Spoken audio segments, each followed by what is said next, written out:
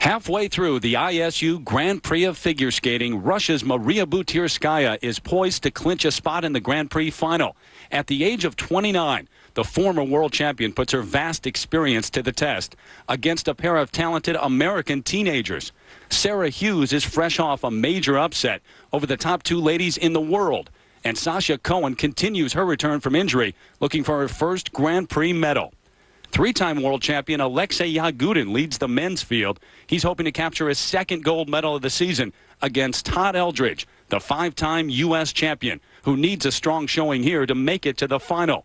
While two teams with world titles in their resumes headline the pairs and ice dance events, as the short programs come your way next at Trophy Lalique.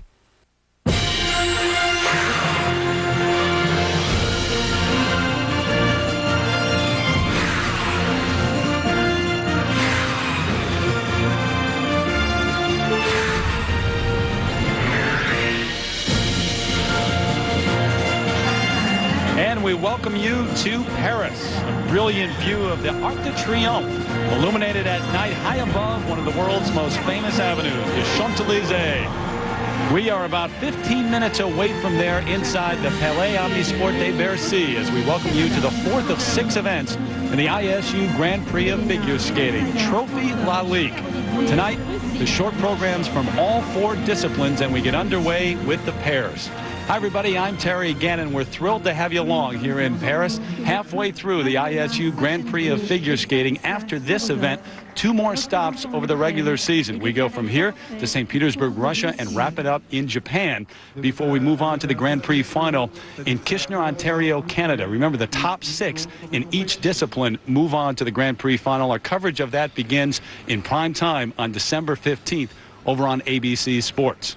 Working alongside me, the Olympic silver medalist in pairs, Peter Carruthers. And Peter, halfway through this series, we've already seen most of the top skaters in the world, but one team we haven't seen in pairs, Elena Berezhnaya, Anton Sikharulidze, the former world champions, they've been out due to an injury Anton suffered just a couple of weeks ago. Well, actually, that injury was quite a bad injury. Elena fell out of a lift and cut Anton's arm and really disrupted their training. It was some question whether or not they would even be here at France. The Russians are known for their power and their speed, but we're definitely going to have to keep an eye on that injury to see if it affects them here in Paris. As for the Americans, Kyoko Ina and John Zimmerman, they've really made a quantum leap this year. They've picked up 2 silver medals on the Grand Prix. They've improved their execution of the elements, and their unison is much better. And I think if the Russians make any mistakes, well, that could open the door for them. But the interesting thing is, no matter what happens, both teams are going to turn to one person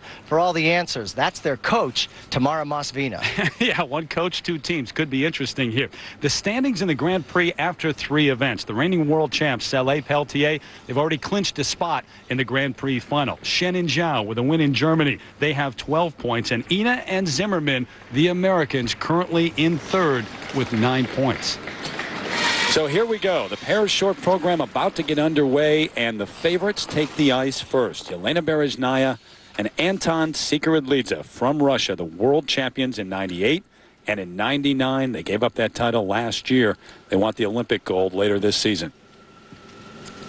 The Grand Prix debut.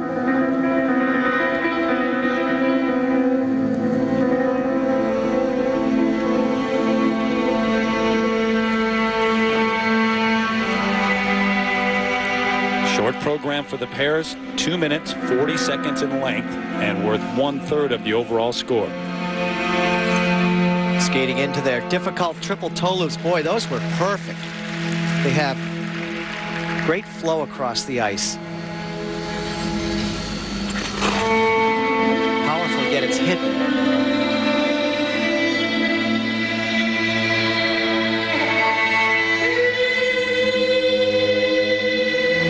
Triple loop.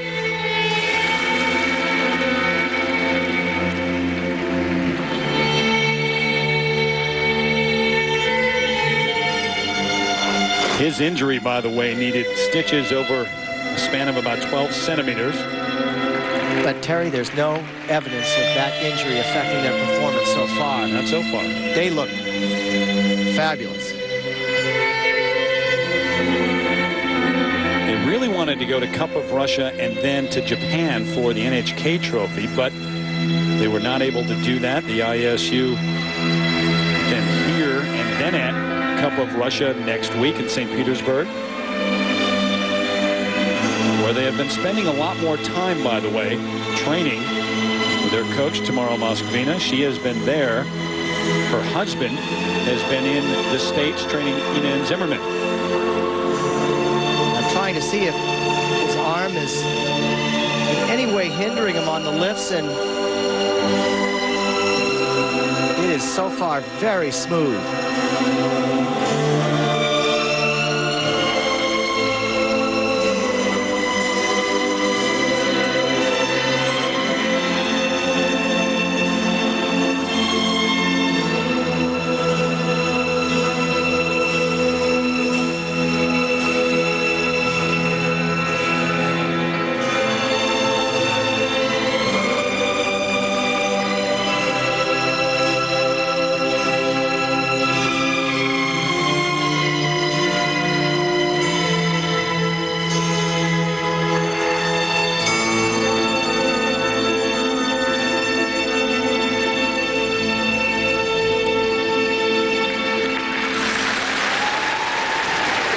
They've made a very strong statement with this short program.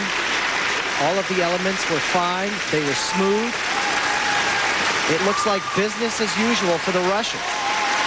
Fourth in the International Skating Union's world ranking. That's a new system that has come out. With a win here in Paris, though, Berezhnaya and Sikharulidze could jump to the #2 spot. Good start here in the short program.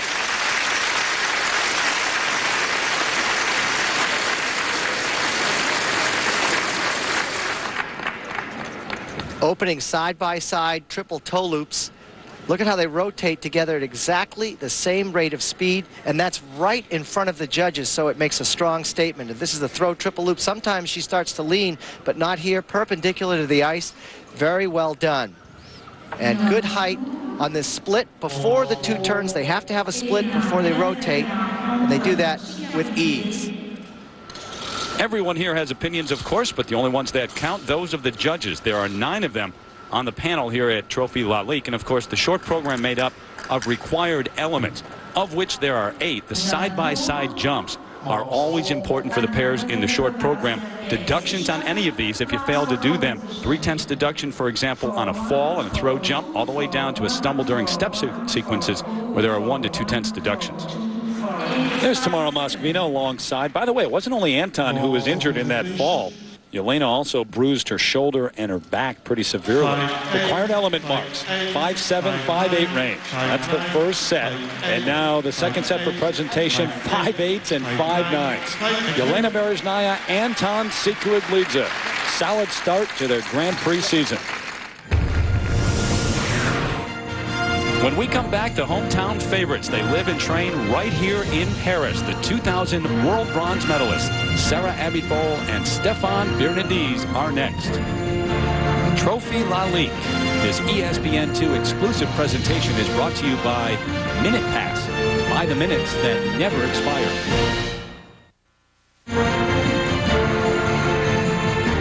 Back here in Paris, it's almost that time of the year. The Christmas lights are out on the Galerie Lafayette, and the decorations all over town. Great time of year to be here in Paris. Don't forget, coverage continues as ABC Sports brings you the men's and the ladies' free skates from Trophy Lalique this Sunday at 1:30 Eastern. Then, Lifetime will have the Paris free skate and the free dance on November 30th at 6 o'clock Eastern. Trophy Lalique free skates on ABC Sports and on Lifetime.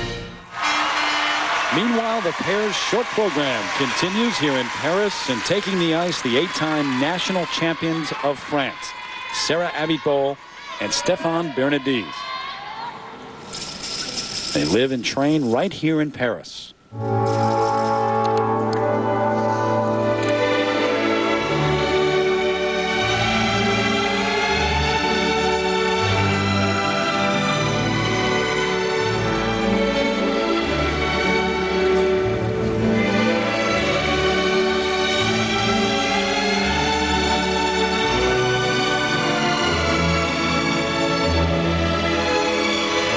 Side-by-side triple toe loops, and those were Very good. Notice the speed coming out very fast. Appropriate piece of music for them to skate to here in Paris, the can-can.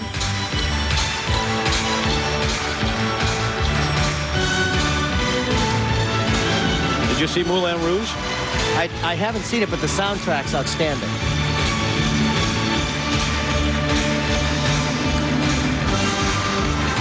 Bourne and Berezhnaya's tough season last year. It wasn't their best, but you go back a couple of years, they won the bronze medal at the World Championships in 2000. Inconsistent last season, though. They won the Nations Cup in the Grand Prix, but they came in 4th at this event. Eventually made it to the Grand Prix final, where they ended up 5th out of 6 teams.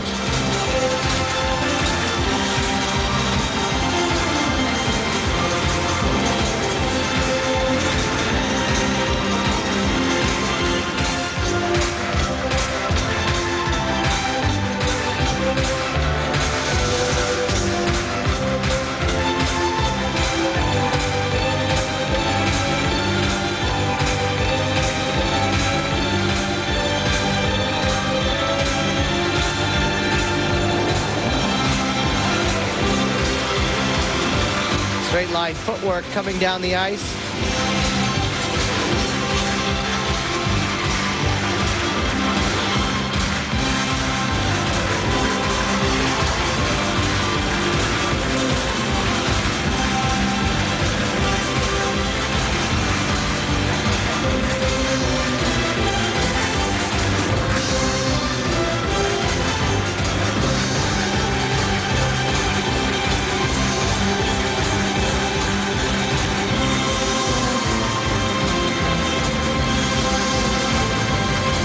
To keep centered, stay in one spot to keep the spin moving on the combination spin.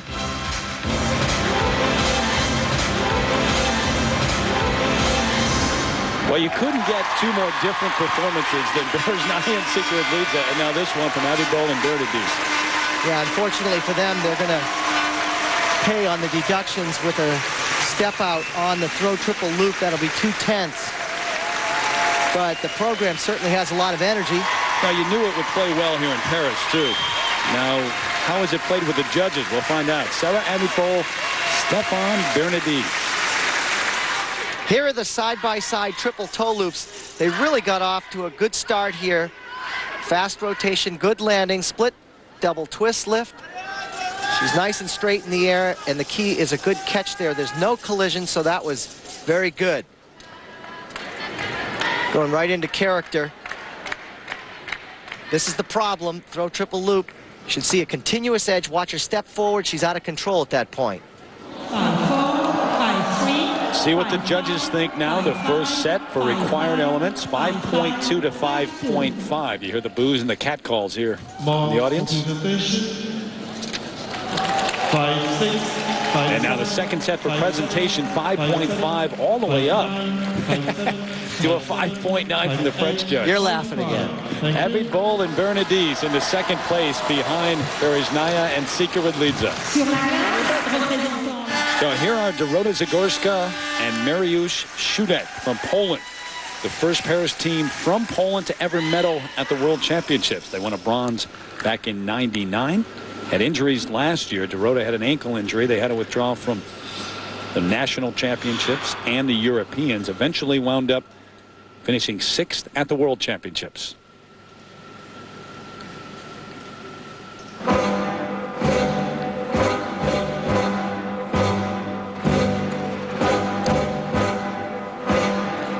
This is a non-scoring event for them. We'll see them at Cup of Russia and at the NHK Trophy. Remember, you can skate up to 3 times in the series, but only 2 are designated as scoring competitions.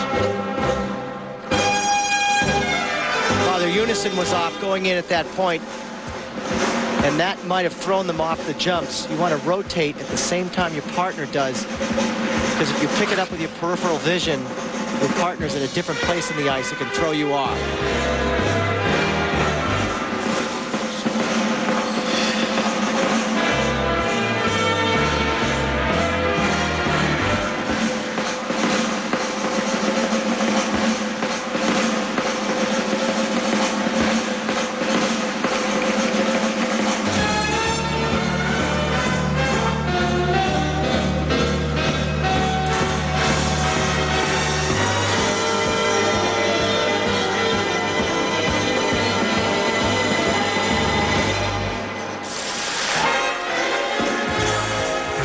Dorota and Mariusz are married. They got married on September 9th last year. Made it to the Grand Prix final last season where they came in 4th.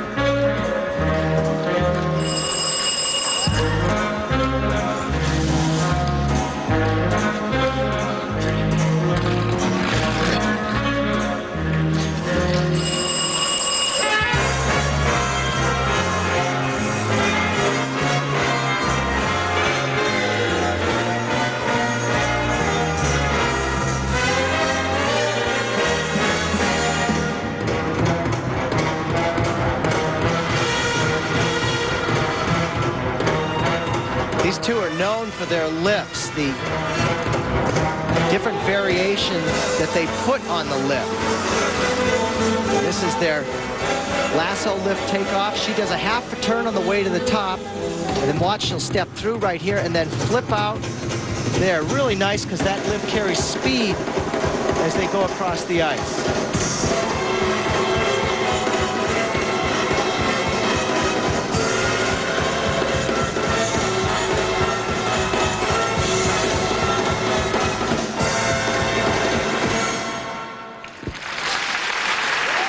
They struggled on the side-by-side triple toe loops. And I think some of the positions that they hit through the program could be a little bit more rehearsed and clean. Dorota Zagorska and Mariusz Shudek from Poland. Right here, look at her right arm way up in the air. That is not good jumping technique. They don't rotate together, and she runs into trouble on the end. Technical flaw. She needs to work on that. Split double twist lift. Need more of a split on the takeoff. 5-0, 5-3, Until you slow it down and really get a look, you forget about how dangerous this sport is. That blade's so close to his head.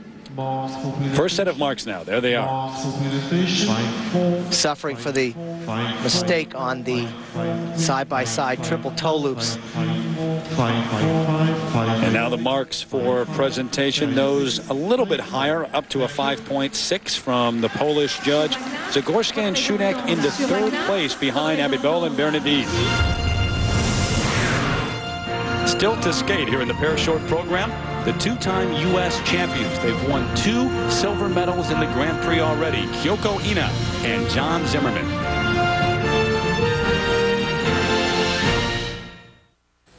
Great look up at the Eiffel Tower, one of the great scenes here in Paris. We welcome you back to Trophy Lalique. Don't forget, coming up next Monday, we'll be in St. Petersburg, Russia. Stop number 5 on the ISU Grand Prix of Figure Skating. Cup of Russia comes your way. Americans Angela Nikodinov, Jenny Kirk will face the top-ranked skater in the world, Arina Slutskaya. Coverage of the short programs for all 4 disciplines comes your way at 9 Eastern next Monday on ESPN. For more, log on to ESPN.com. Taking the ice next here in the Paris short program from Russia. We've seen them twice in the Grand Prix already this season. Tatiana Topmianina and Maxime Marinin, ranked 6th in the world in terms of the ISU world rankings.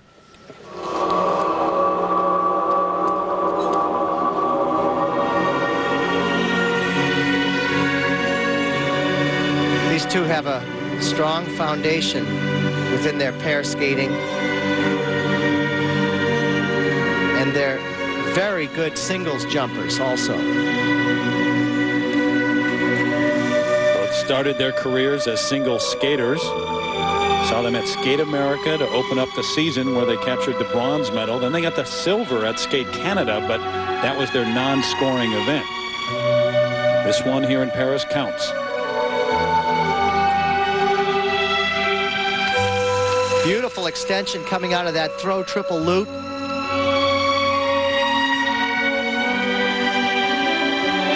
The way they connect their elements, it's very smooth.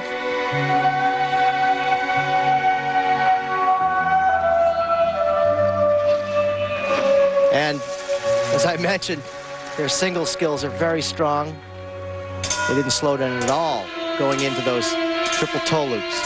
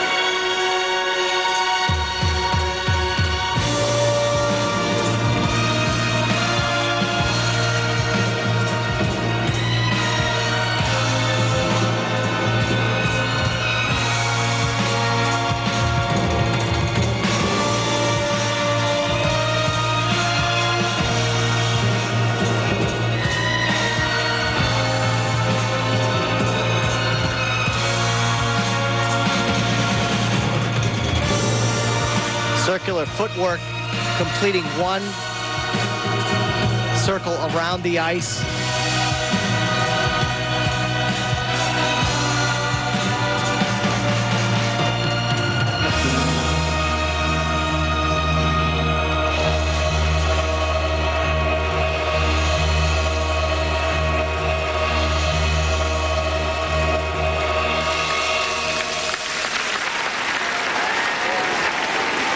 Pretty good performance for them. And Peter, they're finally settled. Their coaching situation was up in the air for most of last year. They've now moved to Chicago, training with Oleg Vasilyev, the '84 Olympic pairs champ. Who? Yeah, you don't like to hear that name, do you? That would be Peter Carruthers, the Olympic silver medal from that year. Tatiana Tomianina and Maxime Marinin just edged you out. You got robbed, Peter. This was very impressive. Watch her straight position in the air. But what I really like is the landing, how she stretches out, and it does not lose speed as they go across. Very good triple toe loops. And look at the nice hug at the end of the program. Well, these scores are actually very solid for them. Remember, the base mark is what the judges work off of. 6.0 is a perfect mark. Now the second set, similar range. In fact, same range overall, 5.5 to 5.7. Tomianina and Marinin into second place behind Berezhnaya and Sikharulidze. Getting set now for the Americans to take the ice. Kyoko Ina and John Zimmerman. They've been one of the surprises this year. Not that they haven't been on the scene and skated well in the past, but I think especially with their short program so far, people have really been taken aback. It's been very well received. 2 silver medals in the Grand Prix.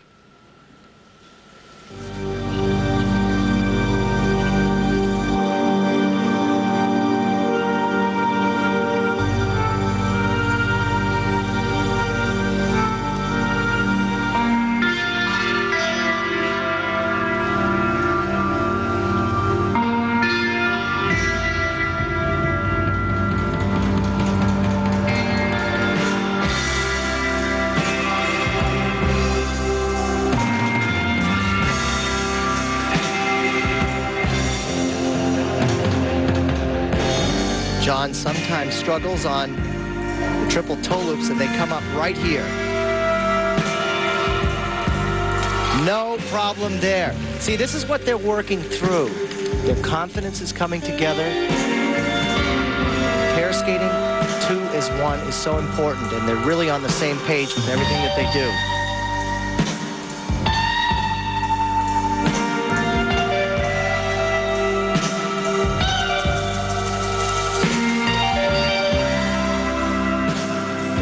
Throw her too hard. Look at that.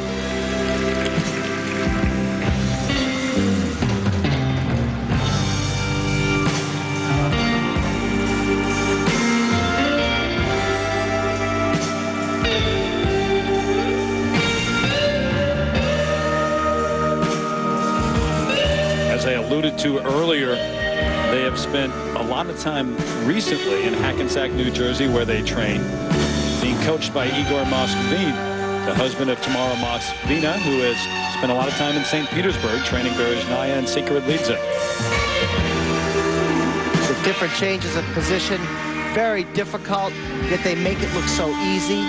Hours of practice on the floor before you even take that to the ice.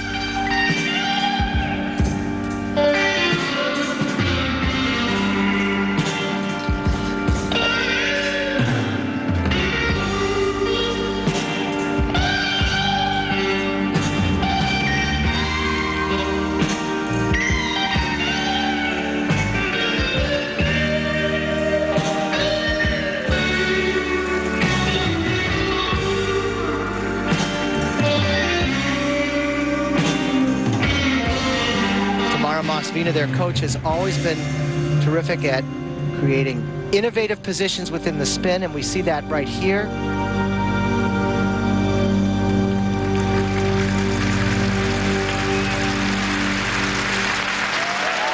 That was a very good short program for the Americans, and they've worked out a lot of things that were giving them trouble last season.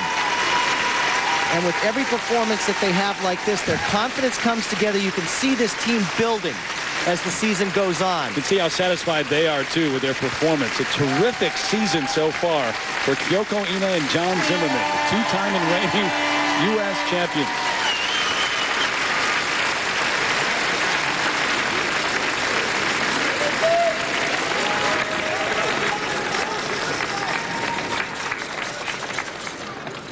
This lift, the split double twist lift, gets terrific height. Look where her feet are, up around his head. So she's about 5 feet, almost 6 feet off the ice. And these triple toe loops, this has been John's nemesis. And look how he just powers right through this. The throw triple loop had good coverage, and Kyoko has a very strong back, and this is what allows her to land with confidence. Nice unison on these spins with an unusual position. A very cool flair to this program. And she really hits nice positions while she's in the air. It's one thing to get a lift up on the ice, but then to hit a very nice position is something entirely different, and they do great. 5-7, 5-6. There's Tamara Moscovina on the left side of your screen there, and she just asked both of them, did you feel beautiful out there? And he said, yeah, and maybe for the first time. This was the best we've felt. Yeah, he said that it's the most he's enjoyed it, and that's key. Acquired element marks, 5.5 to 5.7, and now the presentation marks, there they are. And that is terrific. They've received a 5.9. 5.6 all the way up to that 5.9, and Ina and Zimmerman into second place, right behind Berezhnaya and Sikharulidze. They've got to be thrilled with where they are right now. So we look at the standings after the pairs short program. Berezhnaya, Sikharulidze, then Ina and Zimmerman. That's your top two. Topmianina and Marinin edging out the French team. Abby Bowl and Bernadise for the third spot so far. Don't forget, you can catch the pairs free skate along with the free dance coming your way on November 30th. That's Friday evening, beginning at 6 o'clock Eastern time. Our coverage is over on Lifetime. Coming up next here in Paris, a showdown in the men's short program. Three-time world champ Alexei Yagudin and five-time U.S. champion Todd Eldridge. The men are next here at Trophy Lalique.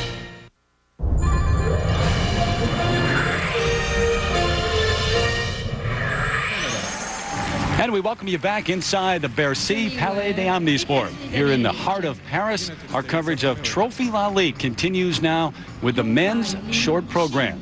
Hi again, everybody. Terry Gannon back with Peter Carruthers, two of the top names in the sport set to go for the men right now. Alexei Yagudin from Russia and Todd Eldridge of the U.S. And there might be 9 years difference in their age, Peter, but a world of difference in terms of where they are with their skating at this point. Alexei Yagudin will at least be a co-favorite for the Olympic gold medal in Salt Lake City.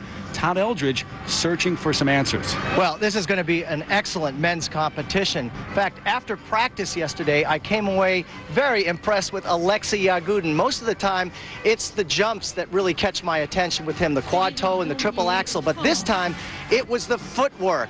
It is very difficult, hard to do, quick turns. It becomes the focal point of his skating. This is one of the best short programs I have ever seen in men's figure skating. For Todd Eldridge, it was just 2 weeks ago at Skate Canada, where after that competition, he got some feedback from the judges, and he scrapped his short program. He didn't think the music suited him. Well, this new program really does. He hits his jumps to the crescendos of the music, and it makes it very powerful. This is the type of program that Todd Eldridge needs in this all-important Olympic season.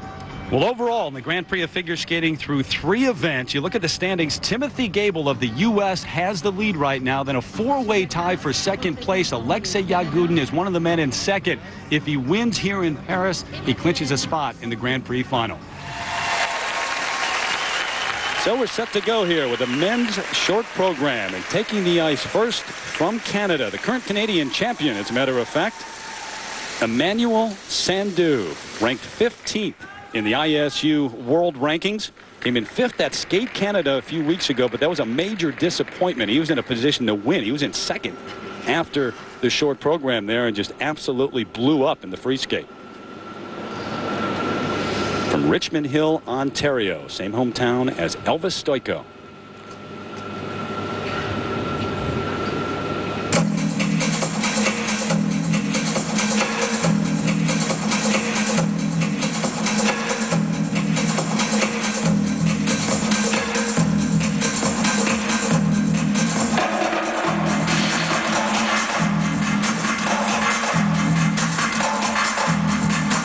open up with his most difficult combination, the quad toe, and he flips out right there, triple toe loop.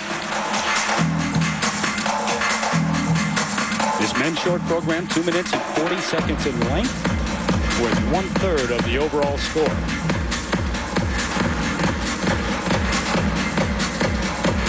Now the triple axel forward takeoff, a little bit off on the jumps.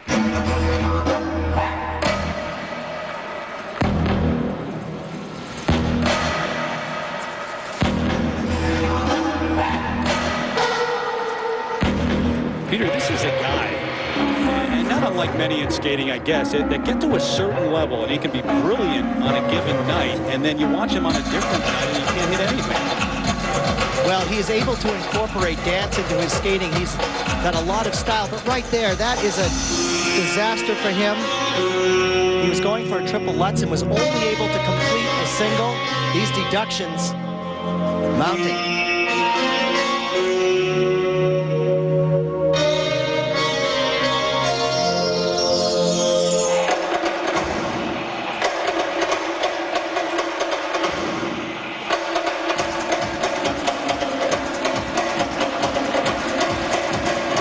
Really emphasize the importance of the step sequences. They're skating with more quick turns, more attack, and it is very tiring because it takes a lot of energy to perform those steps.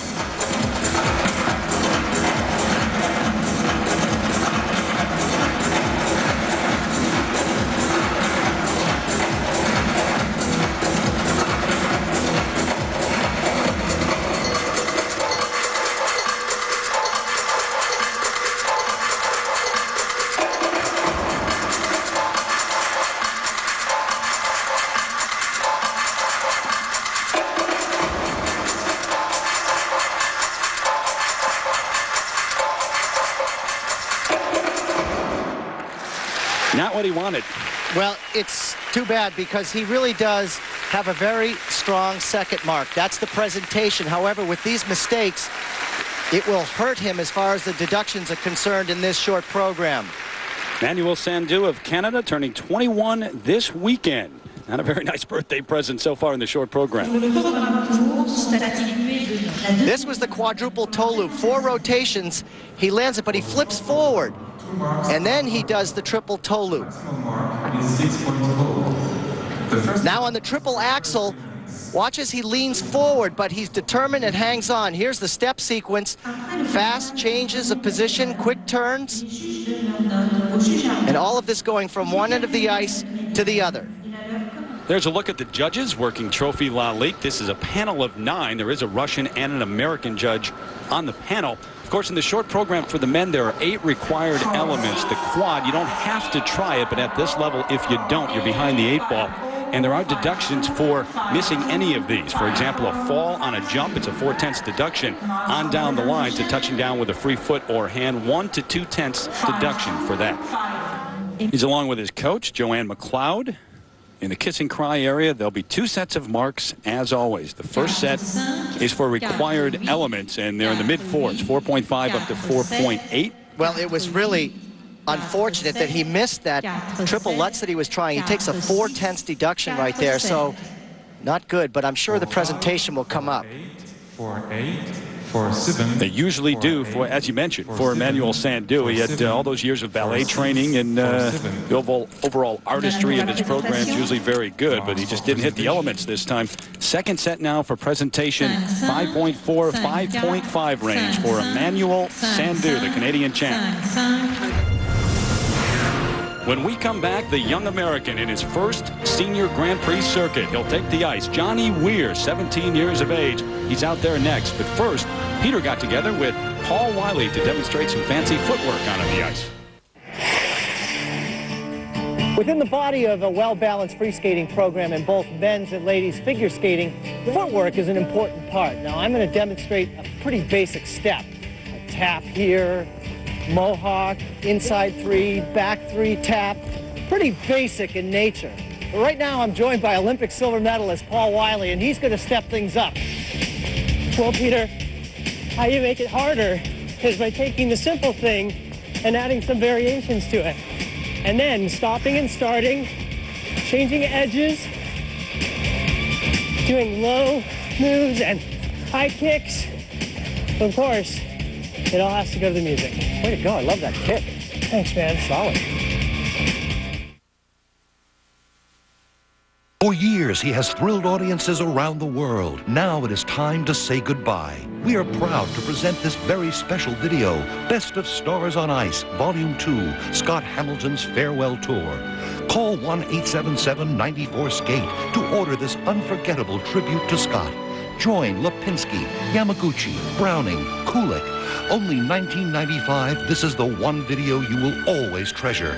Call toll-free 1-877-94-SKATE.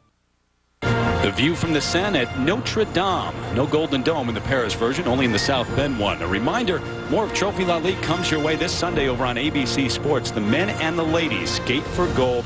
Alexei Yagudin, the #2 ranked skater in the world, taking on 5-time U.S. champ Todd Eldridge.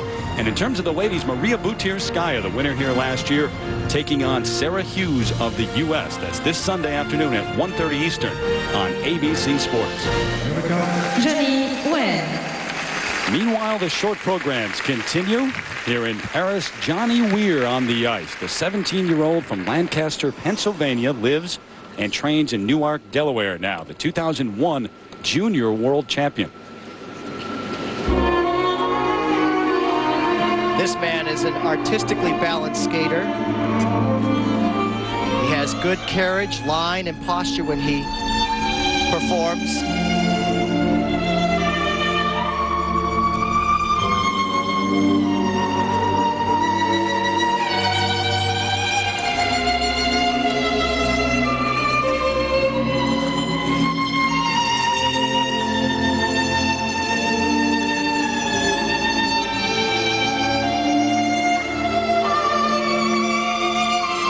Combination, triple Lutz, triple toe loop, and a smart move for him.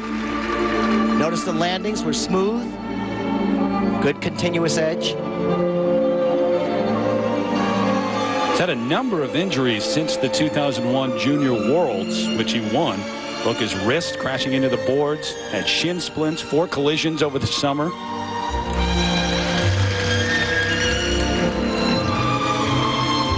One of the biggest things that resulted from that is that he wasn't able to work on a quad over the summer much. And what's impressive here is the nice low position in this sit spin. Hard to get down that low to keep the spin going and then get out of the spin. Nice job there.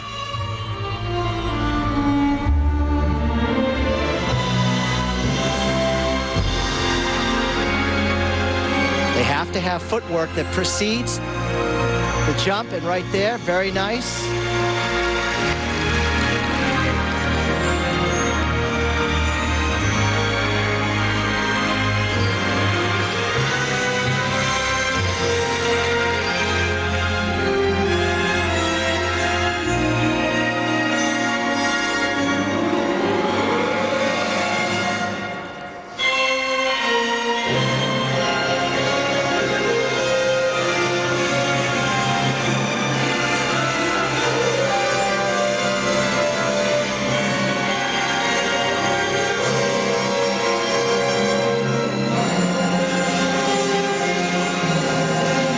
Nice low position, and watch this, what he does with his arms here.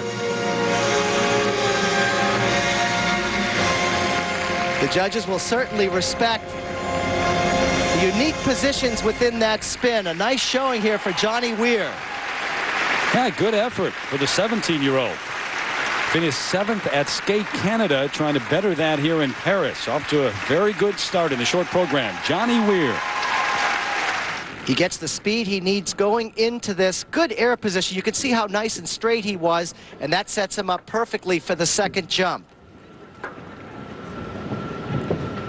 And this, the triple axel, but take a look at the landing right here. He had to fight for this, almost lost it, but finally does get the right leg back and completes it. And this position right here, unorthodox, takes a long time to perfect that because you have physics going against you, and he does that well. 5-3. Priscilla Hill is his coach. First set for Johnny Weir now. 4.8 up to 5.3, the range.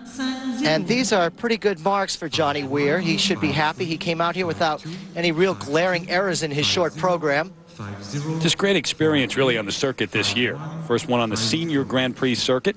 Note pour la présentation. Came in 6th in the Junior Grand Prix last season in a competition in France. Now the second set for presentation. 5.1 up to 5.4. Chinese judge certainly respecting him. Good 5-4 there. So Johnny Weir ahead of Emmanuel Sandou in the standings at this point.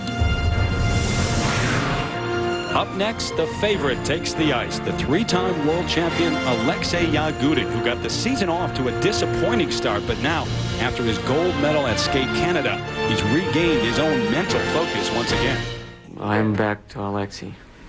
Even if Tatiana sometimes she disagrees, she thinks that I need to be more focused. She says that you're never gonna be like Olympic or world champion if you're not totally in this sport. I think everyone is different, and for someone they need to be like totally in figure skating, like thinking and going through their programs all the time. But for the others, for example, as me, I'll be doing my work, but up there on the ice rink. And when I'm away from that sport, from that building, I has to do everything what I want to do.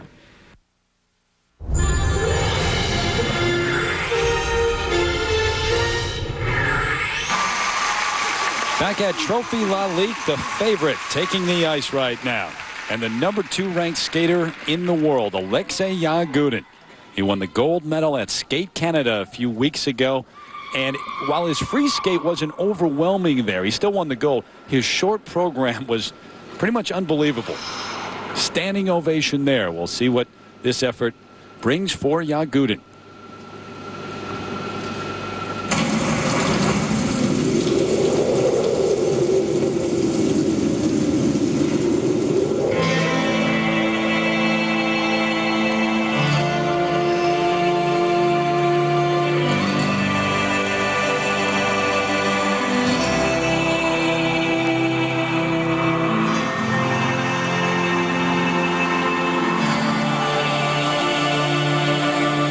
Jump in his program, the quadruple toe loop. Triple toe loop, absolutely perfect. Setting a very strong tone.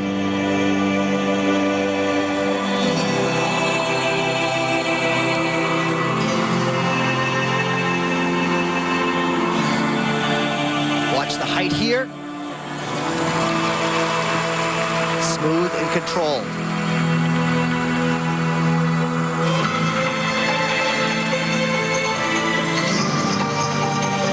Alexei, 21 years of age, from St. Petersburg, Russia.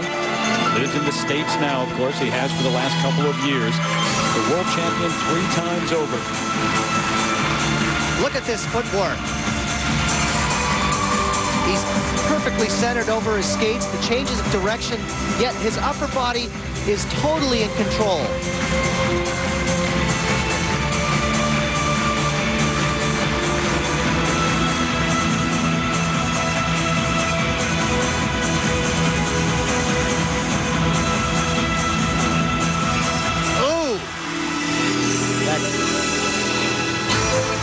Foot landing down on the ice. It's too bad because this is the second step sequence that I'm so amazed by.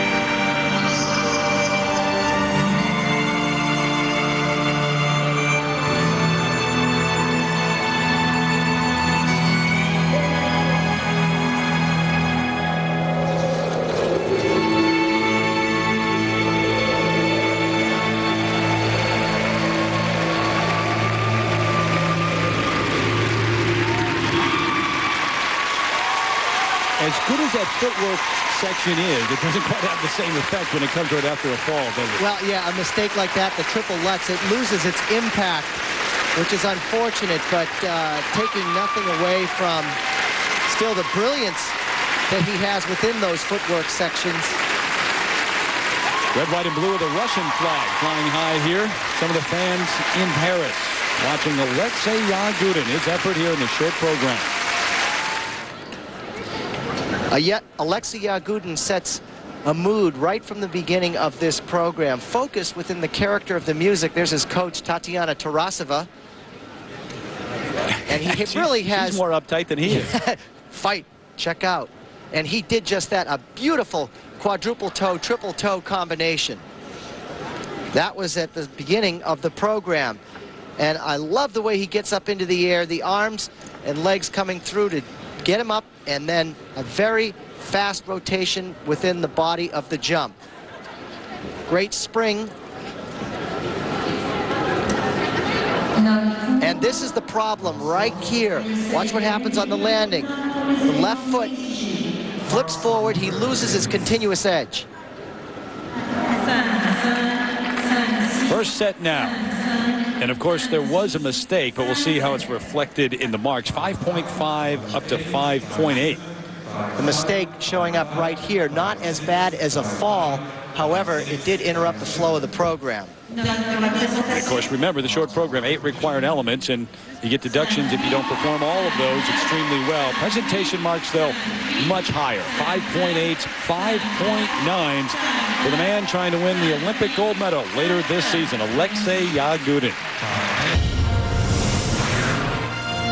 We're coming back with the man who hopes to challenge Yagudin for the gold medal here. Todd Eldridge of the U.S., a veteran who has captured every medal he's gone after throughout his career except one, an Olympic medal. He hopes the Grand Prix will bring him even closer to grasping that dream. They'll kind of be stepping stones towards, you know, the ultimate goal at the end of the year, which, you know, will be obviously the nationals and making the Olympic team, and, you know, hopefully going on to have 2 great performances at the Olympics, and who knows, maybe be standing somewhere on that podium. Todd Eldridge.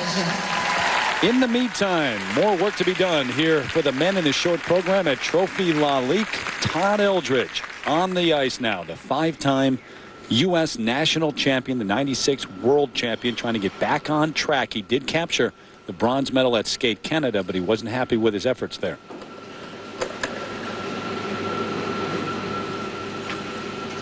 And as Peter mentioned earlier, this is a new short program. The music, Carmina Burana.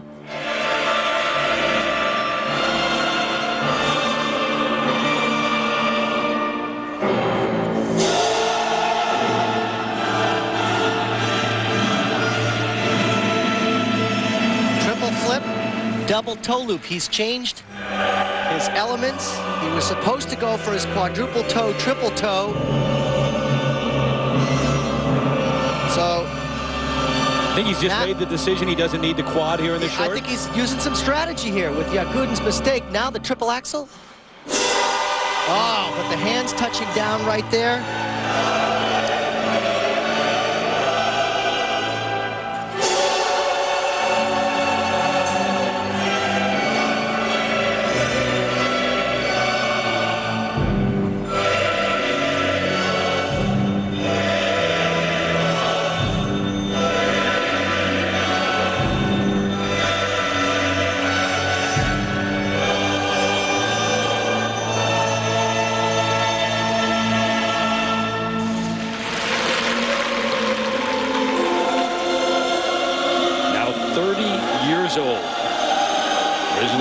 Massachusetts, came in 3rd at the World Championships last year. Another bronze medal for him there, but he has never won an Olympic medal, and that's his dream later on this season.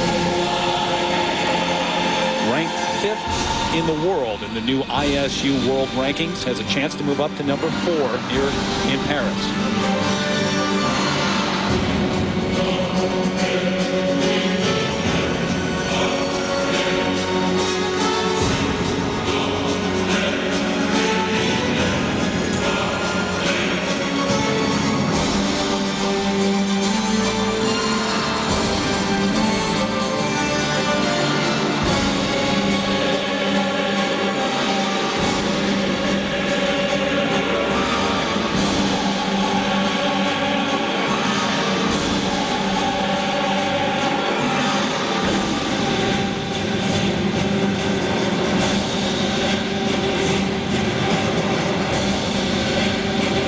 this is one of his signature moves, his combination spin. And look at the speed he gets toward the end of this thing.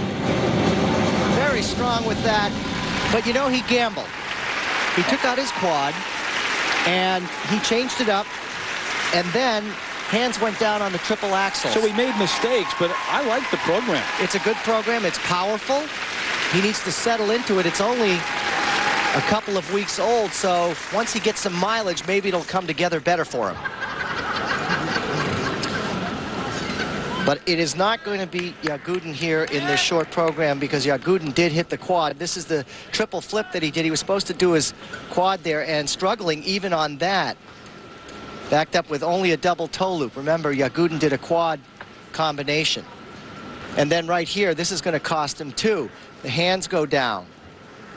Right there, that's a giveaway that I'm losing control and I can't hold the landing on the jump. So he was unstable on his jumps in this short program. But these spins really generate a lot of speed. And then also, he tends to go forward, but there he stays nice and straight. Well, we'll see how much those mistakes cost him now. First set of marks, the more important set here in this short program, required elements, 4.9 to 5.5. And for him to see a 4.9 from two judges, that is not good for him here at Trophy Lalique. We're just a few months away from the Olympics. But you mentioned that short program only a couple of weeks old, so he's got some time to work on that, work out the kinks, and before the Olympics. Once he settles into the timing, things should work better for him. Presentation marks 5.3 up to 5.7, so those are significantly higher for Eldridge, who finds himself in second place here in the short program. Welcome back to Paris. Our coverage of Trophy Lalique continues. Remember, this is the 4th of 6 stops in the Grand Prix of figure skating. Stop number 5, St. Petersburg, Russia. Angela Nikodinov, Jenny Kirk, both of the U.S. They'll take on Arina Slutskaya there. We'll have coverage of all 4 disciplines. The short programs coming your way from Cup of Russia at 9 Eastern next Monday on ESPN. For more, log on to ESPN.com. The men's short program rolls on from Paris here at Trophy Lalique. Taking the ice next, Andrei Vlashenko, a veteran who has been on the scene for a number of years. 27 years of age, from Weimar, Germany. This past summer moved to Munich to train with his new coach there.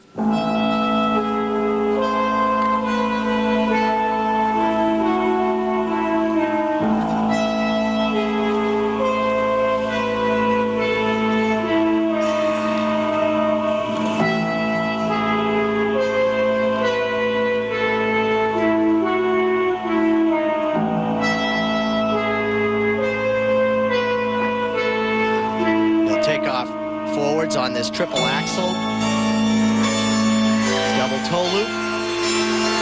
He's looking for a triple there.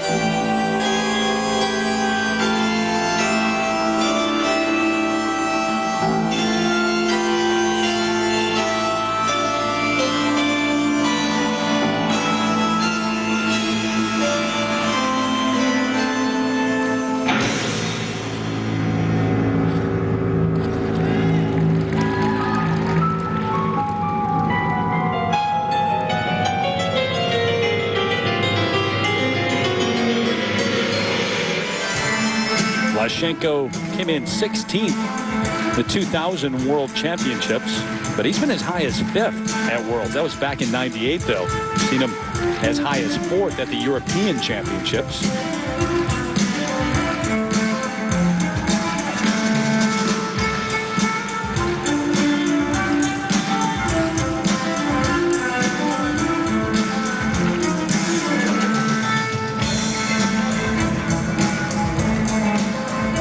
Those guys, Peter, that you don't pay a whole lot of attention to, but in any given event, you can slide in there and pop up into the top 3. Well, he has been around, quite frankly, and he does have some pretty decent quality to his skating. His problem in the past has been that he falters on the jumps, and that takes him out of the competition.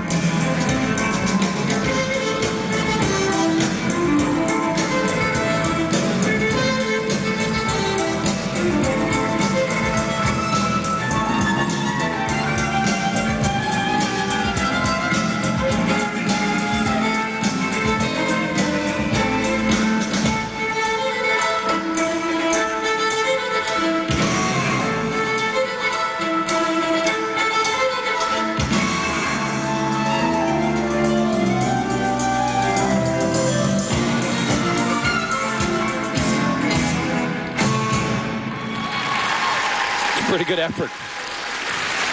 He can be, as I say, strong in the areas of his position while he skates. His carriage, his line, his posture is all quite good. But his problem is he's competing in a world of men that do quads and huge triple jumps. Andrei Vlashenko from Germany. This is the triple axel. Nice rotation there. And then followed up by a double toe loop. 5-1, 5-3. There he is with his coach, Steffi Rutkies. First set of marks now, 4.8 to 5.5 for required elements. Wide range going up to 5-5 from the Japanese judge. And now the second set for presentation, 5.1 to 5.6 for Andrei Vlashenko, and that puts him in third place right behind Todd Eldridge. So your standings after the short program look like this. Alexei Yagudin perhaps on his way to his second straight gold medal in the Grand Prix this season. Todd Eldridge in a good position in second place. He controls his own destiny. And Andrei Vlashenko, a surprise third place at this point. But Yagudin, he wasn't perfect here as he was in Skate Canada in their short, but it was enough to grab the lead. He'll skate for gold. We'll also have the ladies free skate coming your way over on ABC Sports Sunday afternoon at 1:30 Eastern. Coming up next from Paris, the original dance, including the former world champions from France, Marina Anasina and Gwendal Pezera. Original dance is next. The Place de la Concorde at the end of the Champs-Élysées here in Paris. Pretty chilly when you go up top on that Ferris wheel this time of year. We welcome you back inside the Palais de Omnisport here. The Bercy Arena in the center of Paris. Trophy Lalique continues. We turn our attention to the original dance. And the standings in ice dance after 3 events in the Grand Prix of figure skating. Bourne and Kraatz of Canada have already won 2 gold medals. They've wrapped up a spot in the Grand Prix final. Fusarpoli Margallo, the reigning world champs, got a win last week at Nations Cup. And right now there's a tie for 3rd as well as a tie for 5th. But here in Paris, a look at the former world champions. A first look. We haven't seen them yet this season, Peter. Marina Anasina and Gwendal Pezera. Well, this is their debut. In fact, this is the first time that we will see their original dance. And in the world of ice dancing, when you reveal something for the first time, if it doesn't work for them and they're not happy, they might find themselves back at the drawing board. But they are the world silver medalists, and they carry a lot of clout. How about Bourne and Kraatz? Shailene Bourne, Victor Kraatz, the 8-time Canadian champions. Well, you can't mention the word ice dancing without saying Bourne and Kraatz. They are the 8-time Canadian champions. They were very disappointed when they missed the podium at the '98 Olympics in Nagano, Japan. They have a lot of competitive experience behind them, and they're going to attack each competition as they lead up to the Olympic Games. And Margarita Drobiazko, Povilas Vanagas of Lithuania, the former world bronze medalist. They competed at Skate America a few weeks ago. Quite frankly, they were robbed there. Unfair judging. Everyone in the arena thought so. They were in second after the original dance, and most thought they challenged Bourne and Kraatz and could have won the gold medal. What happened? The judges dropped them to 3rd. Just another chapter in the unusual judging in the world of ice dance. But they are here to skate against the former world champs. And here are the standings after the compulsory dance. Anasina Pezera in the lead ahead of the Canadians, Bourne and Kraatz, and then the Lithuanians, Drobiazko and Vanagas, round out the top 3 right now. So we are set for the second phase of the ice dance competition here at Trophy Lalique, the original dance, and on the ice, the Americans. Young Americans, in fact, Tanith Belbin and Benjamin Augusto. Tanith is 17 years of age, Benjamin 19 years old, the 2001 junior world silver medalist.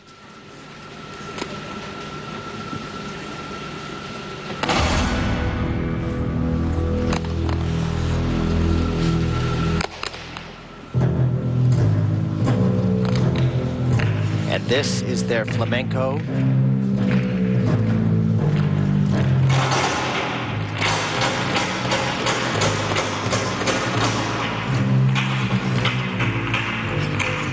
Original dance, 2.5 minutes long, worth 30% of the overall score.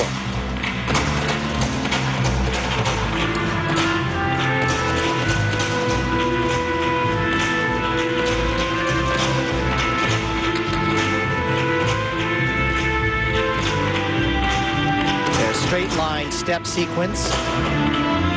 They must go from one end of the ice to the other.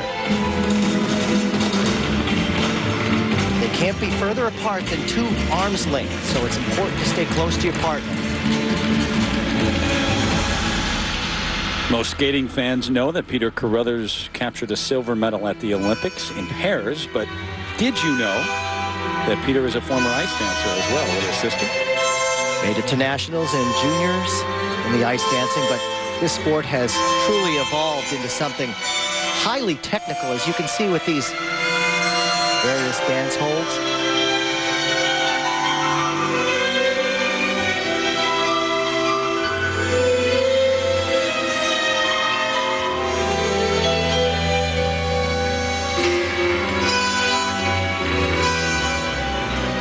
Reigning U.S. silver medalist on the senior level. Saw them earlier in the Grand Prix where they placed 5th at Skate America. Now this is the diagonal step sequence. You take it from one corner of the ice to the opposite corner of the ice. With the skates being so close together, you can see how easy it would be to stumble.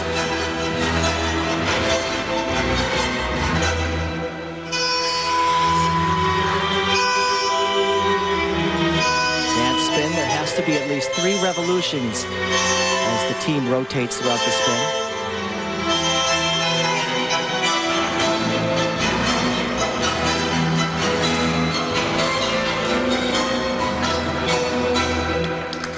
What do you think? A nice performance for them. I really appreciate the expression they have within their music.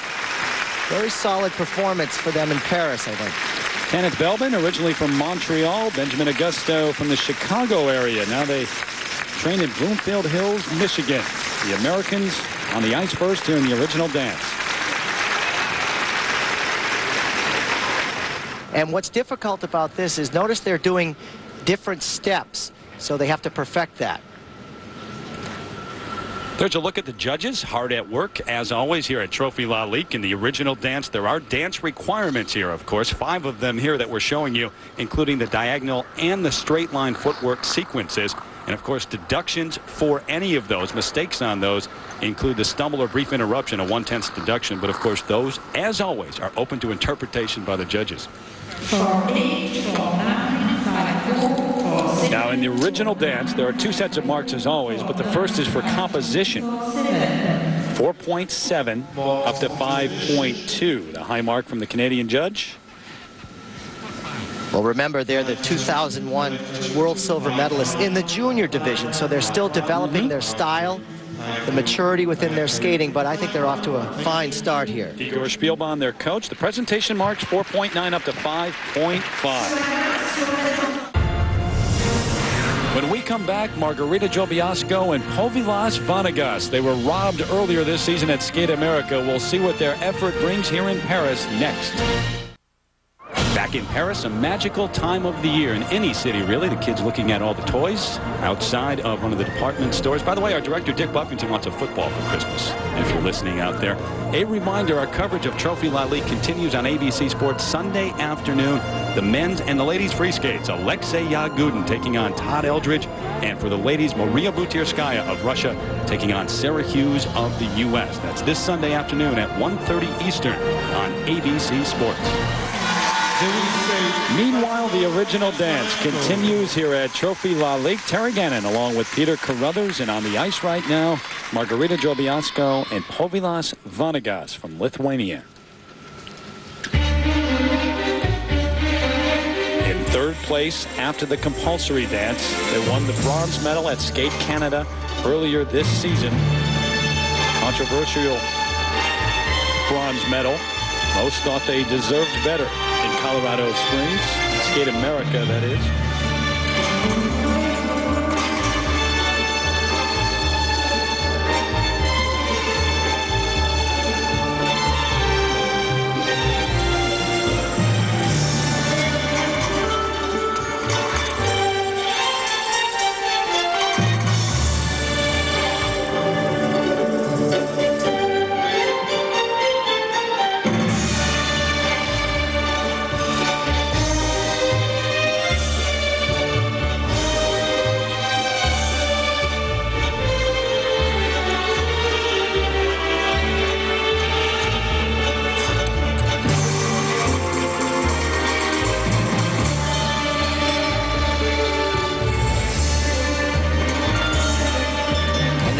entrance to that lift.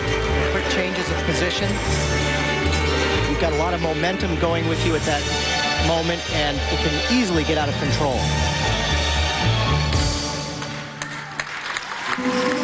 Husband-wife team that won the bronze medal at last year's Grand Prix final, but they've had a tough time holding on to their position in the ice dance world. A couple of years ago, they won the bronze at the World Championships, but Bourne and Kraatz came back from injury. Other things happened, and last year they had to settle for a 5th place finish at Worlds. Now they've transitioned to the flamenco rhythm.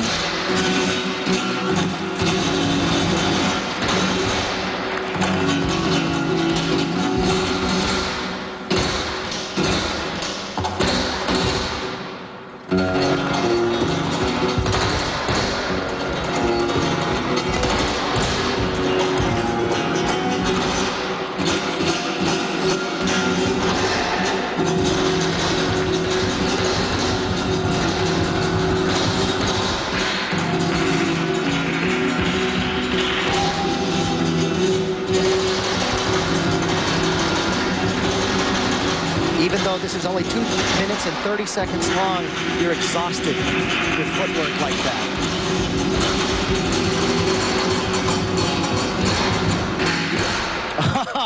Physically, a very demanding original dance.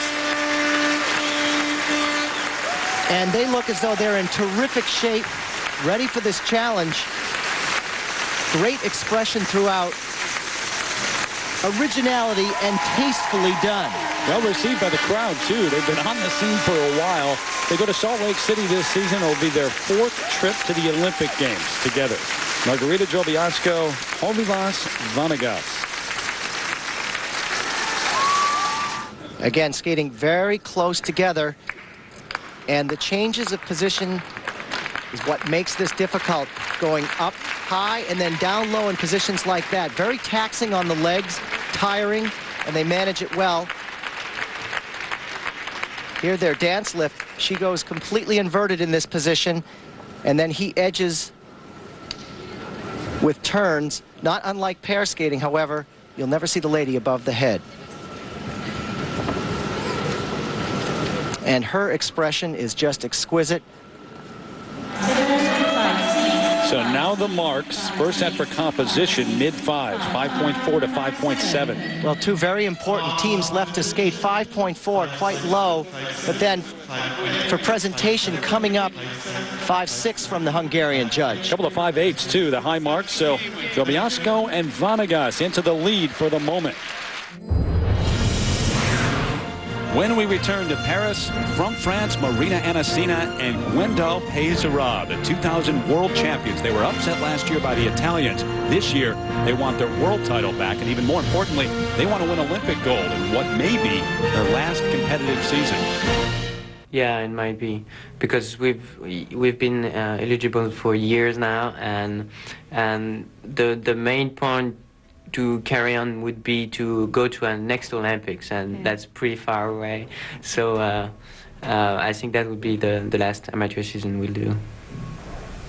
Back in Paris, some of the future Van Goghs selling their wares here on the streets. Don't forget, coming up next Monday here on ESPN, we'll be in St. Petersburg, Russia. Stop number 5 on the ISU Grand Prix of Figure Skating. Among those there, Jenny Kirk, Angela Nikodinov from the U.S. They take on Irina Slutskaya, the top-ranked skater in the world. We'll have coverage of all 4 disciplines, the short programs, next Monday at 9 Eastern on ESPN. Back inside the Palais Omnisport de Bercy, near the heart of Paris. The French team takes the ice. Ranked number 1 in the world. The International Skating Union's world rankings, Marina Anasina and Gwendal Pezera. And this is a very important time for them, for they are debuting what could be their Olympic original dance.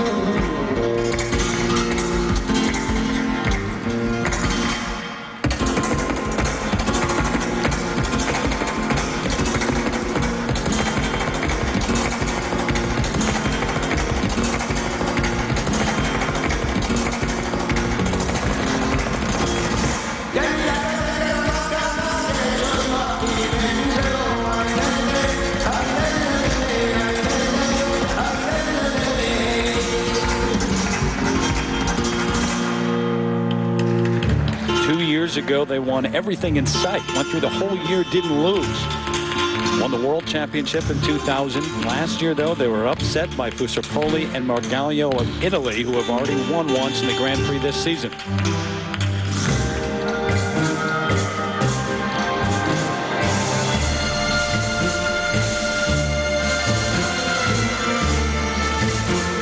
The French and the Italians, by the way, won't meet until, theoretically, the Grand Prix final in Kitchener, Ontario, Canada. They look relaxed. They don't seem to be fighting each other with these difficult dance holds and positions.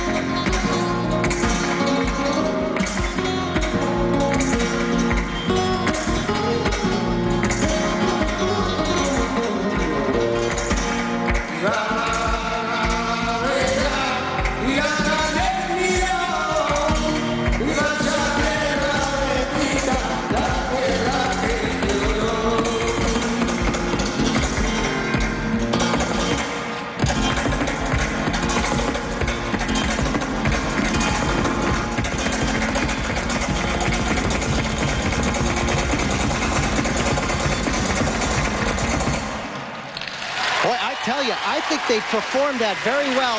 Sometimes when we see these two come together, their difficulty level is quite high, but they're not sure of their timing, but they look very comfortable, and they certainly had wonderful expression of the character within the music. A polite, appreciative standing ovation, if you will, here. Crowd not going crazy, but they're on their feet. The debut of the original dance this season. First time we've seen it from Melina Anasina and Gwendal Pejara. And right off the bat, a very strong mood is cast with these two. They really go into character, very strong. They stay very close here on the side-by-side footwork. Judges are going to be looking for unison here, making sure they turn at exactly the same rate of speed. Marina Anissina Gwendal Pejara marks for composition.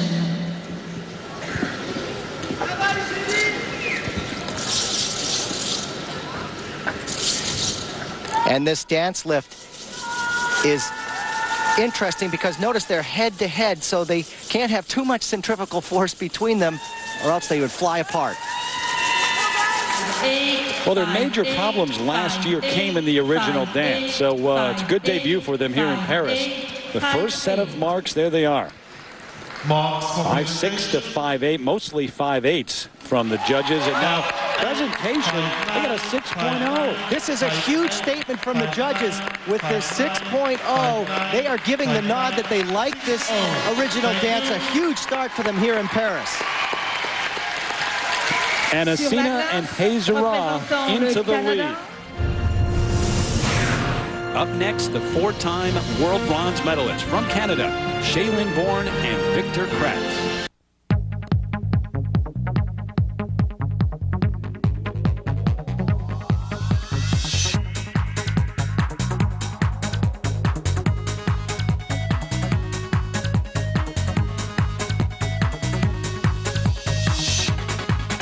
Skate Jam, brought to you every Friday night, 9:30 to midnight by the Ice House. Ice House, located at 111 Midtown Bridge Approach, Hackensack, New Jersey. Call 487-8444. Skate Jam.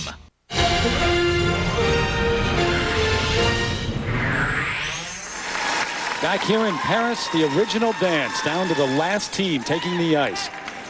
Bourne, Victor Kraatz, 4 times the world bronze medalist, 8 times the national champions of Canada.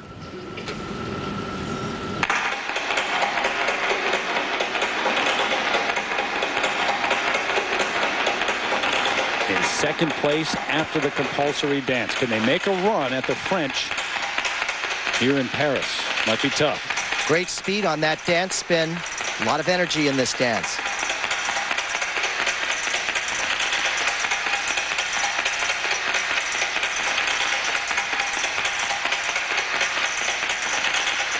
And this is where they'll set the technical difficulty, this side-by-side footwork.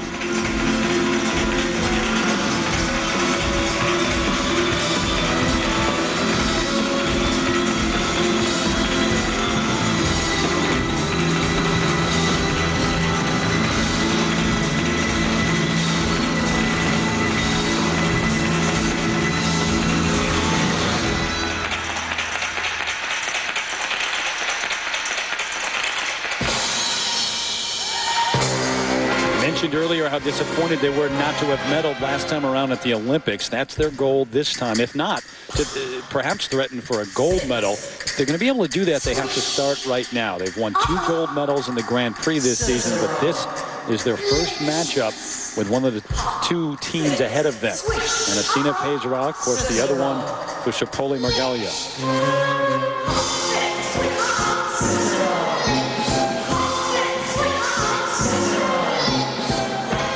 I think they've improved this year. They've cleaned up their footwork. It's more sharp, more concise.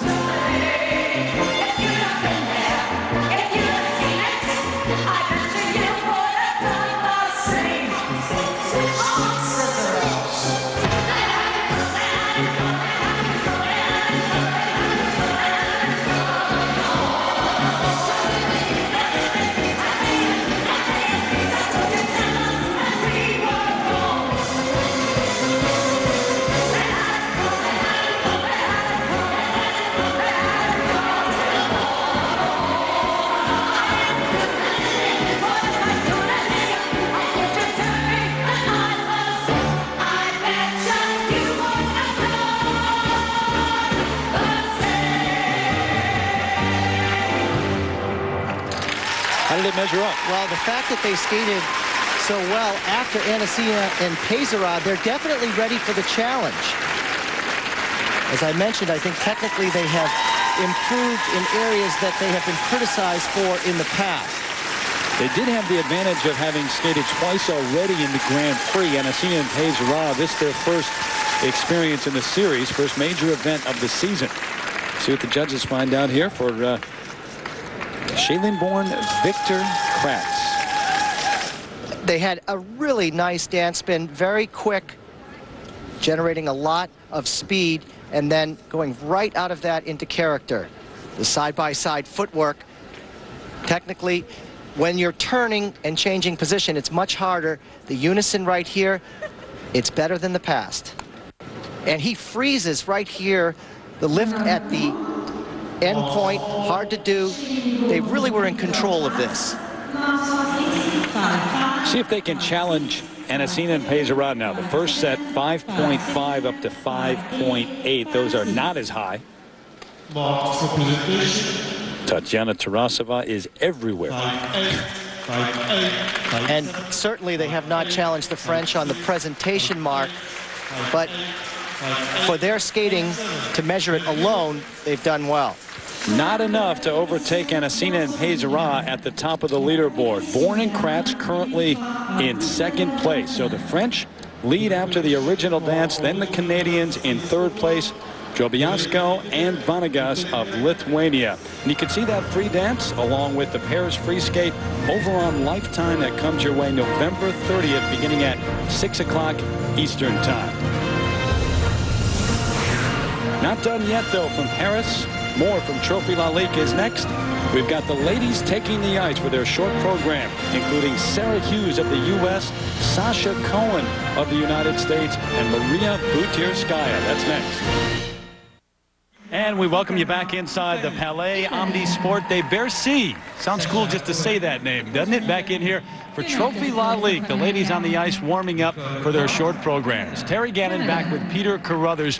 Been a unique rivalry to watch over the last year and an unlikely one. Maria Butirskaya and Sarah Hughes. But a couple of weeks ago, things changed entirely with the huge upset win for Sarah Hughes at Skate Canada over the top 2 ladies in the world, Michelle Kwan and Irina Slutskaya. Well, Terry, I got to tell you, when you beat the 4-time world champion, Michelle Kwan, that has got to do wonders for your confidence, and Sarah Hughes did just that. This is a big change for Sarah Hughes because for the most part, she has been a contender, but now she comes in as a favorite. So the test will be, how does she handle that here in Paris? But then there's Maria Butrskaya, 29 years old. She's the 99 world champion, and she still is in the mix. She has said that she is going to retire after this season, but what Maria has is a very strong reputation with the judges. They do like her presentation, and they reward her for her look. Now, her nerves can lock her up in the short program. She has got to stay focused and relaxed in order to have success here. But no matter what way you look at it, it's a good showdown between two ladies who have won on the Grand Prix this season. And through 3 events in the Grand Prix of figure skating, here are the standings overall. No one's officially locked up a spot yet. Michelle Kwan with a gold medal and a bronze medal has 19 points. Maria Butrskaya, the win in Germany, she has 12 points. And a tie for 3rd place, 3-way tie, including Sarah Hughes of the U.S. So here we go. The ladies' short program getting underway with the 27-year-old veteran from Paris, Letitia Hubert. The 2-time French national champion. Last season, she won the silver medal at the French Nationals. Came in 17th at the World Championships.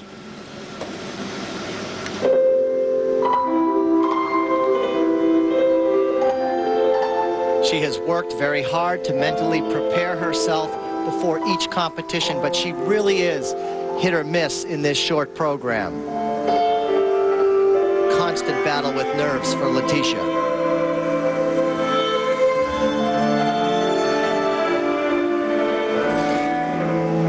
And this will be the element that sets the tone for the program. The triple Lutz, double toe loop. Oh, is she off to a good start? She's been inconsistent over the last couple of years, but much of that due to injuries. She's had numerous operations on her knee and her foot. Missed most of the 99-2000 season because of those injuries. Another important element, the triple flip. She's working through these jumps. Her timing is excellent, and she's really taking time to let her skating breathe.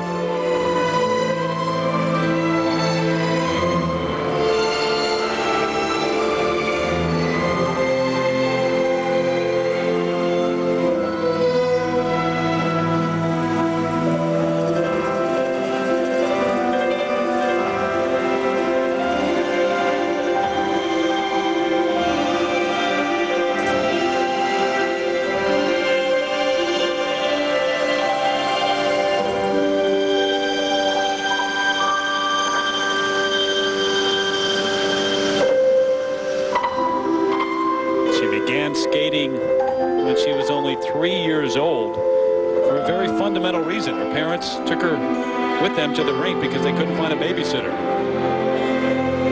Already made 3 trips to the Olympic Games. Would love to make a 4th this season in Salt Lake City.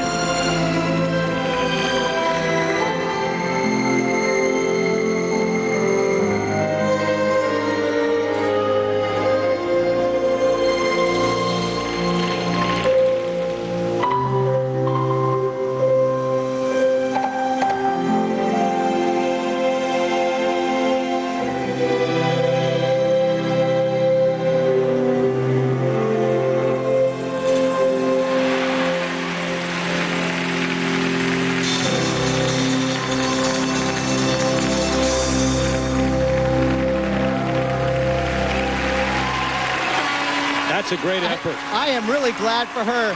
She's really battled with nerves, and she set herself up in the right frame of mind for this short program. A good performance for Letitia Hubert. Finally, it comes together. You don't think she's excited, do you? Look at the crowd, too. 27-year-old Letitia Hubert, her coach Anik Gayagay, and the crowd getting into this short program. Letitia Hubert really putting down a very nice triple Lutz, the first jump in the program, double toe loop. Anik Gayagay has sat through so many trying times with Letitia. And this is the triple flip. This could have really broken the performance, but she held on right here, and she actually did not touch down. Strong triple flip and very good line throughout. She was relaxed, well-paced throughout this entire short program. There's a look at the panel of judges here at Trophy Lalique. Sometimes you have 7, but for this event, we have 9 on the panel. The short program requirement There are 8 of them, and always the jump combination. That's an important one to look for. And of course, there are deductions if you fail to do any of those required elements. They include falling on a jump, that's a 4/10 deduction, and on down the line, including touching down with a free foot or hand, 1 to 2/10 deduction for that. 4-6, 5-3, 5-0. The first set of marks now for required elements, reflecting how well she performed the 8 required elements in the short, 4.6 to 5.4. Crowd didn't like that. It's wide range. 5-2. And the presentation scores 5-1. 4 sets of 5.5s for Letitia. Her goal accomplished. She didn't make any big mistakes. Skated very well here in the short program. Letitia Hubert of France. When we come back, 17-year-old Sasha Cohen of the U.S. takes the ice here at Trophy Lalique. And don't forget, her American counterpart, Sarah Hughes, is still to skate. Fresh off her major upset at Skate Canada over Arina Slutskaya and Michelle Kwan. Now, she's elevated herself into serious contention to vie for a spot on the top of the podium at the Olympic Games. I feel like I am at a different level now that I've won. Sometimes before I've skated my best and I haven't won. Sometimes at much lower levels I haven't skated my best and I have won. So to win Skate Canada was really a milestone in my career, and you know, I think it was actually even bigger than coming in 3rd at Worlds, because here I did beat, you know, a world champion and, you know, and a world silver medalist. So the 2 people who had beaten me at Worlds, I won in this competition. That they were both there. So it really was.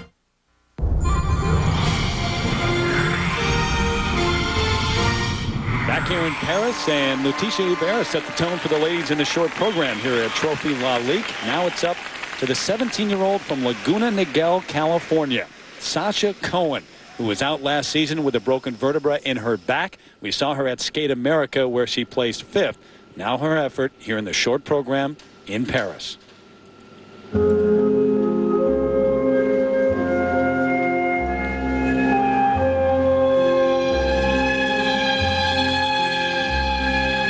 One of the most crucial elements in her short program will be this opening triple Lutz double toe loop.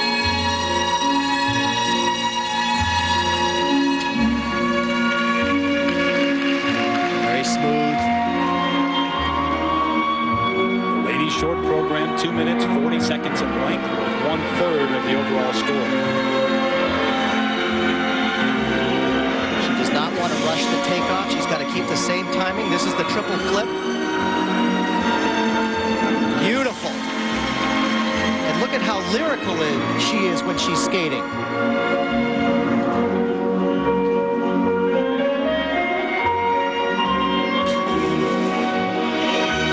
She shocked everyone a couple of years ago when she won the silver medal at the U.S. National Championships. Actually had the lead going into the free skate. But the back injury last year kept her away from the ice. And she did not skate as well as she had hoped in the first Grand Prix event.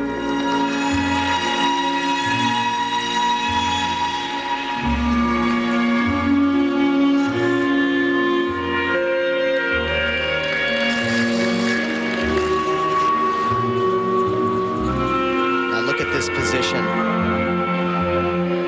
That is as good as it gets. Maintaining wonderful speed throughout.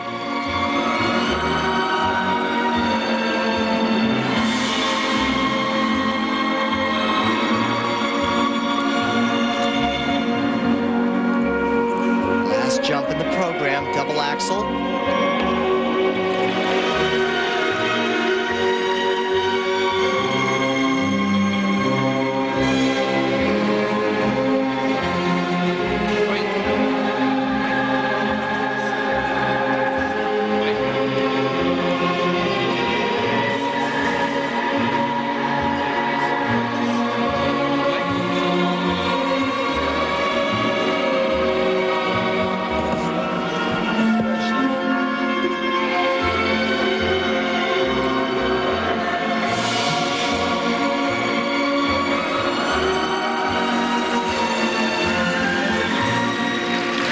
Sasha Cohen has done so well, and I'm just so impressed with the use of her arms throughout the program. There's so much pressure to hit those jumps, but she just was so free-flowing in her skating. Really beautiful. So hard to master that. Beautiful job. She will no doubt be a part of the mix. The great battle to make the U.S. Olympic team this season. You got to believe Michelle Kwan, Sarah Hughes will be there, but names like Angela Nikodinov you saw last week in Germany, and Sasha Cohen. And again, the lovely interpretation of the music. Her phrasing is beautiful. She doesn't rush through anything. She really takes her time. And her pacing on the jumps was just fine. Look at the extension going right up into the double toe loop. And the confident look she has. This spin, the position is unique. It's different. It's hard to do. She's down low, and she's looking up at the ceiling. It's so hard to not fall off the center. She's mastered that. And the pure extension within this arabesque position, the foot that's off the ice, 90 degrees, perpendicular to the ice. 5-4, 5-6. There's her coach, John Nix, a veteran of the figure skating world. First set now. Required element marks 5.3 to 5.7. The disco balls all around in the kiss and cry area. Lalique is a type of crystal, by the way. There's the trophy. Presentation now 5.5 to 5.7. I would have liked to see scores a little higher for presentation. I thought she was worthy of higher scores there. Heck of an effort, though, on the short for Sasha Cohen. Up next, the 19-year-old from St. Petersburg, Russia, Victoria Volchkova, who's already stood on the podium once this year during the Grand Prix. Volchkova is next. Welcome back to Paris. Our coverage of Trophy Lalique continues here in this great city. Don't forget, Sunday afternoon, we're on ABC Sports. We'll have the free skates for the men and the ladies. A great showdown for the men. Alexei Yagudin, the second-rate skater in the world, taking on five-time U.S. champ Todd Eldridge. And then for the ladies, Maria Butirskaya, who won last week at Nations Cup in Germany, taking on Sarah Hughes of the U.S., who won a couple of weeks ago at Skate Canada. It's this Sunday afternoon at 1:30 Eastern over on ABC Sports. In the meantime, the short program continues for the ladies here in Paris. Victoria Volchkova from Russia takes the ice, ranked 5th in the world in the International Skating Union's world rankings. 19 years of age, from St. Petersburg. She finished 6th at the World Championships last season.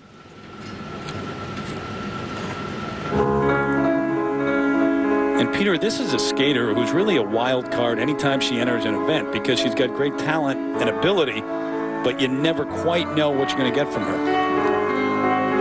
With that said, if she hits this first element, it's the triple Lutz double toe loop. This triple Lutz is probably one of the best in ladies figure skating because of the backward outside edge that she takes off on. She has to stay straight. Beautiful.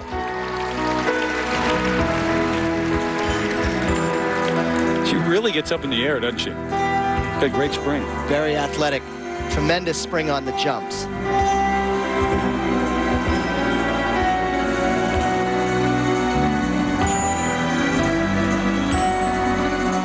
Triple flip takes off of a backward inside edge.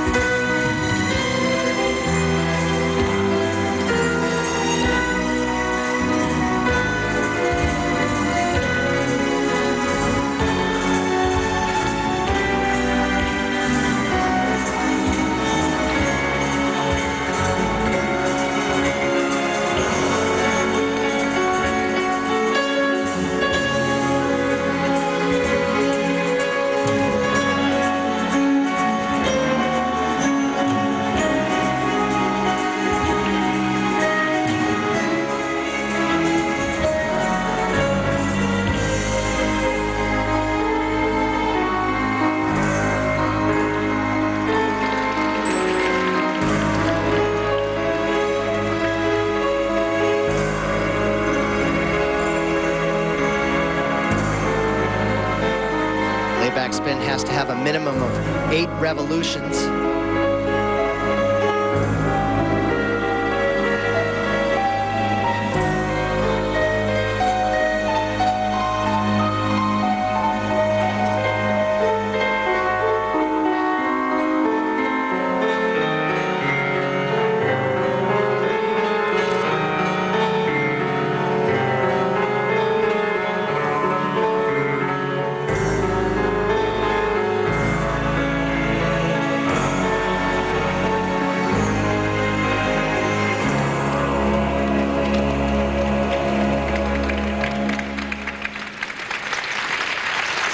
But, you know, it was an okay performance, but it looked a little bit slow to me. It wasn't very exciting.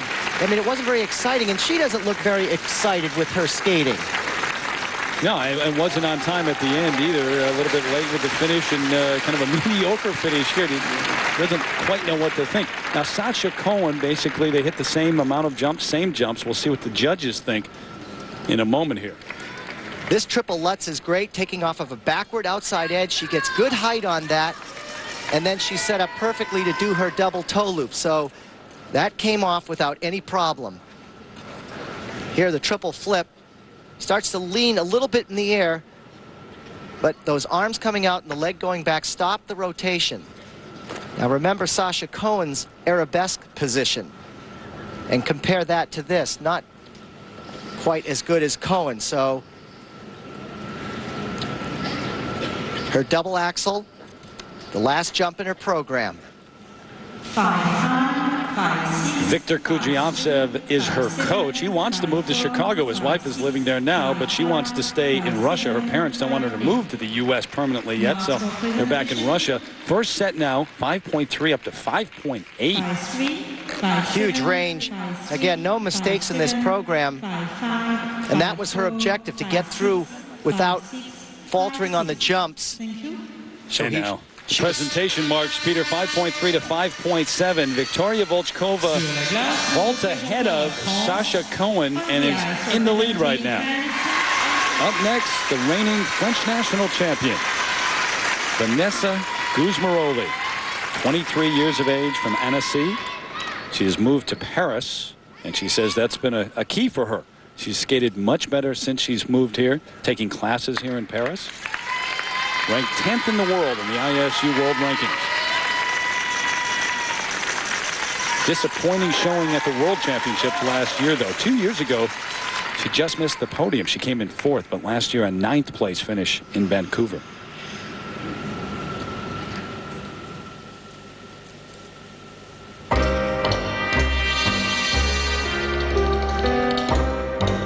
She's a very athletic skater, and her two most difficult elements will come at the beginning of the program. She's really known for the speed that she gets up. She doesn't usually hold back. And once again, she's moving at a pretty good clip into this triple Lutz. No, but stumbling on the landing, two-footed, under-rotated.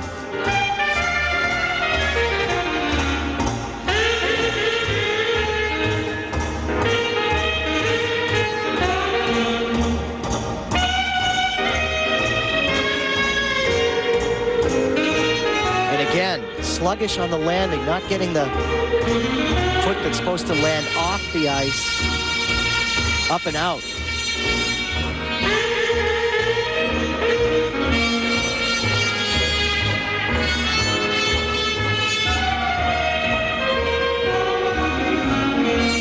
Former water skiing champion. You mentioned what a good athlete she is. Tough year internationally last season, though. Her best season was back in '97 when she won the bronze medal at the World Championships.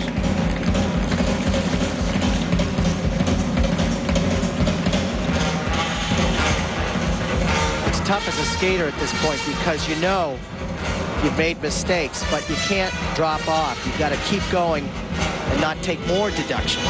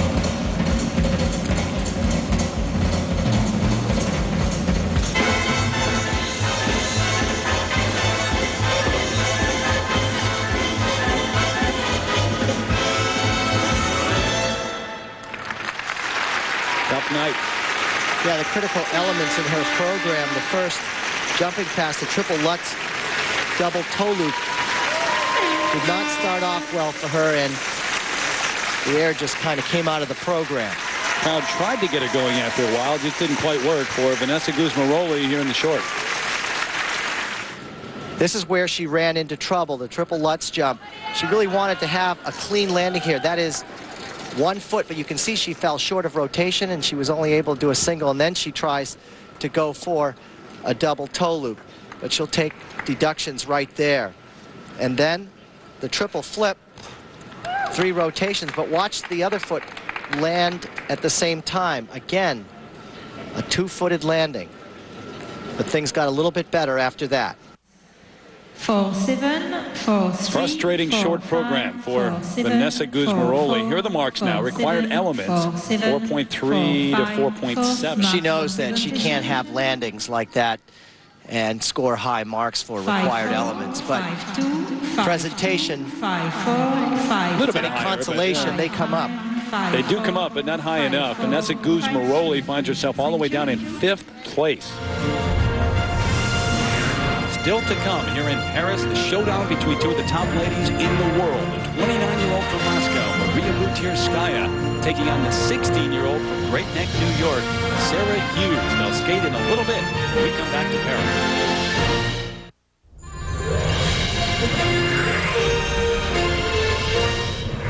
Back here at Trophy Lalique, the short program continues for the ladies. Victoria Volchkova has the lead over Sasha Cohen of the U.S., but the final 2 skaters set to go are the 2 favorites. Up first, Maria Butirskaya, 29-year-old from Moscow. She won in Germany and has 12 Grand Prix points, so a win here would solidify a place in the Grand Prix final. Excuse me. The 4th ranked skater in the world at the moment.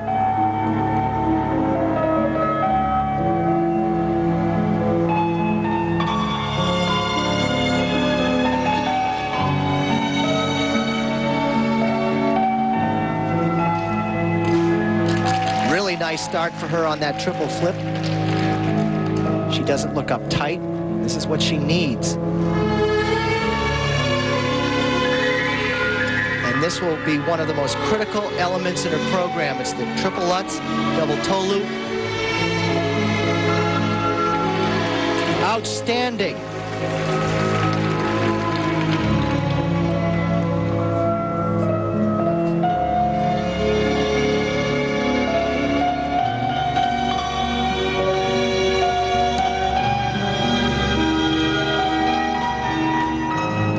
Nice speed on that flying camel.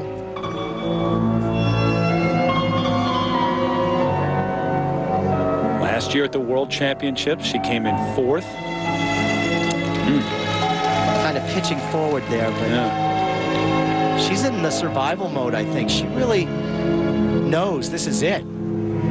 Well, she was beaten by Sarah Hughes at the Worlds.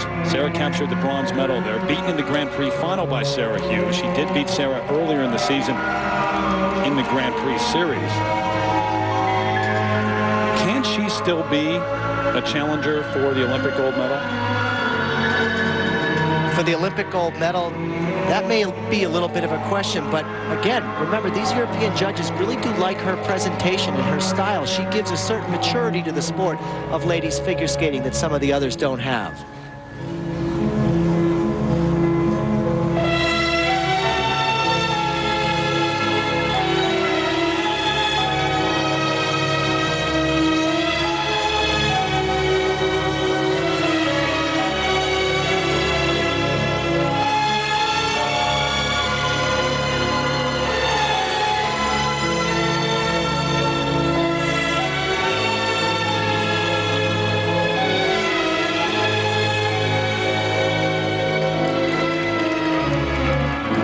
Nice to see that foot that's off the ice turned out.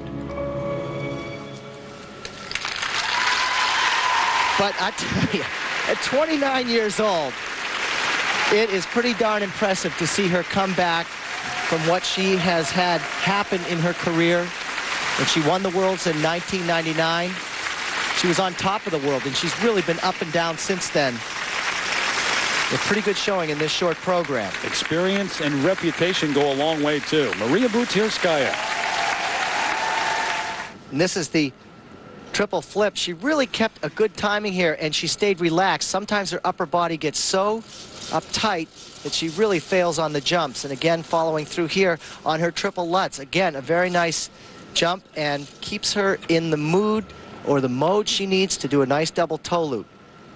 She's focused. She's not getting distracted with her skating. She's taking care of business, almost pitching forward there, but her determination pulls out. 5-6, 5-5. Along with a longtime coach, Yelena Tchaikovskaya, the sixth in her career, though. First set of marks now. Wow, there's some room here, 5.4 to 5.7, Peter. There is room, but again, I have to look forward. There you go.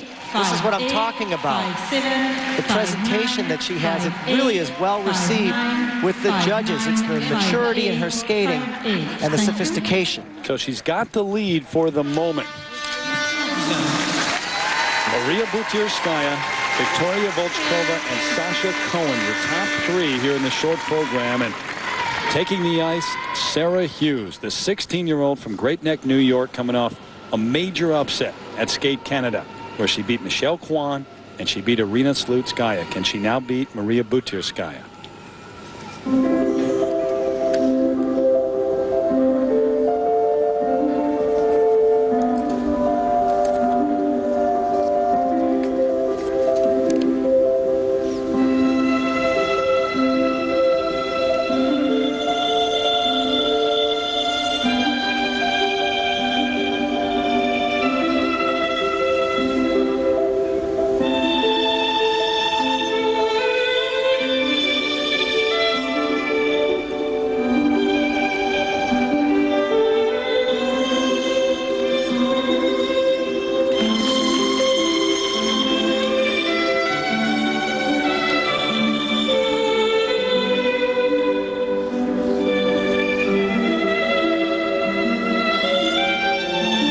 Jumps go, this will be the most important element in her program. Triple Lutz, double loop.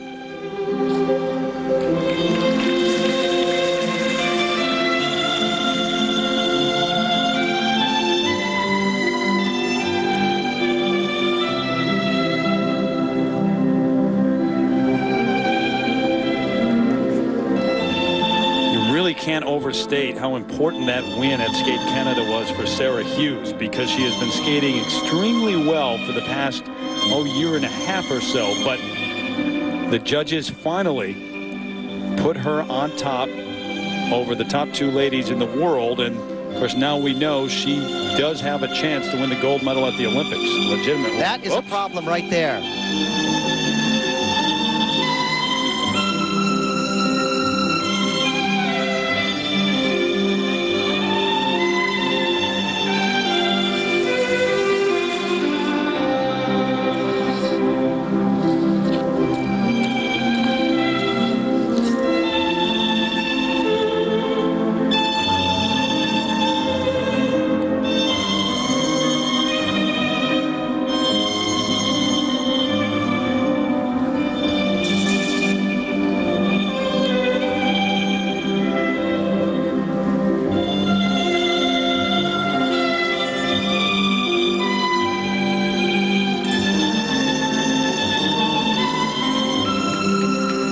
Lovely detail in that arabesque position.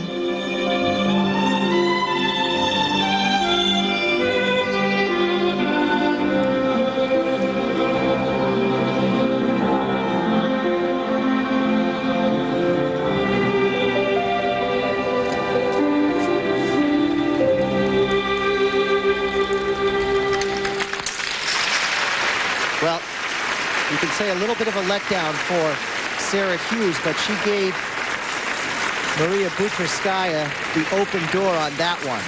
Yeah, we'll see. There's certainly room at the top after the score is given to Maria Butyrskaya, but then a mistake from Sarah Hughes, so we'll have to wait and see.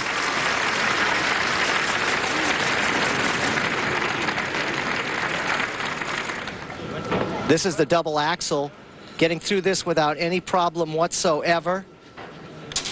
She has nice rotation in the air, and she never has a problem with her timing. Triple Lutz seemed to work well for her today also, with a good double loop.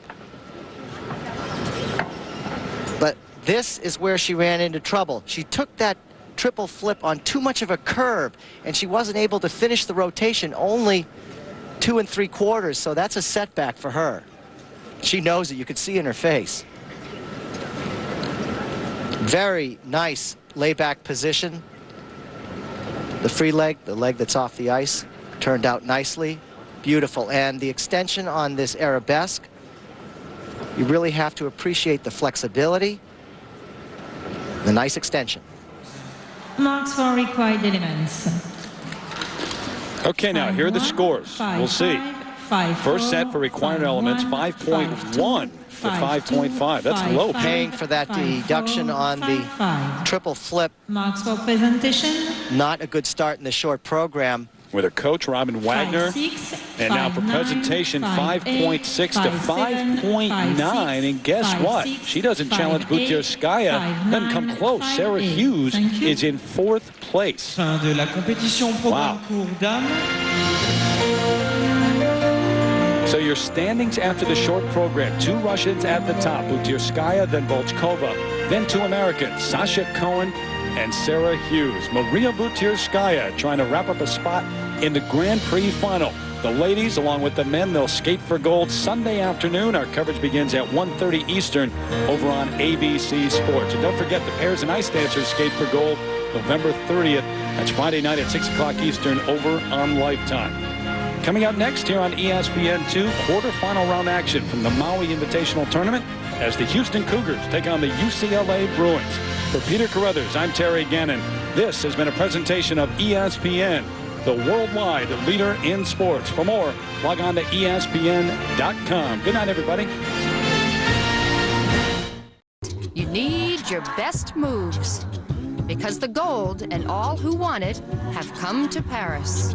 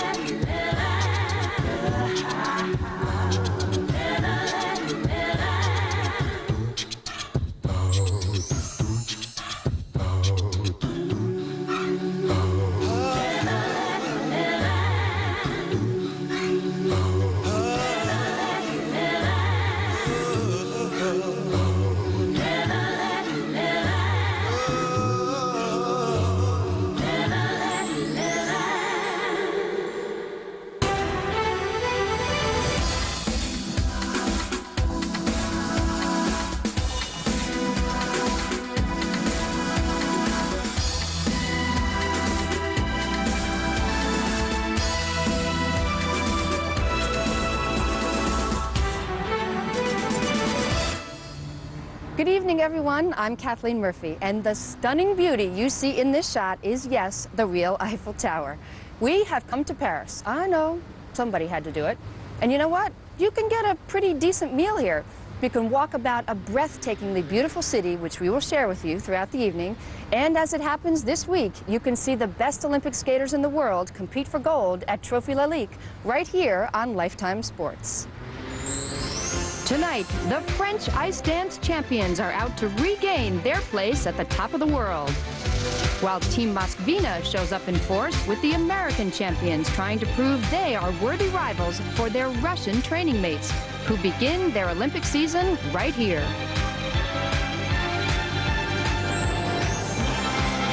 The pair's short program features a can-can from the 8-time French national champions, but a must here are the 8 required elements. Side-by-side triple toe loops. Can do. Split double twist. No problem. Throw triple loop. Not quite. 2/10 deduction for Sarah Abitpol and Stephane Bernardis. Didn't stop everyone from having a lot of fun, though.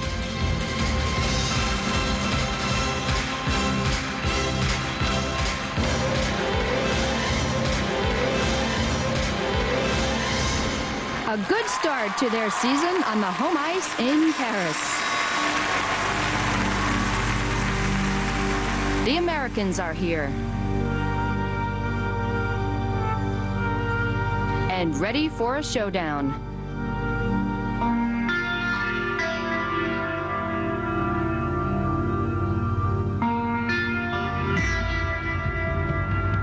And this week, Kyoko Ina and John Zimmerman have an extra weapon.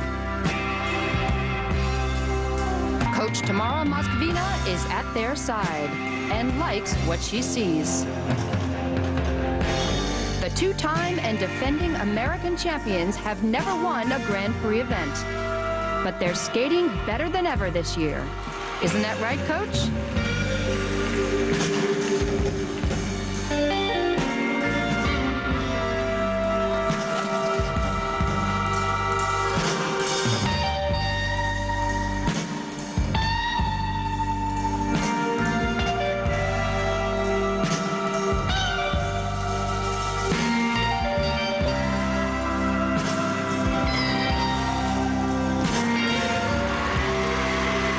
Moskvina has been in her native Russia, sending her expertise by phone, email, and personal tape recordings to John.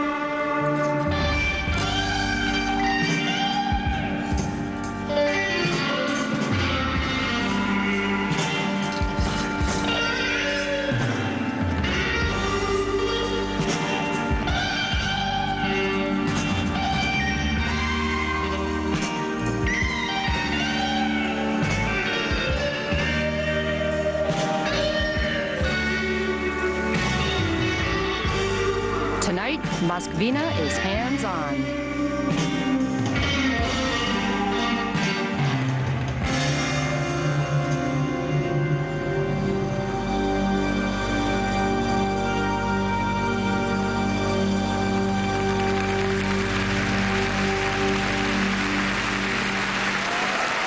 And the team delivers.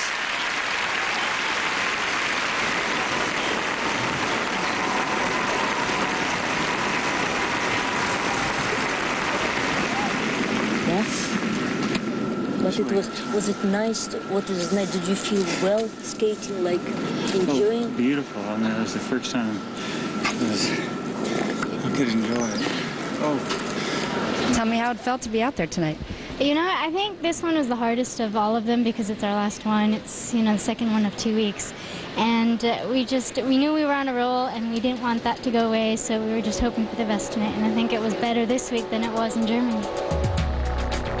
But Moskvina's biggest challenge is her #1 team. The Russian champions, whose Olympic season almost ended 2 weeks before Trophy Lalique.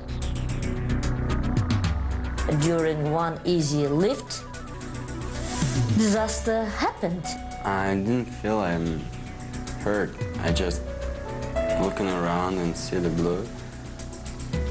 That's it it. was sort of like a lot of blood, like black. I'm like, Then we took him to the hospital, and they did examine him and made the stitches, and his cut was 12 centimeters, kind of very long.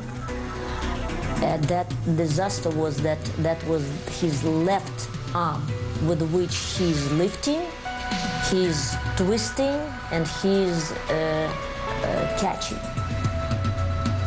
Yelena's skate blade cut deeply into Anton's arm. The pair was lucky the damage wasn't greater, but they've lost valuable training time. We're human beings, we need to rearrange, and I told, we'll start from the scratch right now. This is where it began. The short program at Trophy Lalique. My colleagues, Terry Gannon and Olympic medalist Peter Carruthers, watched closely. Short program for the pairs, 2 minutes, 40 seconds in length, and worth 1/3 of the overall score. Skating into their difficult triple toe loops. Boy, those were perfect. They have great flow across the ice. Powerful, yet it's hidden.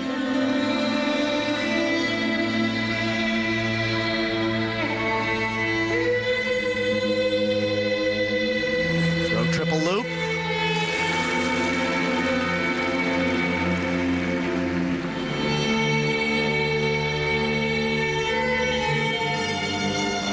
His injury, by the way, needed stitches over a span of about 12 centimeters. But Terry, there's no evidence of that injury affecting their performance so far. Not so far. They look fabulous. They really wanted to go to Cup of Russia and then to Japan for the NHK trophy, but they were not able to do that. The ISU then here and then at Cup of Russia next week in St. Petersburg, where they have been spending a lot more time, by the way, training. Their coach, Tamara Moskvina, she has been there. Her husband has been in the States training Ina and Zimmerman. I'm trying to see if his arm is in any way hindering him on the lifts, and it is so far very smooth.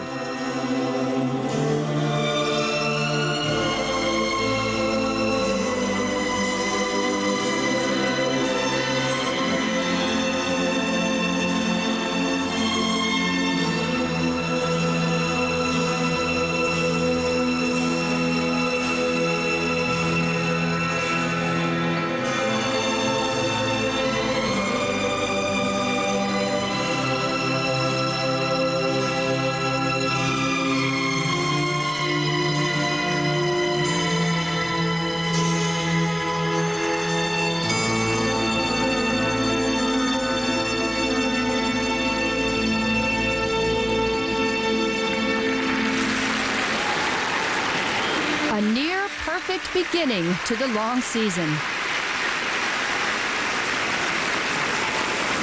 All 9 judges giving them first place ordinals over Kyoko Ina and John Zimmerman, who came second.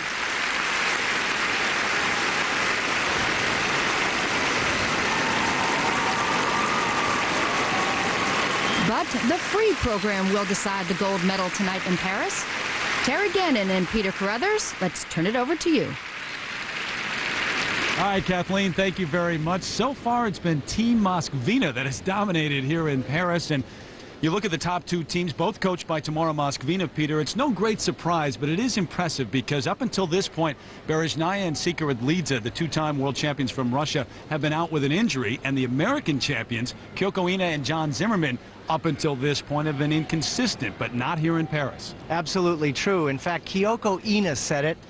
They're on a roll right now, but there is no replacement for confidence when you're out there skating on the ice. As for the Americans, you can say it's a bit of a long shot, but if they skate well, they could challenge the Russians here in this free program and win their first Grand Prix event.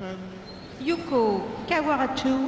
will be interesting. 2 of the top teams in the world taking the ice later on, the Russians and the Americans, but on the ice first, the third part of Team Moskvina, and a young one at that, Yuko Kawaguchi and Alexander Markuntsov, representing Japan. In 7th place after the short program, Tamara Moskvina coaching them as well. They are both only 19 years of age.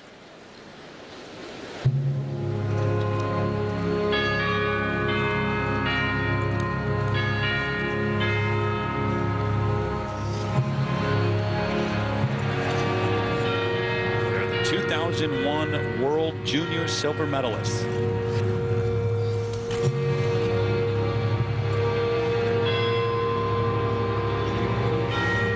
Side-by-side triple Salchow is very nice. Considering these two have only been together for a couple of years, they've developed nicely.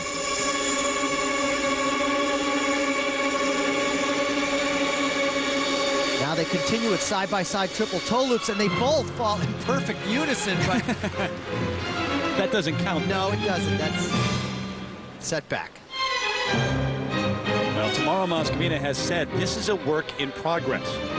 Berezhnaya, Sikharulidze, along with Ina and Zimmerman, two teams with a lot of experience, but this one's extremely young.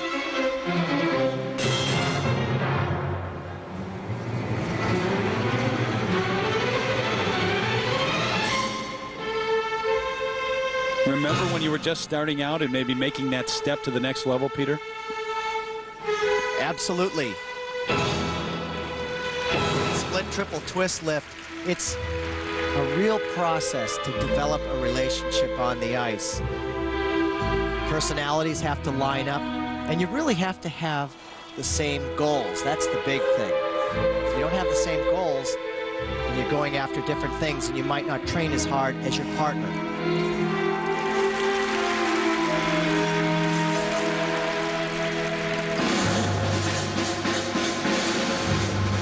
Well, it was Yuko who saw Berezhnaya and Sikharulidze skate at the Olympics in Nagano and was so impressed that she actually wrote Tamara Moskvina to ask her for lessons.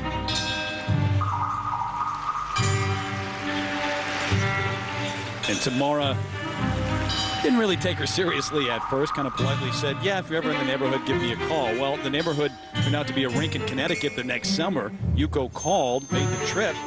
Tamara was impressed, and she found her a partner, Alexander Markutsov. Oh. Not enough rotation.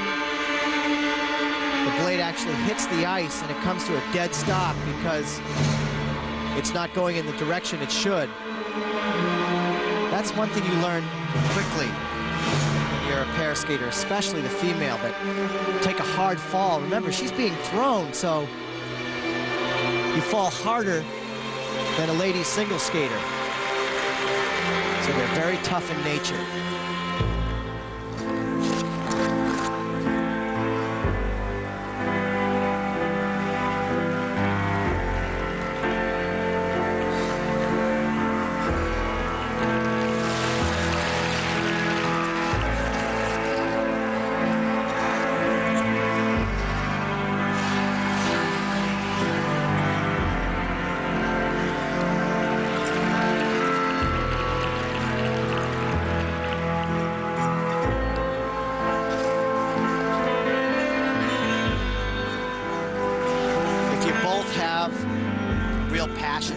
Skating, and there's a certain amount of talent. It can take up to 4, 5, 6 years for everything really to come together.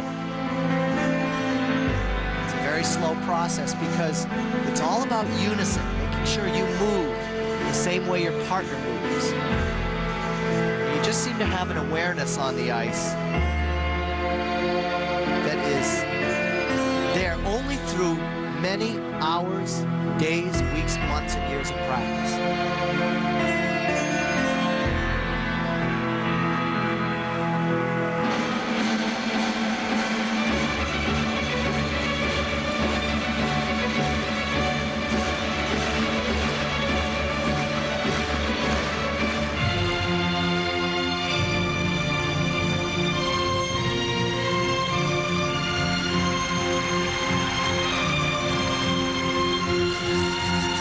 Show great promise with their lifting skills. These are hard lifts. She's still a little bit frail. She's going to become a little more muscular as she gets older. More strength in the upper body. We'll check their marks when we come back, and then Berezhnaya Sikharulidze will take the ice. There's Yelena getting ready. Tamara Moskvina, Kyoko Ina, the dynamics backstage as we continue here at Trophy Lalique on Lifetime.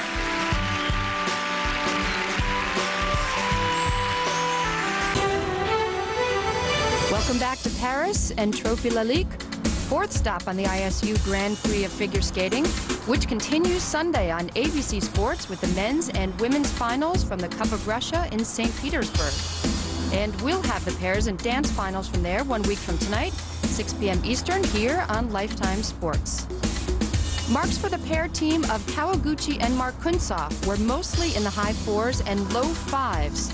as the free skate continues here at the Palais Omnisport de Bercy. In warm-up earlier, Berezhnaya and Sikharulidze looked very relaxed on the ice. They will skate last year's program, their new one not quite ready yet.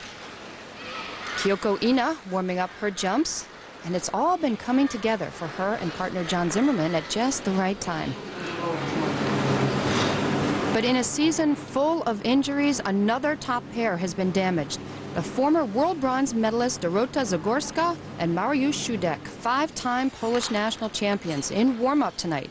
He picked into the ice and landed awkwardly, re-injuring a tendon on the outside of his left knee. Szudek is 29 years old. His partner Dorota is also his wife. They have been forced out of the event, which would have been their Olympic season debut. Terry Gannon, back to you. All right, Kathleen, thank you. Boy, Peter, this is getting worse than football. All the injuries in Paris skating. Zagorska and Szudek, you have to feel sorry for them. And this is a team right now knows all too well about injury. Yelena Berezhnaya, Anton Sikharulidze, the 2-time world champions from Russia, taking the ice. The leaders, after the short program, they missed all of that training time because of the injury to Anton's forearm, but they are back. Certainly didn't show any signs of wear and tear in the short program. They were fantastic. Here's their effort in the free skate. And this is last year's free skate, theme of Charlie Chaplin.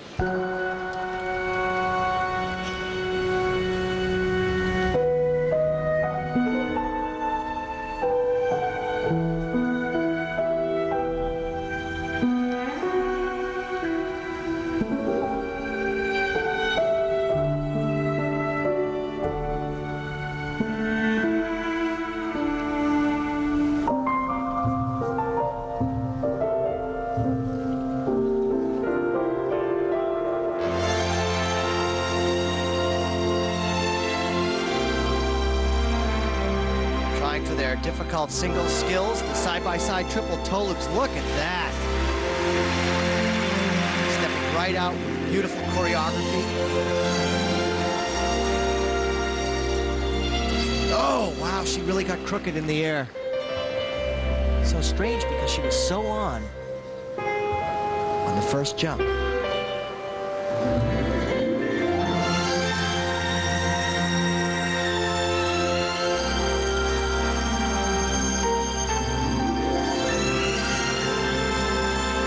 Kind of didn't finish the rotation earlier enough. She landed that as she was finishing the third turn.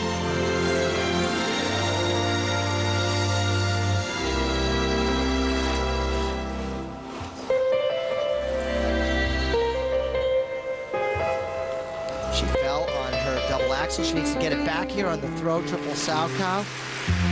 It's nice.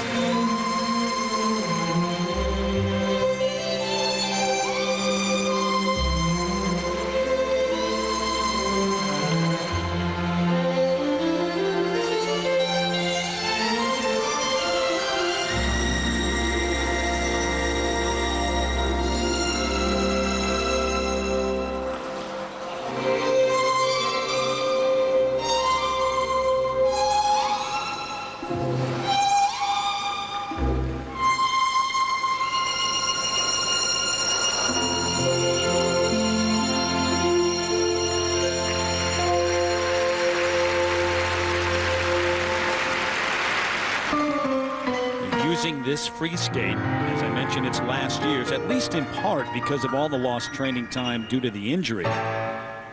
They are back, spending most of the time in their hometown, St. Petersburg, and will be at Cup of Russia next week. Maybe they'll debut their Olympic free skate in their hometown. This is a wonderful little section in their program.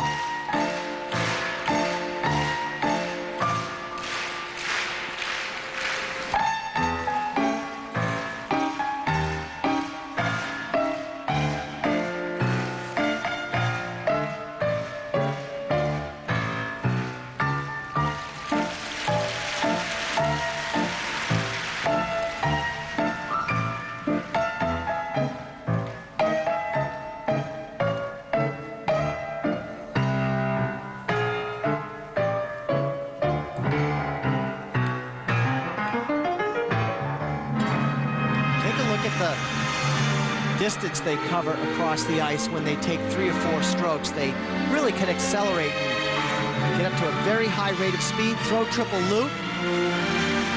Right on.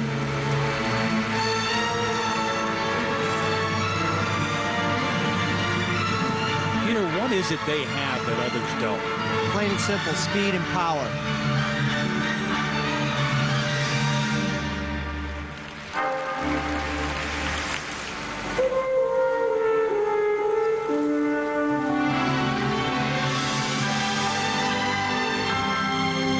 But the way they cover up that power is with their grace, line, and beauty. It's very easy, effortless. That's because the Russians, before they start learning any difficult skills, they get the foundation of their skating with hours of stroking. It's just basic skating.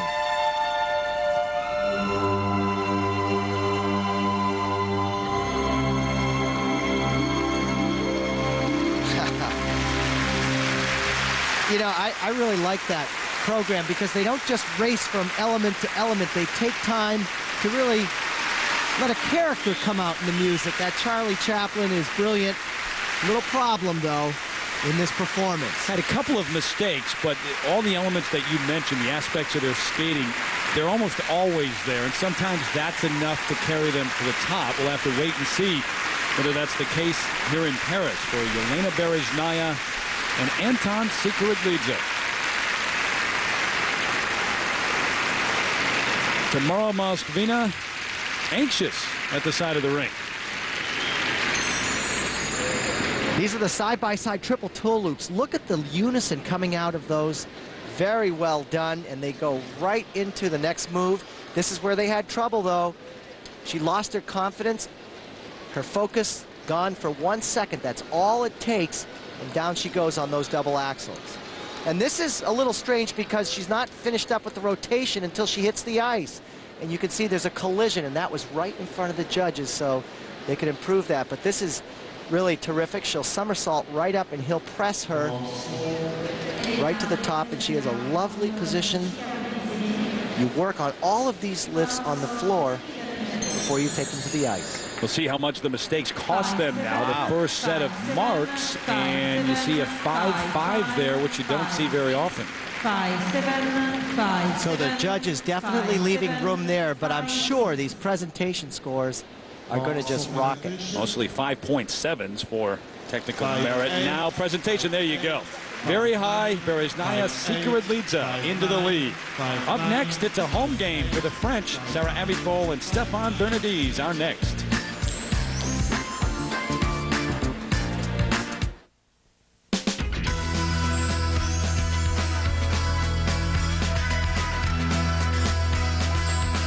Here in Paris, Terry Gannon along with Peter Carruthers ringside as Trophy Lalique continues. The Paris free skate and the French are taking the ice in front of a home crowd.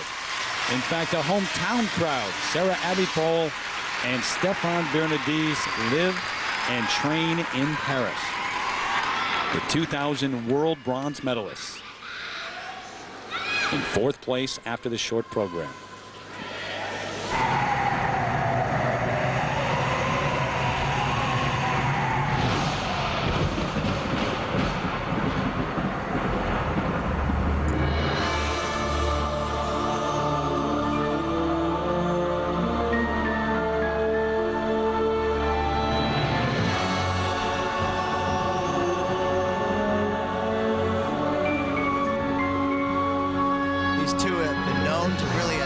Skating, getting the difficult triple toe loops out of the way first.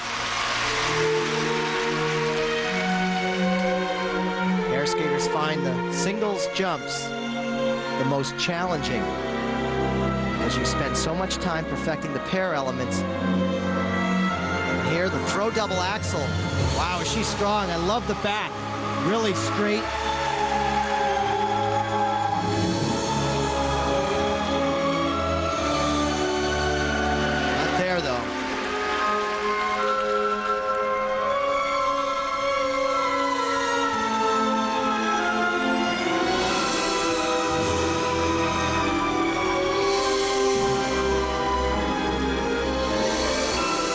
this lift is letting it get to the top, then 3 quick rotations, and then catching your partner without a collision.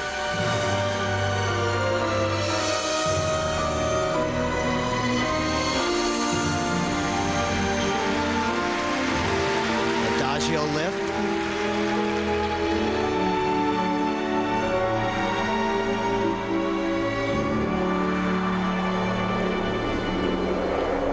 Sarah and Stephane have won the French national championship 8 times throughout their careers. It was a couple of years ago in Nice when they won that bronze medal at the Worlds. They were the first team in Paris from France to do that since 1932. Over the past summer, they spent 2 months in Connecticut training with Tatiana Tarasova, who is much better known as an ice dance coach and who is the coach of 3-time world champion Alexei Yagudin. And they said training with Yagudin really helped them because it made them understand how difficult it is to work at 100% day in, day out in practice.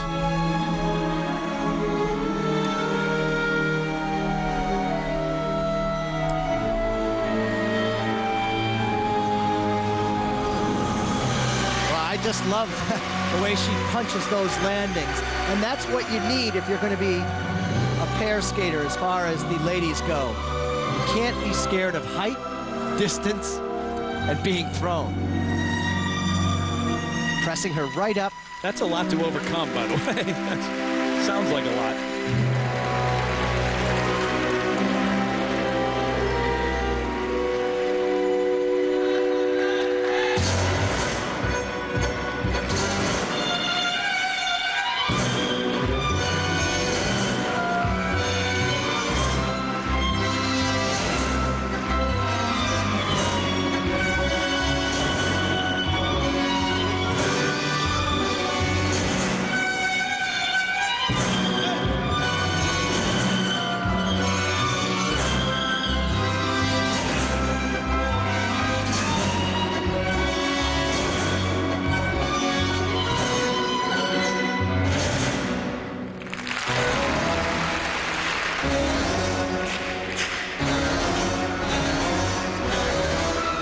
Did I mention the name of the music? Lurch is there somewhere. Yeah. The Addams family. But these two are in very good physical shape. They're moving fast at the end of the program. Good energy. Not dropping off. Overhead lifts will go to one hand.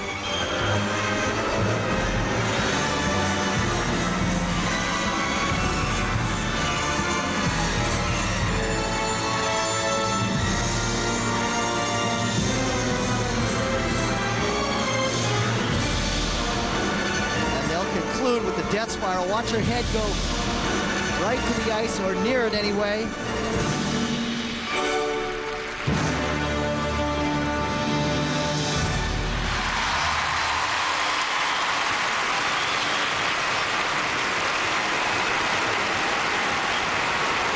Was there any doubt that they would receive a standing ovation here in Paris? A mistake on the double axles, but she is very psyched at this point because she knows, hey, I'm in good shape. The Olympics are 3 months away, and we've got control of this program. So the French turning in a good performance. This is their debut. This is their first Grand Prix event of the season. They'll be at Cup of Russia, but you knew they wanted to skate well here in front of the hometown crowd, and they did. These are very good. The side-by-side triple toe loops, just a walk in the park for them. Very easy. And they keep the speed on the landing, which is important. Here's the problem for her. She lets her arms come out, and that stops the rotation. And that's why she failed on that jump. Split, triple twist lift. First the split, and then the arms and legs come in to generate that rotation. 3 quick turns. And I just think she is so impressive with her lower back. Watch, she won't break at all. Look at that. So now the marks, and those are pretty low, Peter, the 5.3 from the finish judge. Yes, a low set of scores there, but she had a problem on the double axle. Of course, we're in France. Just don't throw anything here. Yeah, right? really. But they should be pleased with their performance. They turned in a good free skate. The second set, the crowd doesn't like those either. Abitbol Bernadette's in second place. When we come back, the unusual training routine we put the American champions through. Ina and Zimmerman at the Moulin Rouge when we come back.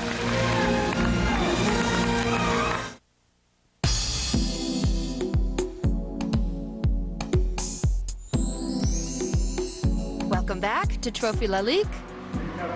Kyoko Ina and John Zimmerman getting last-minute instructions from Coach Tamara Moskvina. She wasn't with them the other night, but our camera was at the Moulin Rouge.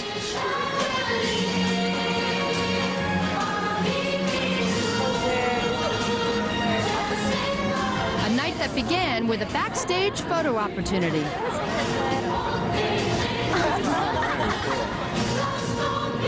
And then, arguably, the most famous cabaret floor show in the world.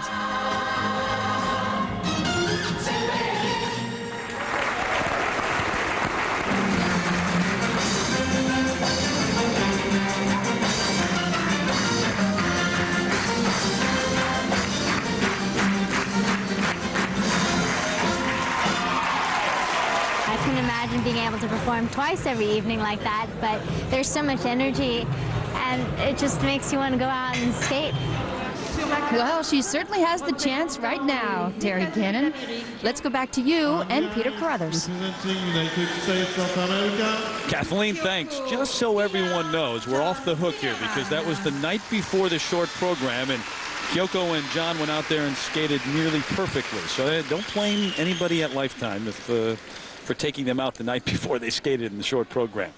Ina and Zimmerman, the two-time and reigning U.S. champions, with a great opportunity here in second place after the short program, and there is some room at the top. Berezhnaya, Sikharulidze lead. There is a chance if they skate an absolutely perfect program, they could take the gold medal here. It would be their first in the Grand Prix.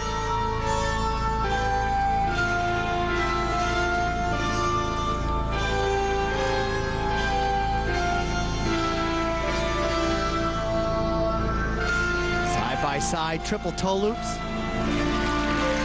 Not a miss. John a little insecure on that, but he fought through it.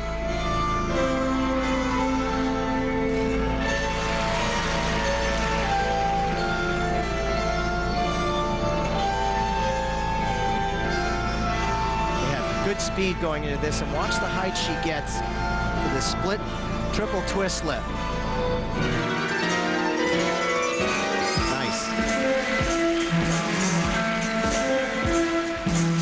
Really dedicated themselves to skating more than ever in this Olympic year. Another set of side-by-side double axles, and they're just getting stronger.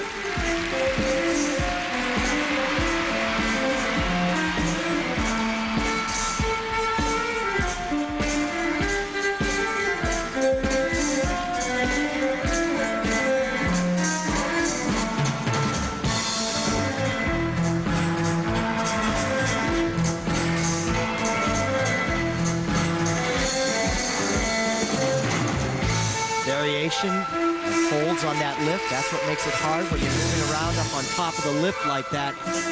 One slip and down it comes. Here's the first throw, triple loop. Right on.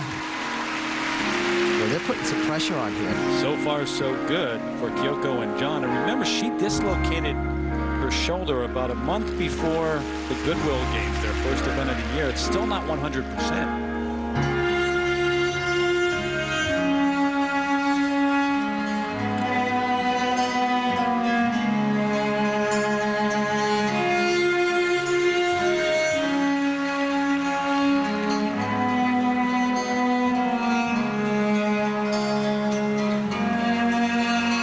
Side-by-side spins, looking for the unison. Good unison. You know, we've talked so much about Tamara Moskvina, but actually, so far this season, Kyoko and John have been in Hackensack, New Jersey, and have been working mostly with Igor Moskvin, tomorrow's husband, because tomorrow has been in St. Petersburg. Now watch him go into a spread eagle position. That is so difficult to hold your partner over your head when your feet are turned out like that on the ice. Very nice. And that was an original move created by their coach.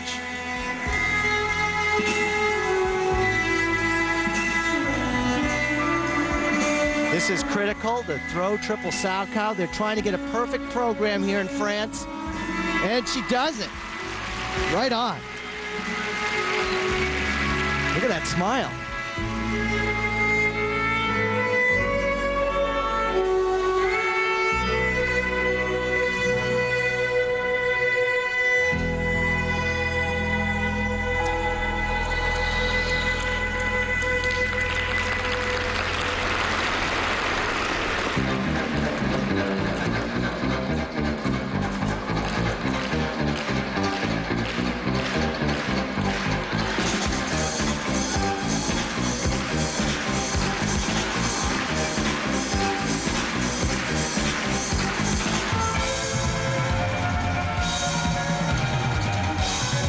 Lift. Nearing the end of the program. They'll toss her off right there. Last item in the program, the combination spin.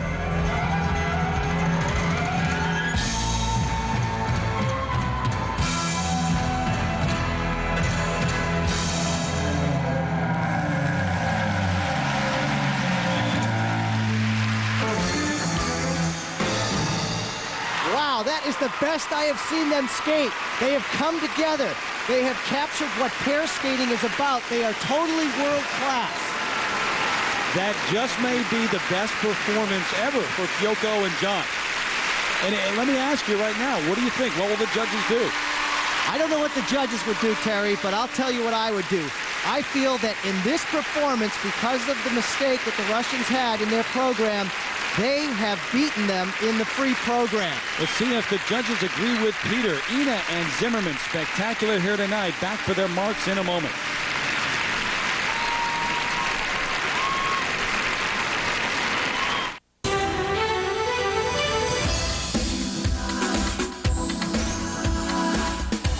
Back in Paris, Trophy Lalique continues, and now Kyoko Ina and John Zimmerman await their marks. Berezhnaya, Sikharulidze were not perfect. There is some room at the top.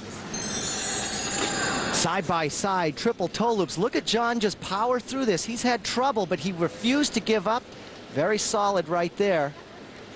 And the split triple twist lift. Remember, the Russians had a little bit of trouble with this, and the Americans had a good one right there. The originality of their dance lift right here, really nice. And Kyoko, most important in skating, having a good time while she's out there.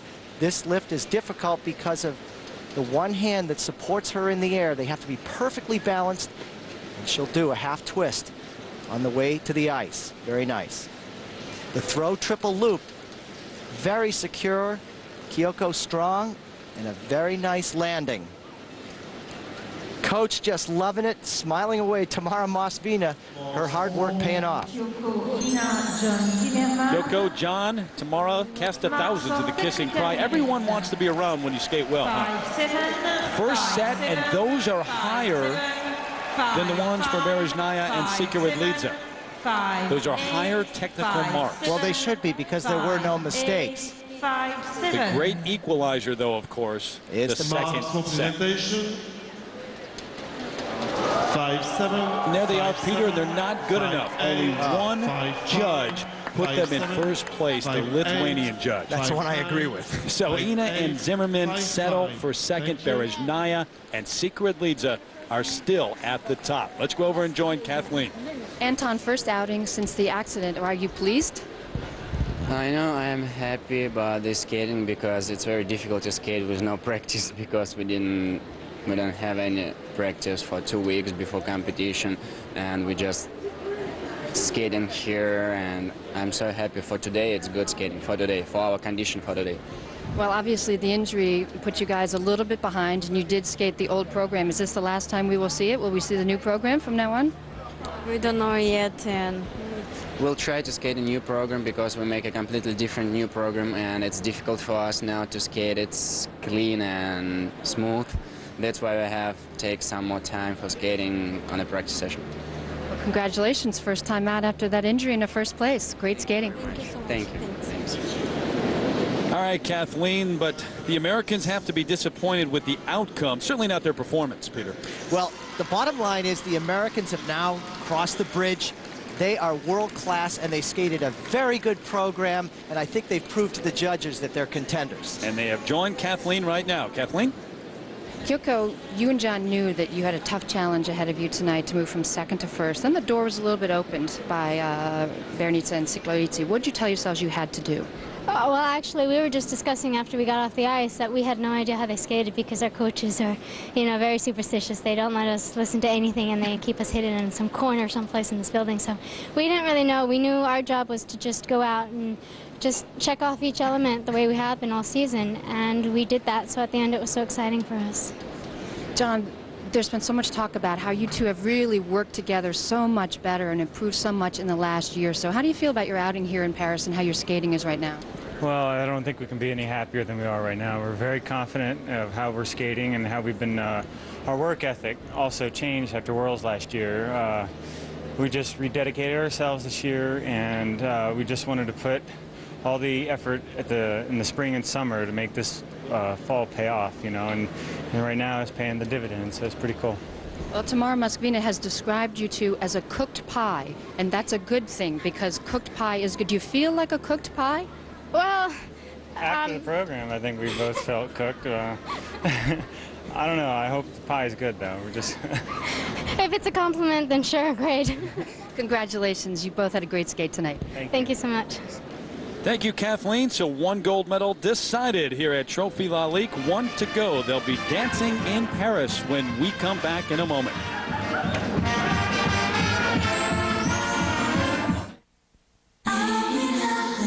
Look out, everyone.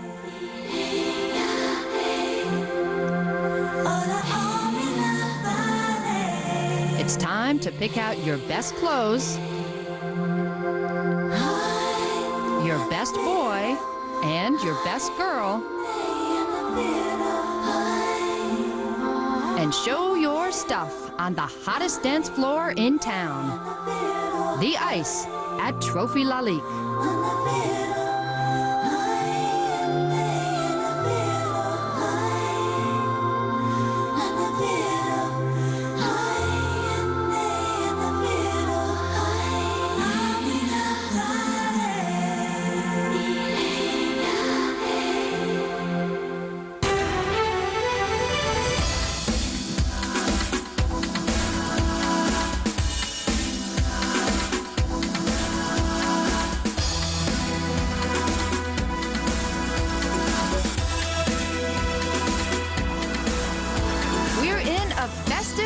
Tonight in Paris. A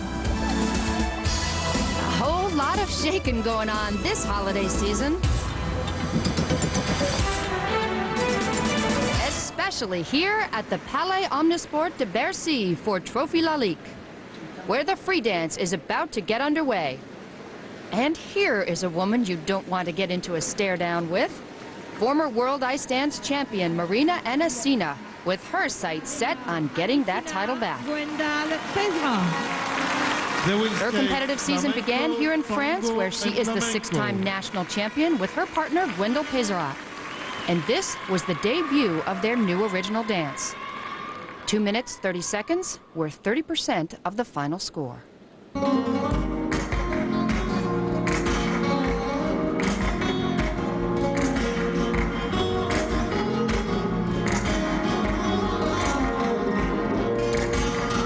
Rhythms are required for all dancers in this portion of the competition. Among their choreographers was the principal dancer with the Madrid Opera.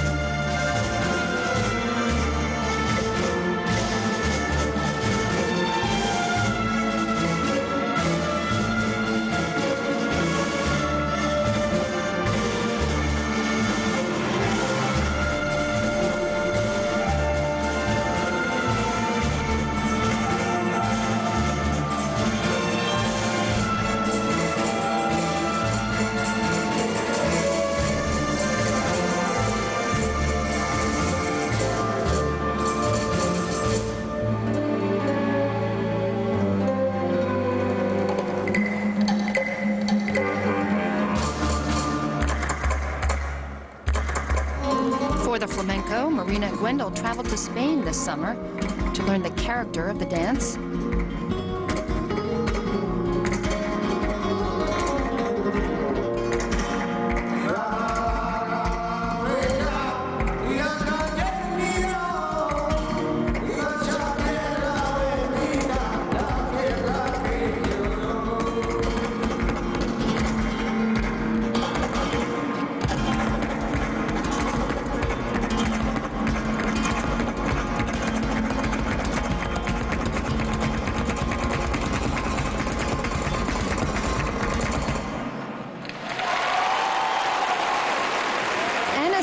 And Gwendol of France. The Polish judge gave them a perfect 6 for their presentation mark. Their chief competition here, the only team that's won 2 gold medals on the Grand Prix circuit this year.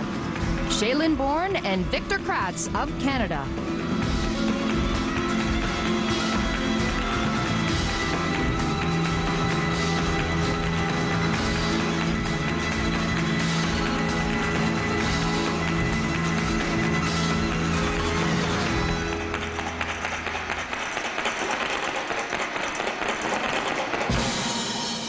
When the ice dancers settled, Anasina and Pezera, to no one's surprise, were in first, Bourne and Kraatz second, the wife and husband team of Margarita Drobiazko and Povilas Vanagas in third. We are getting set to decide the medals tonight, so once again, back to my colleagues Terry Gannon and Peter Carruthers. All right, Kathleen, thank you very much. Set to go here with the free dance and taking the ice first here in Paris. The Americans, Tanith Belbin and Benjamin Augusto, currently in 6th place after the original dance. Tanith 17 years of age and Benjamin is 19 years old, the 2001 Junior World Silver Medalist.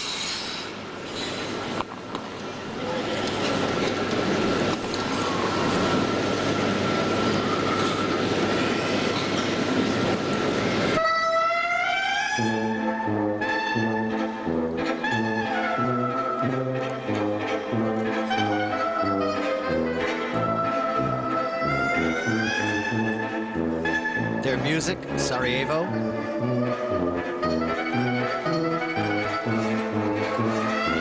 And this free dance, a tribute to that city and all that it has been through. Happy times, but also times of war, too. Taking on a strong ethnic flair.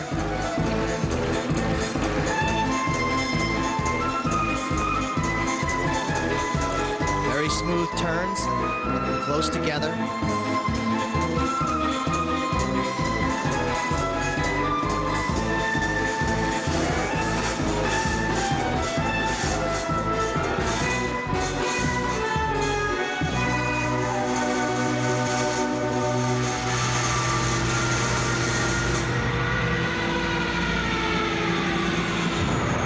This is a young team that has been able to turn around a lot of heads already this season. They're coached by Igor Spielbaum, one of the best ice dance coaches around.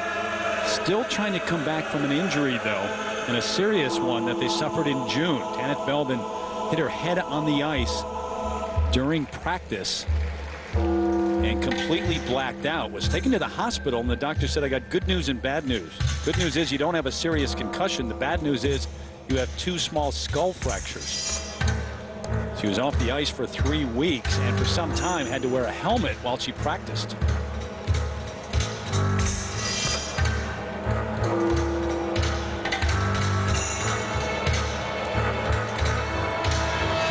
For safety's sake, she had to wear the helmet, but it really can interfere with a program like this.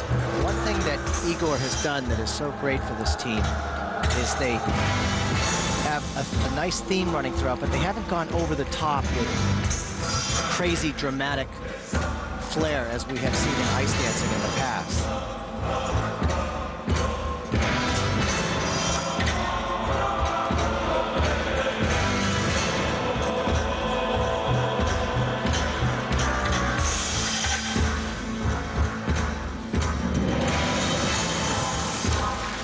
watch him change edge right there.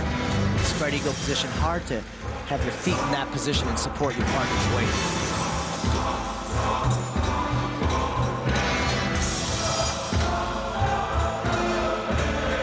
Right there, going way down on 1 foot, Terry.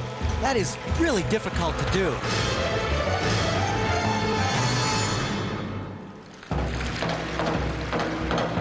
Fans out there may know that Peter Carruthers won an Olympic silver medal in pairs, but did you know that he was an ice dancer at one time? Started your career for a few years at least, ice dancing.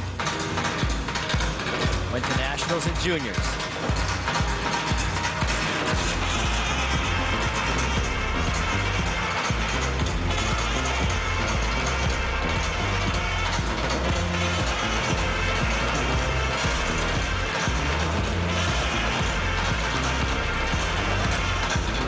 Take a look at the difficult turns they have, various dance holds, and they are keeping very smooth with their skating. That's hard to do.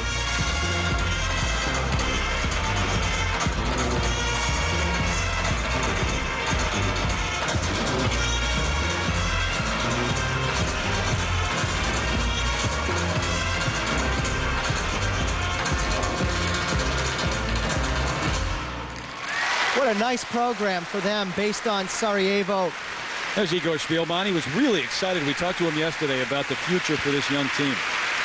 Well, they just have such a nice look to their skating, and when they do skate, they're smooth, even though they're moving very fast. Come back and check the marks for Belbin and Augusto, and then the top contenders take the ice, including the season premiere of the former world champs from France, Marina Anasina and Gwendal Pezera. A first look at their Olympic program.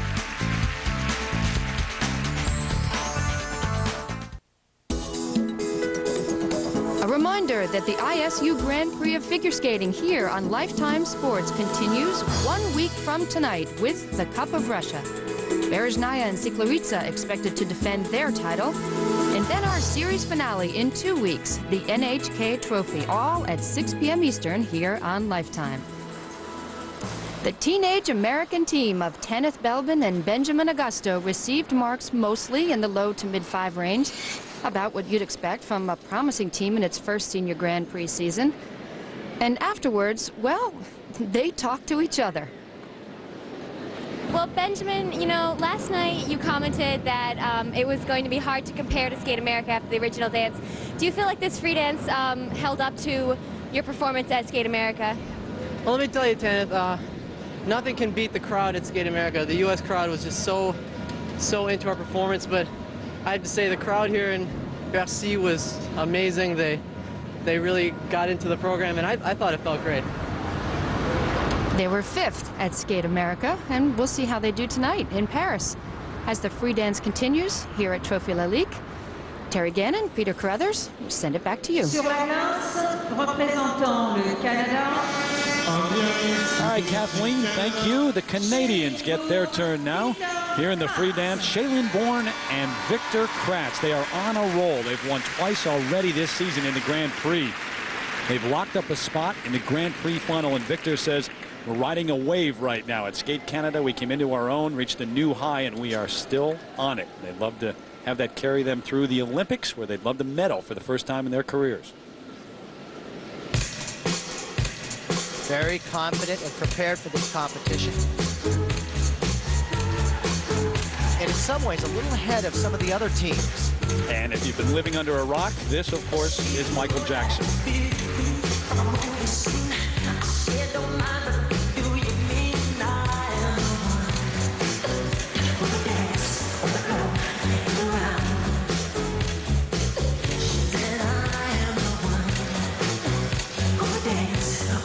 Peter, she lost something from her costume there. It came off right about mid-ice. And trust me, as long as it doesn't interfere with them, such as a trip, they will keep going and ignore that. Now, there goes the music. The judges referee. noticed it. Yeah, the referee. Yeah. And they're going to clean the ice. In the interest of safety. How dangerous is that? Well, if you hit it, you can go right down and have a bad fall. So early on, take a look at what happened here. Shaylin Bourne just lost some sequence or just a part of her costume, and even though they didn't notice it, the judges did. In the interest of safety, they're going to get a chance to start over. Sur la danse, représentant le Canada, On the ice, representing Canada, Shaylin Bourne, Victor Kraatz. So what we have here is basically a do-over. They are going to allow them to start, it looks like, from the start of their program. And that's why Tatiana Tarasova has a smile on her face. Although we haven't... I'm not convinced of that yet. They're picking it up. In fact, you're right. You're right. Well, they are going to pick it up from the point of interruption. And after all, that is the rule in the Grand Prix, so it's fitting.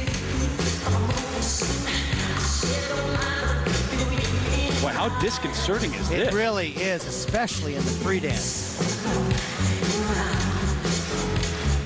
Each beat has a certain step, and now they've just got to start up. Just waiting for the music to hit a certain point now?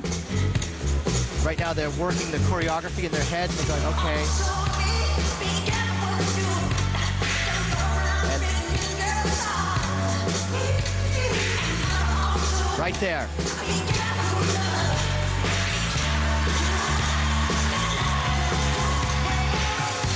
First bit of adversity, really, that they faced this season.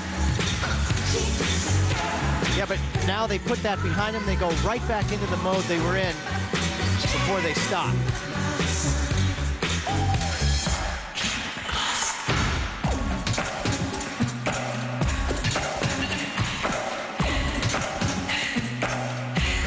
Well, this is a team that has been around for a long time. 8 times the national champions of Canada. 4 times the world bronze medalist. And while they may handle it, how about the judges? How difficult it would be to judge this now. Well, the continuity has been broken, but some fast choreography here.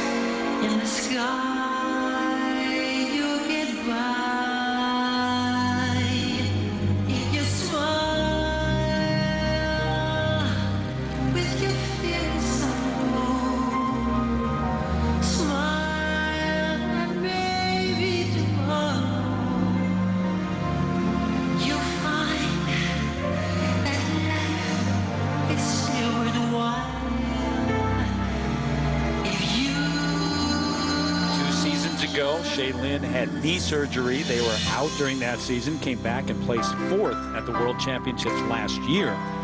Made the coaching change to Tatiana Tarasova, and credit her with much of their success this year. They say she has really made a difference.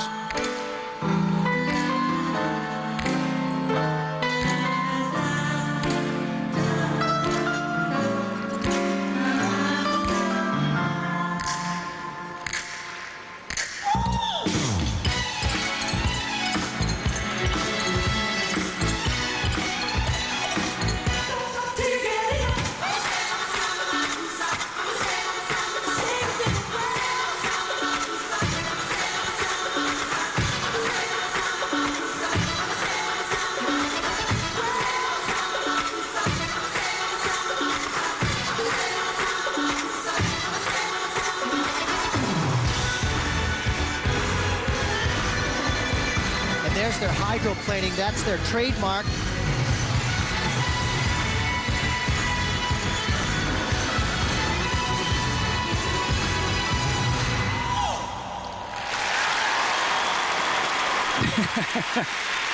So, as a skater, basically what they've had to do is pick it up as if they were doing sections in practice.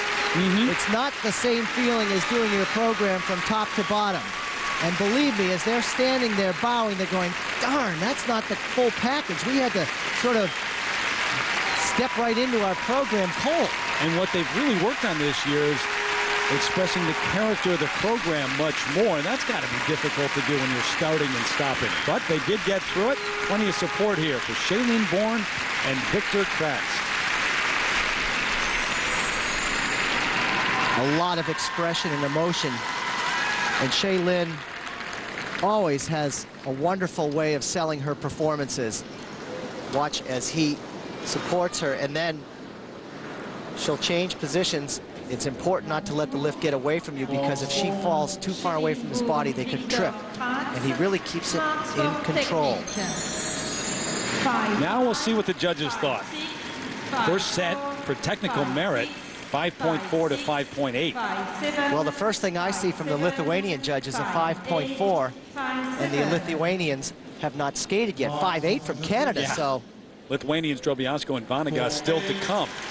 Second set for presentation, 5-7, 5-8. Bourne and Kraatz into the lead. Free dance continues from Trophy Lalique when we come back here on Lifetime.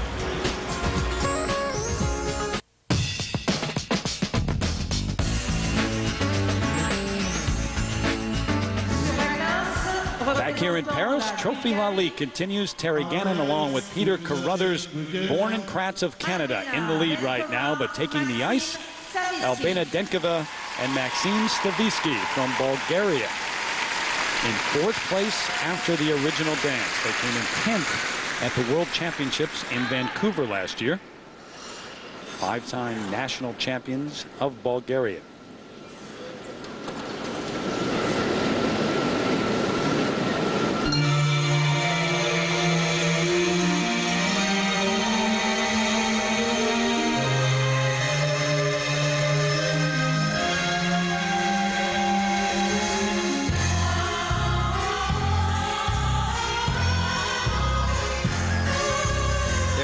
From Cirque du Soleil.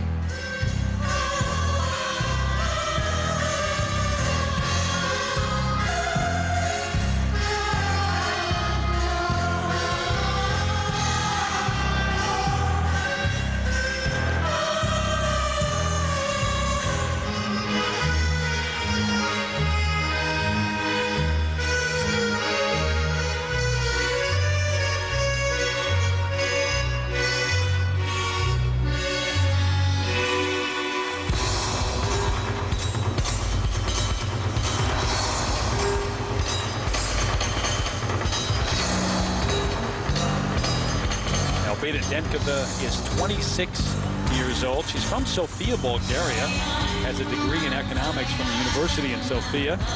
Maxime Stavisky, though, is originally from Russia. He has a degree in sports academy in Moscow. They live and train in Sofia, Bulgaria, where we were a couple of years ago for the European Championships.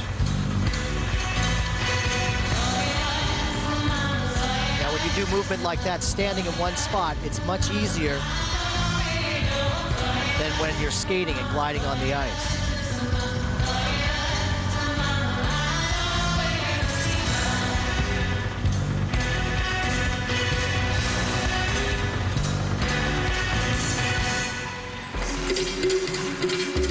I mentioned earlier that earlier in your career you were an ice dancer. How much has this sport changed since then? Dramatically.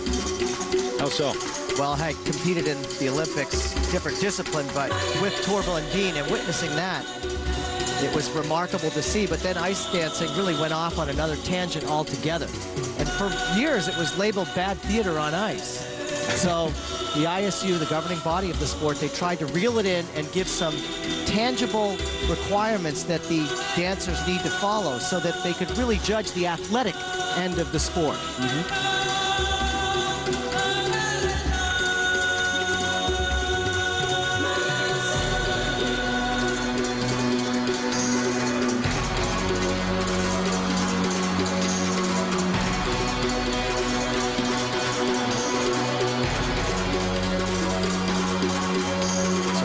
Requirements. They can do 2 or 3 dance spins. series of synchronized twizzles.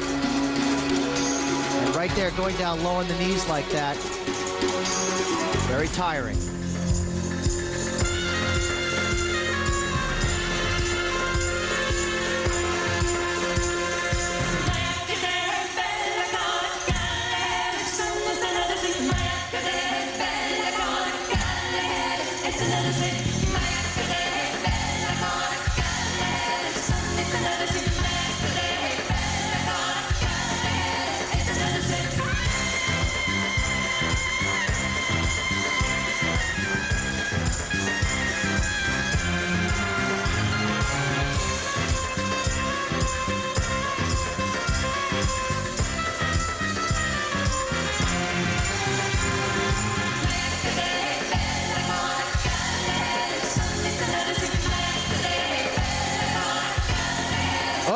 Stumbling around. You can see how difficult this really is.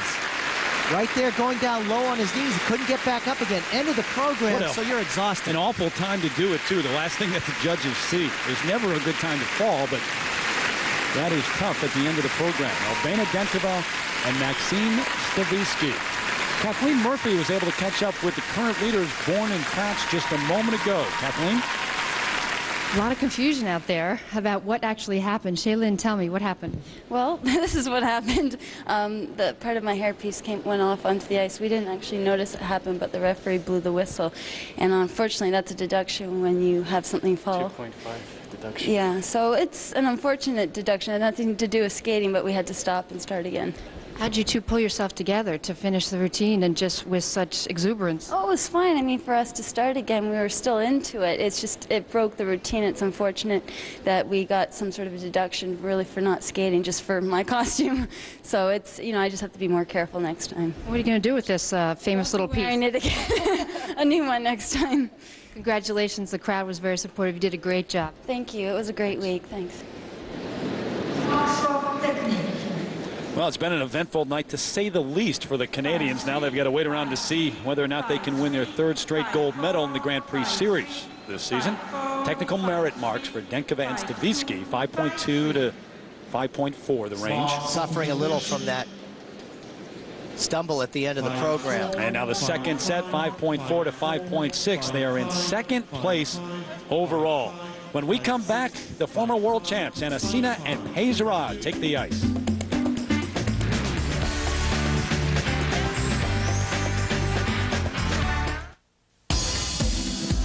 The ISU Grand Prix of Figure Skating continues Monday at 9 over on ESPN with the short programs from all 4 disciplines at NHK Trophy in Japan. Next Friday, we'll have the finals in the pairs and ice dance from the Cup of Russia. The Round the World Tour continues here on Lifetime at 6 p.m. Eastern. Backstage, the eyes have it. Marina Anasina and Gwendal Pezera looking to each other for what they hope is a comeback year.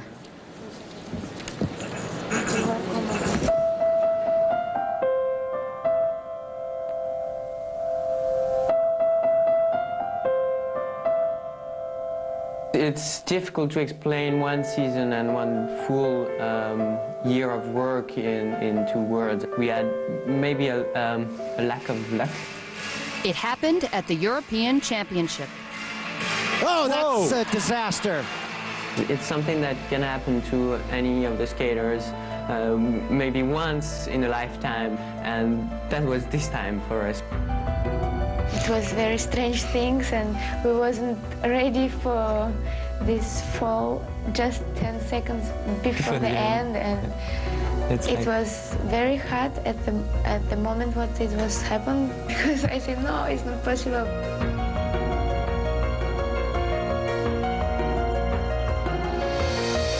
Marina and Gwendal were replaced at the top by the Italian team of Barbara Fusarpoli and Maurizio Margalio. And some bitterness set in, particularly from Barbara, who felt the French didn't properly respect the new champions. We know and they know that it's competition, that's life, it can happen like that. So once it's one who is winning, the other time it's the other one. It's just natural. A foggy day in Paris. Look at that. We can't even see the top of the tower. But after time to rest, the emphasis has been on hard work and regaining the highest peak of the podium. We were just so motivated, and we really had this will of doing something great and good that we just take a time off, just rest and forget everything. And then we jumped in the work with this enthusiasm. We feel this year very confident. I'm happy with our work. I'm happy with our all programs. For the moment, I am happy how we skate. So we just keep going forward and keep going positive. Kathleen, thank you. We begin to see whether or not all that hard work will pay off in this Olympic season. A couple of years ago in Nice, Marina Anasina and Gwendal Pezera won their world championship, relinquished that last year. Now they want an Olympic gold medal. The debut of their Olympic free dance. I have a dream that one day. Very difficult beginning right here.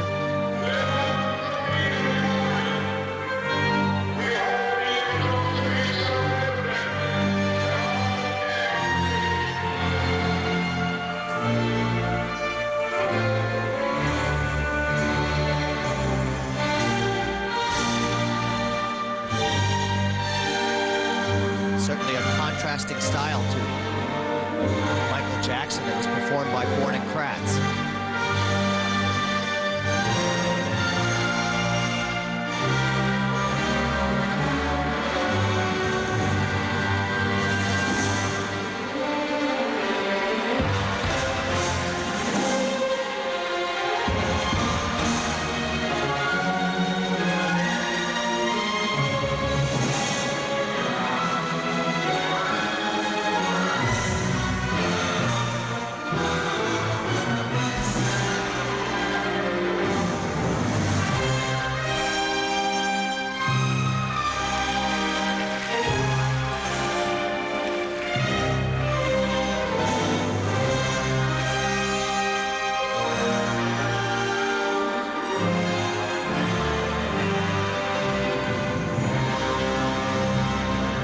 This counterbalancing using each other's weight.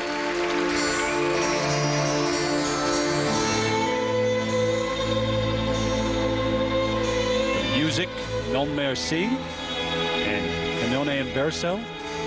Remember a couple of years ago when they won their world title, the music was such a big part of it.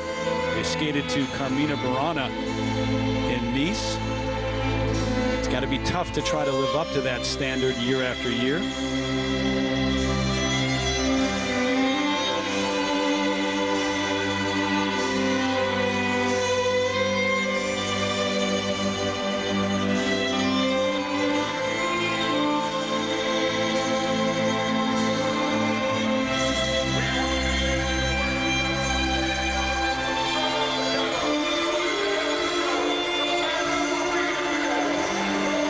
This is the first time that they are competing with this. At times a little bit choppy, not flowing quite as smoothly as it could. You heard Dr. Martin Luther King's voice at the beginning of the program, and now again.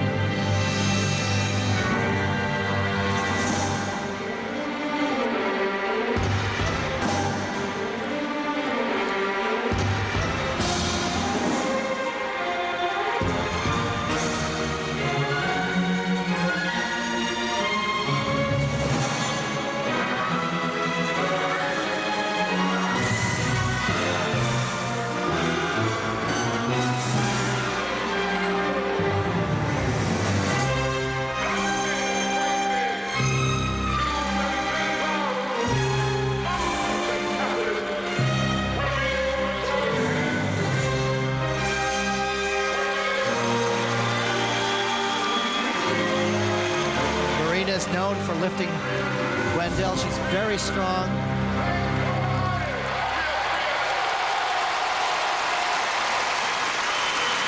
Interesting program, interesting music. I'm not sure I've ever heard a famous speech used before like it was there. What do you think? So goes the world of ice dancing. Again, a huge contrast in style to Bourne and Kraatz, a very different approach. Speaking of Bourne and Kraatz, Victor Kraatz watched that entire program backstage very intently.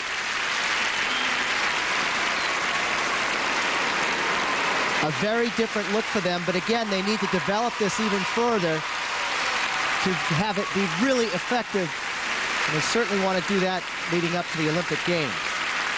Is it Olympic worthy? That's what they're trying to find out. Do you remember when you debuted in your Olympic year, your program, and got a response for the judges? Yes, I do. And it's a time when you know that this is what we're doing, and I hope it works. Their dance spin. They have to stay very still to stay centered throughout that spin. Again, with the complicated footwork, at times it can be very difficult to keep the flow going across the ice. Notice the ice shavings coming up, meaning they're hitting their toe picks. That slows them down. Originality with lifts. Always good with these two. And then the counterbalancing that they use each other's weight. Stay steady. But really not that difficult there. And her strength so evident here, their trademark. Marina lifting Gwendol. Now last week in Germany, the Italians, for Cipollone and Margaglio, had 5 6s and 5 7s for the first mark. You compare those to these, and these are better. Up to 5.9 from the Bulgarian judge. The second set are always extremely high for Anasina and Peisera. Here they come. And the 6.0, guess what? The French judge gave them a 6.0, but the rest, 5.9s across the board. I guess the judges liked it. The judges liked it, and it's evident that now they feel comfortable. Yes, we can go forward with this, and we'll develop it all the way up to the Olympic Games. Anasina and Peisera into the lead over Bourne and Kraatz. Sur la glace, représentant la Lituanie. So the final team here in the free dance, about to take the ice here. Margarita Jobiasko and Povilas Vanagas from Lithuania in third place after the original dance. They've skated extremely well so far this year.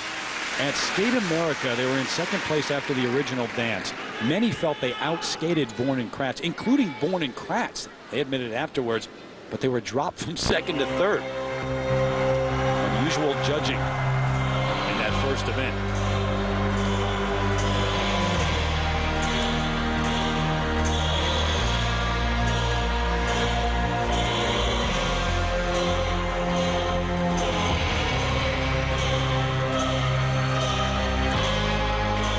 That's almost like a pair sit spin right there.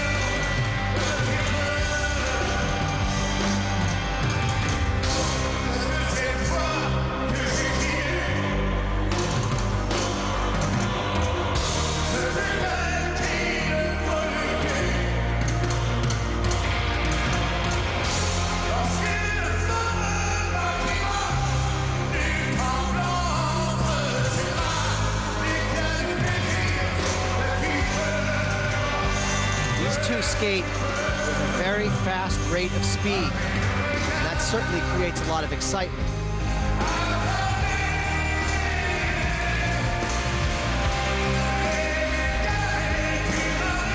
Margarita and Povilas were married in June of 2000. They've been among the top teams in the world the last few years.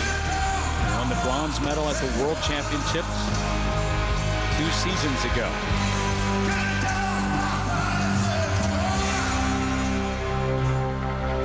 But they did come into Paris with something to prove, because whatever injustice may have been done in the past, they have been very quiet about it. They haven't complained, but Hovilas was outspoken after Skate America, saying that when you skate the best, you're supposed to receive marks reflecting that.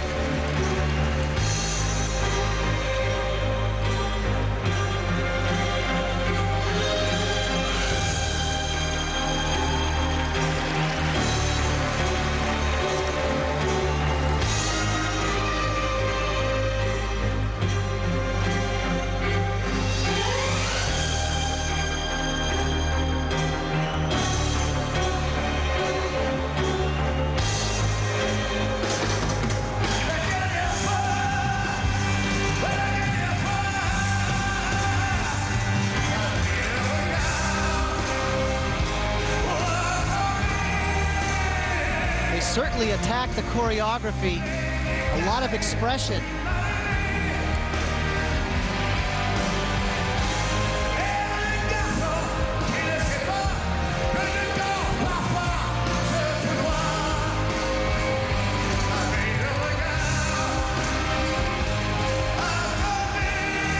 Their dance lifts carrying nicely across the ice.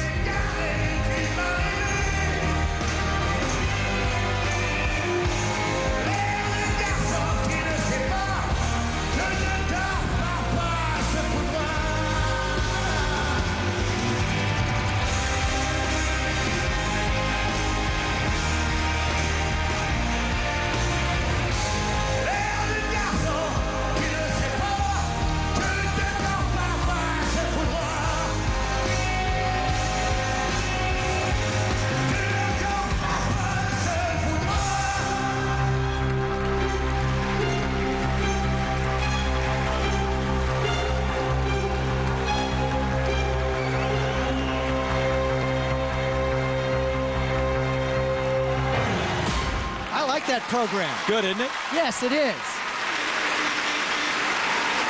Their style is very good for ice dancing. They move at a fast rate of speed. They have intensity. They have a lot of expression, and the choreography, to me, is very good. Except for that one guy in the middle of the picture, the crowd loved him. Margarita Drobiazko and Hovilas Vanagas. We'll see what the judges do with them here in Paris.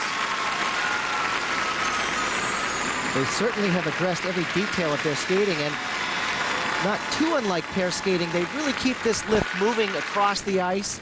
Good utilization of the ice surface. And their side-by-side footwork, you can see here that their unison is quite good. Every extension has to match every foot. And their lifts, they are difficult, innovative, yet it doesn't bog them down. And now the marks. There is a Lithuanian judge on this panel, by the way. Judge number 3, right there, 5.4 to 5.6, the first set. What do you think? I think a little bit low. I enjoyed the athleticism within the performance. Battling perhaps Bourne and Kraatz for that second spot, and now the presentation marks 5.6 to 5.8. That's not enough. 7 of the 9 judges put Bourne and Kraatz ahead of them, so Drobiazko and Vanagas finished 3rd. Right now, let's go over and join Kathleen Murphy. Thank you, Terry. The final standings tonight. The gold medal to the French champions, Anasina and Pézera. Another strong showing for Bourne and Kraatz of Canada. And a 6th place finish to be proud of for Tanith Feldman and Benjamin Augusto. Their Grand Prix season over, U.S. Nationals are next. We'll show you highlights of the exhibitions here in Paris when we return.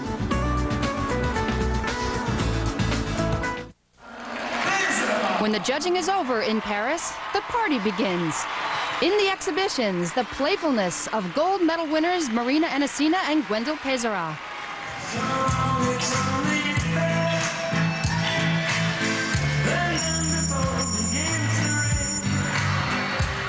And the strangers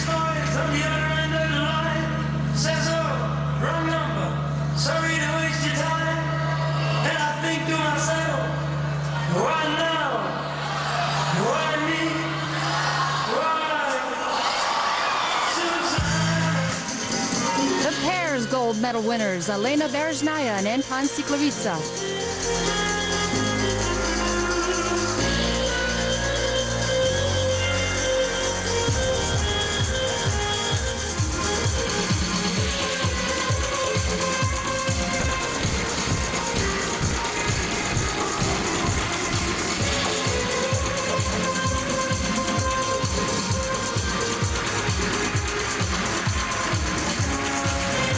Terry Gannon and Peter Carruthers, I'm Kathleen Murphy. Goodbye from Paris. We'll see you next week on Lifetime Sports.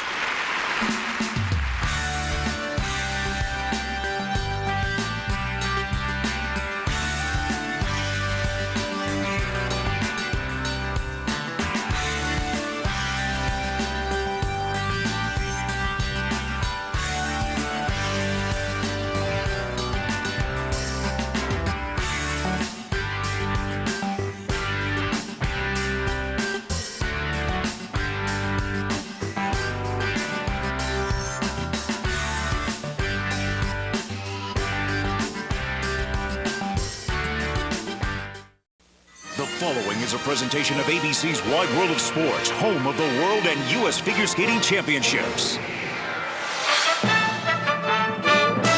Halfway through the ISU Grand Prix of Figure Skating, the lights of Paris welcome the world's best skaters as the lineup for the Grand Prix final is starting to take shape. Russian Maria Butirskaya comes to Paris after a win in Germany. The 29-year-old veteran can wrap up a spot in the final with a victory today, but she'll have to hold off the surging Sarah Hughes, the 16-year-old, fresh off a major upset of the top two ladies in the world at Skate Canada. And Sasha Cohen of the U.S. looks to challenge for what would be her first senior international medal. While the men are led by three-time world champion Alexei Yagudin. The world's second-ranked skater could jump to #1 with his second consecutive Grand Prix win of the season. And Todd Eldridge continues his drive toward the Olympics. The five-time U.S. champ needs an impressive effort here to keep pace with skating's next generation. The ladies and the men take the ice at Trophy Lalique next.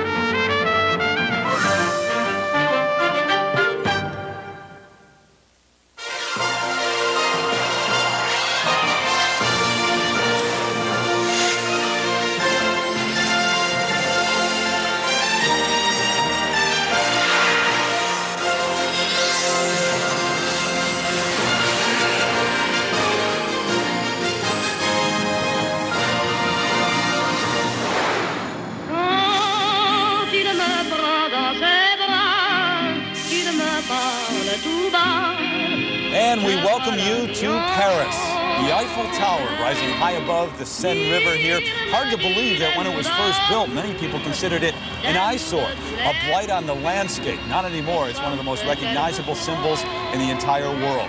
Hi, everybody. Terry Gannon, along with Peter Carruthers. This is also, of course, one of the most romantic cities in the world. Unfortunately, I'm here with Peter Carruthers. We'll make the best of it, though, Peter. Look at the education, though, that American teenagers like Sarah Hughes and Sasha Cohen are getting, being able to travel the world at the tender age of 16, 17. We'll see them later on take on Maria Butirskaya when the ladies are out there on the ice. But the men are up first, and we've got a great showdown. Five-time U.S. champion Todd Eldridge searching for some answers right now in his skating, trying to get to the podium at the Olympics later on this year against the three-time world champion from Russia, Alexei Yagudin, who will at least be a co-favorite for the Olympic gold medal. What are you saying? I'm bad company here in Paris? No, well, we'll have fun. Well, for Alexei Yagudin from Russia, he really has the best of both worlds as far as a skater is concerned. He's an athlete and he's artistic. He pushes the envelope with his expression, but you really have to admire his incredible jumping prowess. He has 8 triples and 2 quads planned in his free program, and he's in good shape as he marches on toward the Olympic Games. As for Todd Eldridge, his greatest strength is his ability to rise to the occasion, but his biggest weakness has got to be his quad.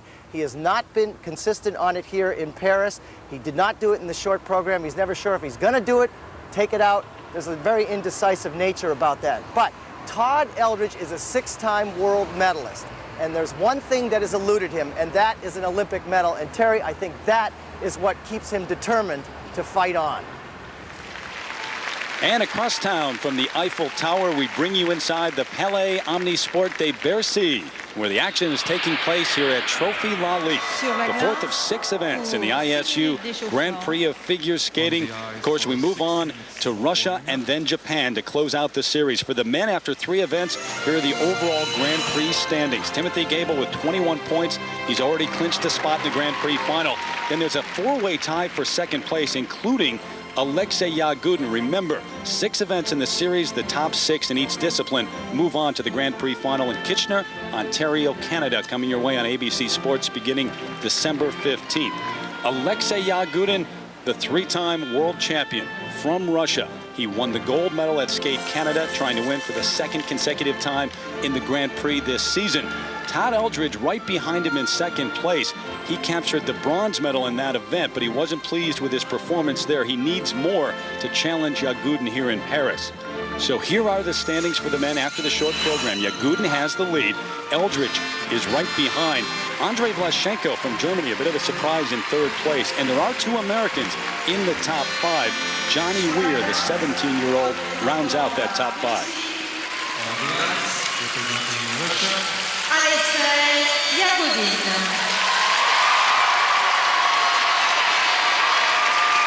So here we go. It's the 21-year-old from St. Petersburg, Russia, Alexei Yagudin, who stepped onto the ice first. The 2nd-ranked skater in the world, right behind his countryman, Yevgeny Plushenko. With a gold medal here in Paris, though, he jumps to the top spot.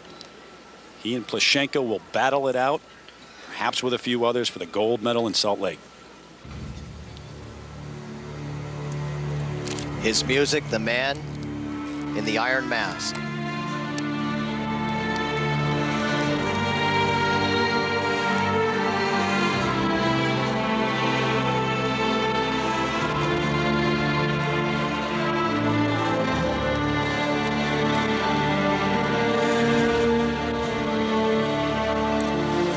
We will see 2 sets of quads in the beginning part of this free program. Here first, the quadruple toe loop.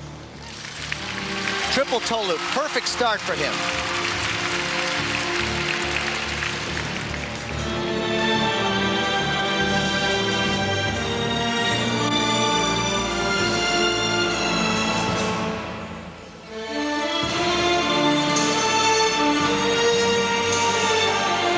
Saying to himself, I want to keep that timing going right through to this quad, the 2nd quad, and he stumbles right out there, breaking at the waist.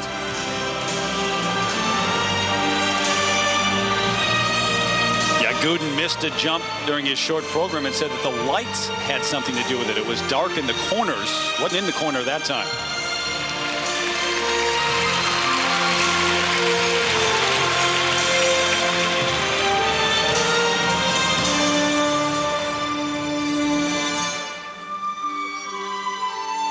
Alexei has told reporters this season, don't count him out after this year in Salt Lake City either. No matter what happens, he may stick around through the 2006 Olympics because he just loves the feeling of getting out there and competing.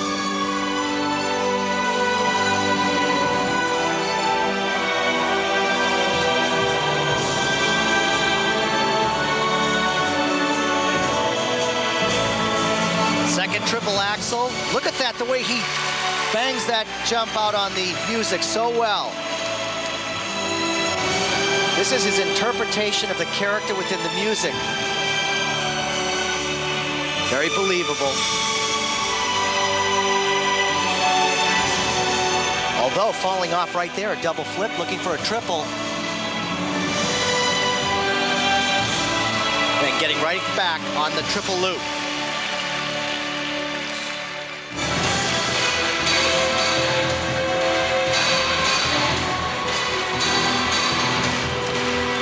Men's free skate, of course, 4.5 minutes long, worth 2/3 of the overall score.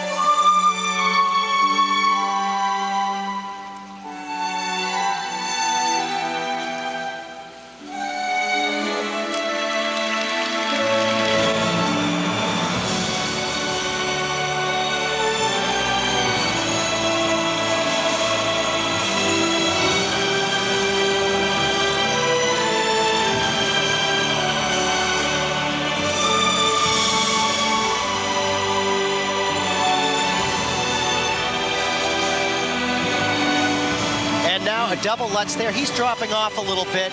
We're not seeing the explosive power that we typically see from Yagudin. Does he look tired to you? Yeah, it's not selling. It's not convincing at this point.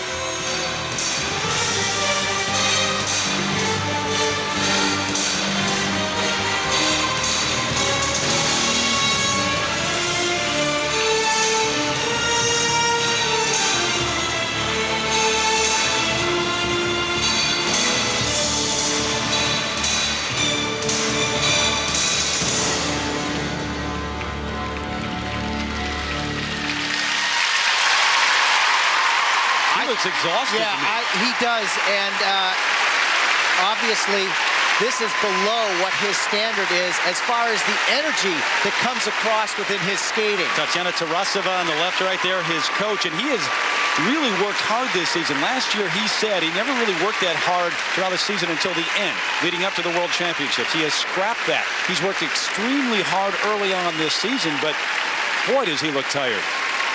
Trying to catch his breath on the ice. Alexei Yagudin. Perhaps the door has opened a bit for Todd Eldridge. It's an adoring crowd here in Paris, though.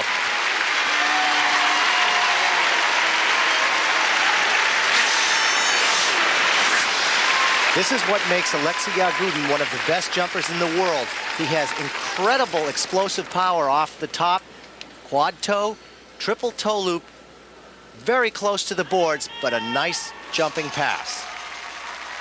He gets plenty of height on this quadruple toe loop, but he starts to lean in the air toward the back of his skate, and he flips off the edge, but he still salvages a double sow cow. Having a little trouble before this, he decides to put a triple toe loop on the end of this triple axel, but his shoulders are right over his hips, and that allows him to get straight up into the air and then have a perfect position for the takeoff on the triple toe loop. Very nice. This is the second triple axel in the program, and again, he is just textbook perfect when he takes off into the air. Perpendicular, couldn't be better. A very strong back on the landing. And there's a look at the panel of judges here at Trophy Lalique. There are 9 on the panel in this event, and there is a judge from the U.S. and a judge from Russia on this panel. There are requirements in the free skate for the men, including a jump combination, which often sets the tone for the entire program. Spins, footwork sequence, moves in the field, and musical expression is always an important part of any program. 5, 8, 5, 7. Now there'll be 2 sets of marks, of course. The first for technical merit here in the free skate. 5.6 to 5.8 the range. Well, with the mistakes on the jumps, the judges know full well what he is capable of, and that's why we don't see the high scores. And the first of the top contenders to take the ice here, so perhaps leaving a little room. But presentation marks, 5.8s, 5.9s, always very high for Alexei Yagudin. But he can't be thrilled with this performance. When we come back, the young American takes the ice, Johnny Weir. He won the World Championship as a junior skater last season. A strong showing at the senior level at the U.S. Nationals, but he did have a summer full of injuries. He says he's 100% healthy now, though. He will skate as Trophy Lalique continues. Welcome back to Paris and a look at the Cathedral of Notre Dame, one of the great sites along the Seine River here. Recently restored cathedral, by the way, centuries old. Don't forget a reminder, Al, Dennis, Stan, the whole gang will be here on Monday Night Football coming your way. This week it's Tampa Bay taking on the St. Louis Rams. That's at 9 Eastern, 6 Pacific. Monday Night Football here on ABC. On the ice, representing United States of America, Johnny Weir.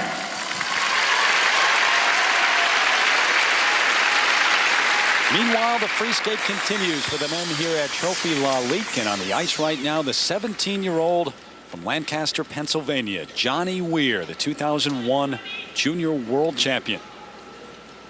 Now lives and trains in Newark, Delaware. Good showing for Johnny in the short program. He is in 5th place heading to the free skate here.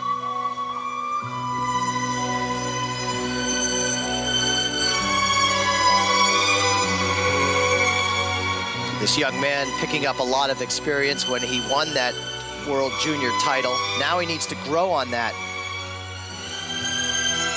He's in the big leagues. Opens up with a triple Lutz. Triple toe. No quad planned in his program, but that's smart while he's developing as a skater to skate within his limits. He also lost a lot of time this summer, practice time, due to injuries. Broke his wrist when he crashed into the boards after the Junior World Championships. Missed 6 weeks of training because of that and had some other injuries too. Right there, a single axle. He was looking for a triple.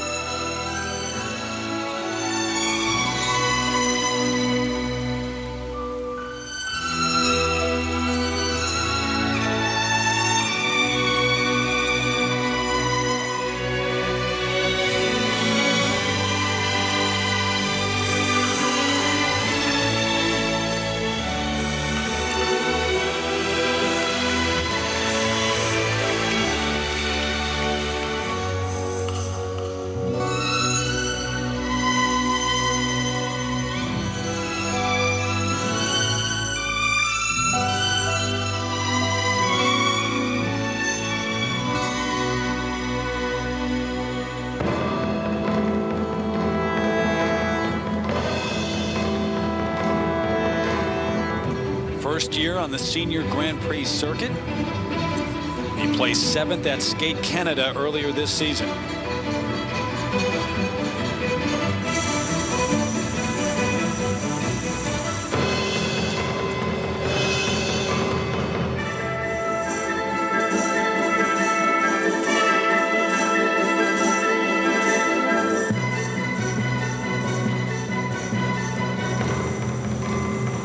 Looks a little tentative out there.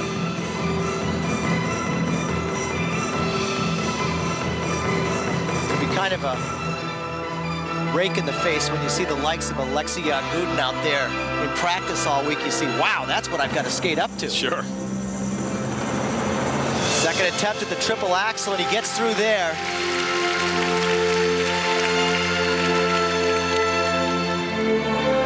Still in high school, taking a couple of correspondence courses to finish up. Should finish up in December, he says. Started skating when he was 11 years old. His parents bought him skating lessons for Christmas. Says he learned an axle in a week. How long did it take you? Heck of a lot more time than that, my friend. This kid is very talented.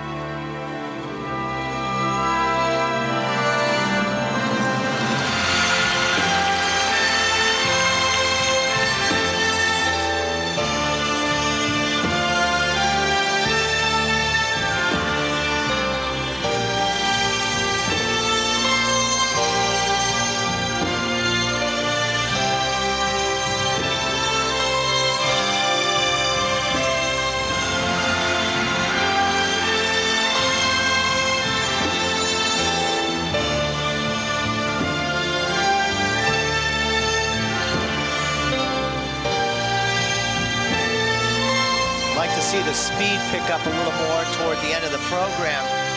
Remember, this is the last thing the judges see, so you want to leave them with a strong impression.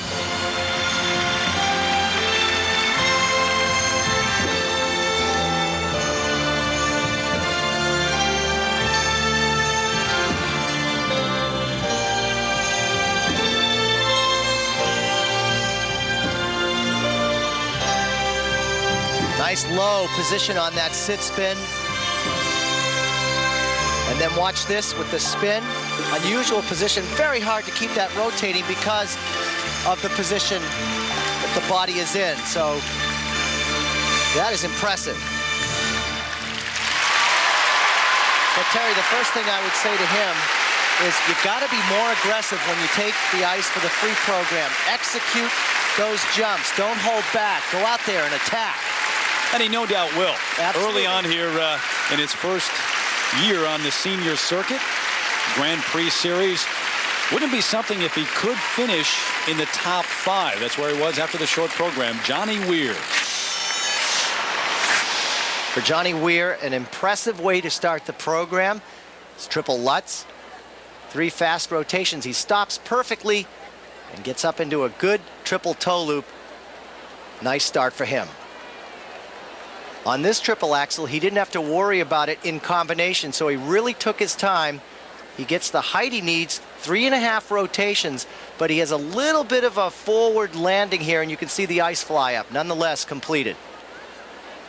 One of the things that Johnny Weir has developed early on in his career is very good spinning technique. And look at the variation that he has. He gets into unusual positions, and he still keeps a fast rate of speed throughout the spin. Very impressive.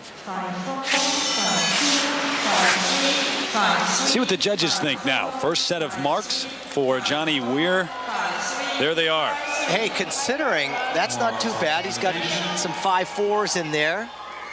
Crowd expected better, but they're pretty good. You're right. And now presentation marks, those are a little bit higher. Up to 5.5. It's a good start for him the first year on the Grand Prix seniors. Solid showing for Johnny Weir here in Paris. When we continue, Ming Zhang of China. You may not know his name very well, but he did medal in the Four Continents competition last season. He's had the quad as part of his game plan for some time now, and he was discovered early when he was in kindergarten. Zhang takes the ice next.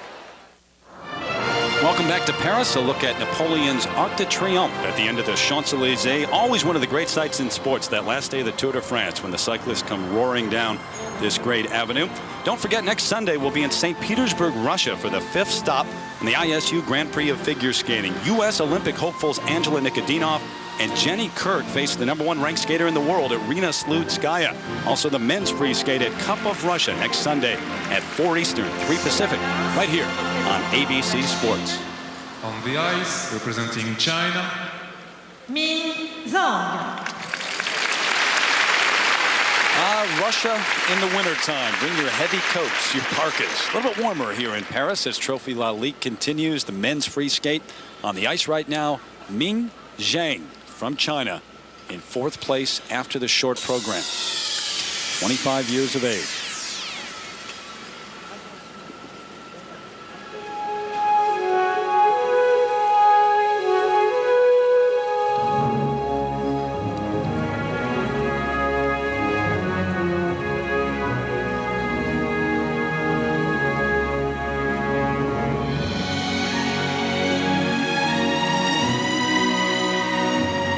This is quite an athletic feat. Min Zhang has 3 quads planned in his program. And you know Timothy Gable has done it, but he's trying to do it in this free skate. Triple axel, great height, but he doesn't stop the rotation. For the quads that are coming up, he's going to have to really check out. Be more definite on the landings. And that starts right here with the first quad. Oh, wow, really falling off the axis. He was lost in space on that. That means you get up in the air and you just don't know where you are.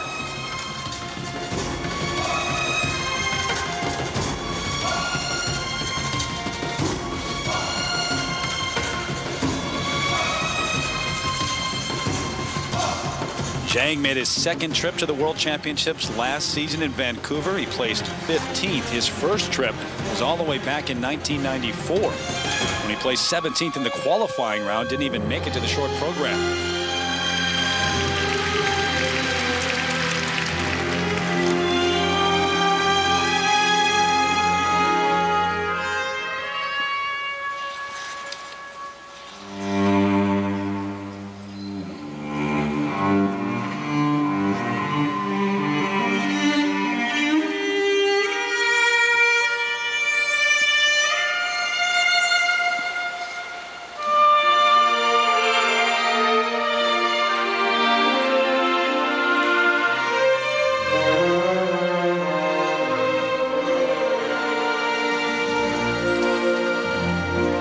That missed quad, he's changed his program. He's doing jumps in different places.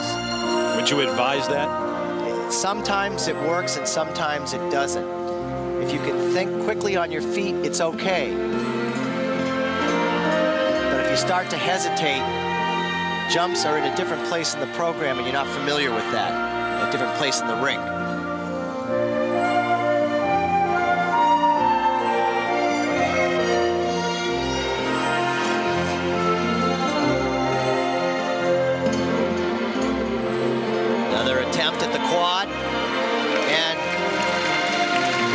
better results there, but he's not stopping the rotation to have a continuous edge coming out. You know, Peter, there's so much emphasis on the quad nowadays that we see it time and again. If you miss it early, it just takes skaters right out of their game. And I guess you have no choice at this level. You have to try it, but it often works against them. Not if it's going to unravel the rest of the program. To be competitive, yes, you need it, but a lot of these men, when they miss it, as you mentioned, the rest of the program falls off. That was a nice triple flip.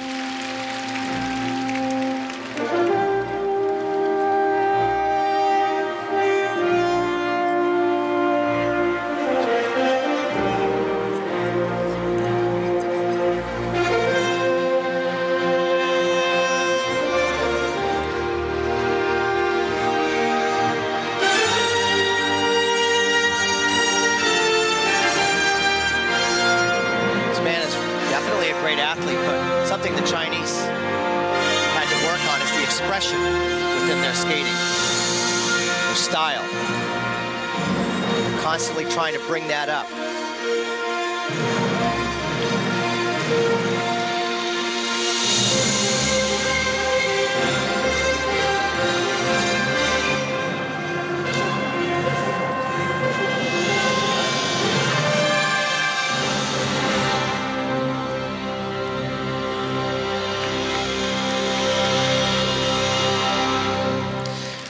I guess the only analogy I can make is, as in golf, you can have a great tee shot, but if you don't have a good short game, it's not complete. And in this case, if you go after that big quad and then the rest doesn't work, well...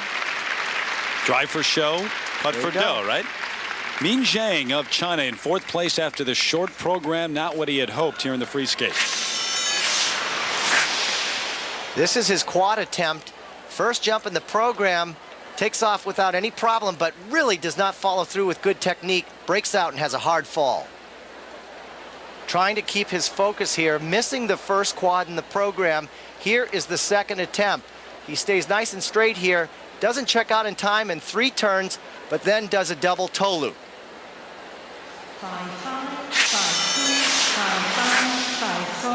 Now we'll get the opinion of the judges. First set of marks for technical merit, 5.2 to 5.5.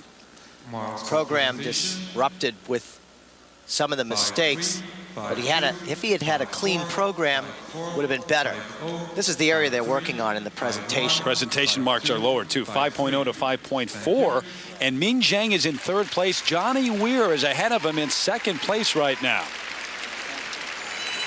When we come back, the American takes the ice. Todd Eldridge, who has captured every medal throughout his career except for one, an Olympic medal. This season, he hopes the Grand Prix will bring him even closer to grasping that ultimate dream.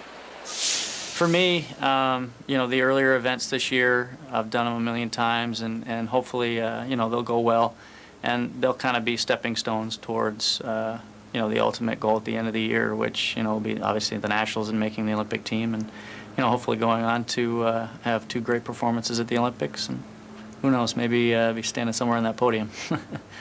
Todd Eldridge takes the ice when we come back, but don't forget, after the men are done, the ladies are out there, including Maria Butirskaya, who has the lead after the short program. Sarah Hughes has to make a comeback. She's in 4th place right now. And Sasha Cohen, the 17-year-old from California, in a great spot. She's in 3rd, trying to win her first medal at this level as Trophy Lalique continues after this message and a word from our ABC station. For years, he has thrilled audiences around the world. Now it is time to say goodbye. We are proud to present this very special video, Best of Stars on Ice, Volume 2, Scott Hamilton's Farewell Tour.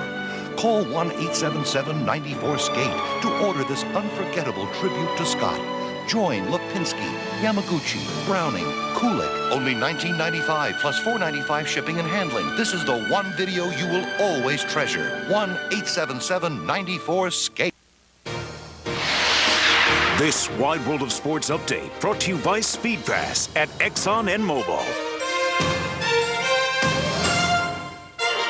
This mobile update takes a look at the top 4 ladies in the world according to the latest ISU World Rankings. Arina Slutskaya from Russia, after her second place finish to Sarah Hughes at Skate Canada, is back in Russia. She's preparing for her next competition, which will be Cup of Russia. Next week here on ABC Sports, Michelle Kwan, ranked number 2 in the world, back at home in California. And despite rumors to the contrary, she is still training by herself without a coach at her normal training site. Most likely, we will see Michelle next at the Grand Prix final in December. Sarah Hughes is ranked number 3 in the world, but she's got to do some work to hold on to that ranking. She's just ahead of Maria Butirskaya, but a mistake here in the short program in Paris has put her in 4th place. And it is Maria Butirskaya, who is ranked number 4 in the world, who has the lead after the short program, trying to win for the 2nd consecutive time on the Grand Prix circuit. If she does so, she'll jump up to number 3. On the ice, representing United States of America, Todd Eldredge. The ladies take the ice for the free skate a bit later here in Trophy Lalique, but the men's free skate continues down to the final 2. Terry Gannon along with Peter Carruthers here ringside as Todd Eldredge, the 5-time U.S. champion, takes the ice with a great opportunity now because there is room at the top. Alexei Yagudin is your leader. Johnny Weir in 2nd place. Min Zheng of China in 3rd. But Yagudin wasn't his usual self. We'll see what Todd can do with the opportunity now.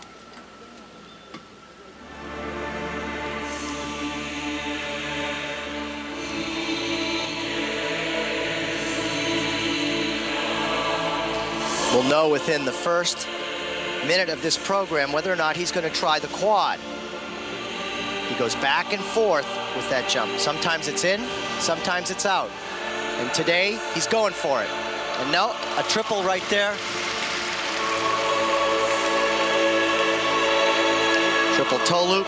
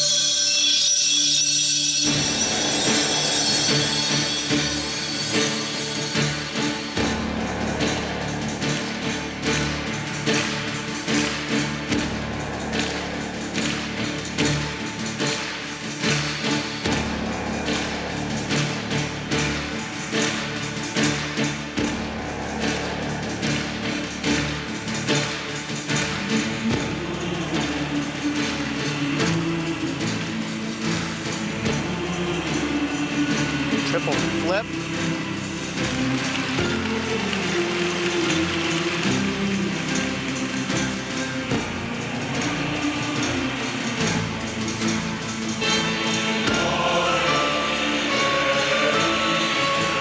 This is an extremely important competition for Todd in more than one way. Not only does he want to build momentum toward the Olympics, but also he came in 3rd at Skate Canada. This is his only other Grand Prix event during the regular season. He needs a strong showing to get enough points to make it to the final. Usually he hits this right on the music, but not on his game. Don't see the confidence coming through in the skating at this moment.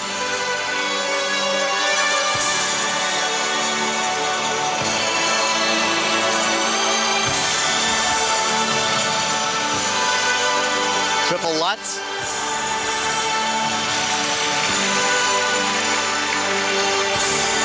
I'll say one thing for Todd Eldredge. He can make a mistake and get it back very quickly. As he did right there.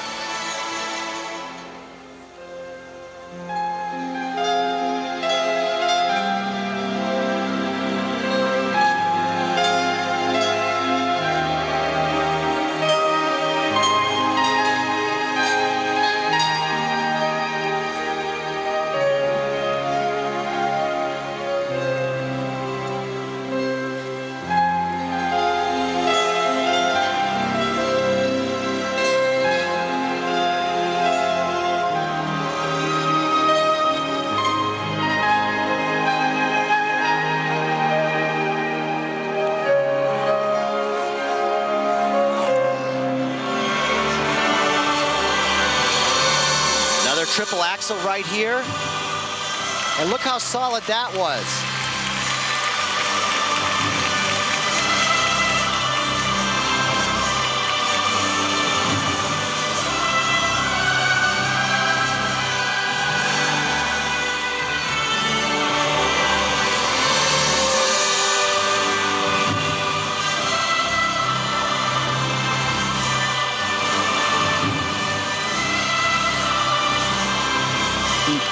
Tilted in the air, but he's got a great ability to correct his position and land upright. It's really amazing.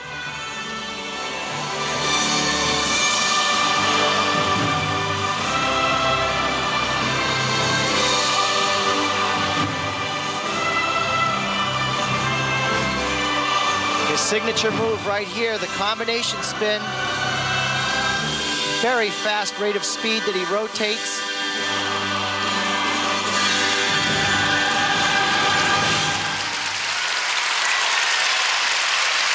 Well, he just fell off on some of the jumps, and again, that quad being a real mystery as to whether or not he was going to do it. And when he misses it like that, I think it puts a little bit of doubt in his mind. Fifth-ranked skater in the world, according to the International Skating Union's world rankings. Those are new, by the way, trying to move up here. And the program did build toward the end for Todd Eldridge.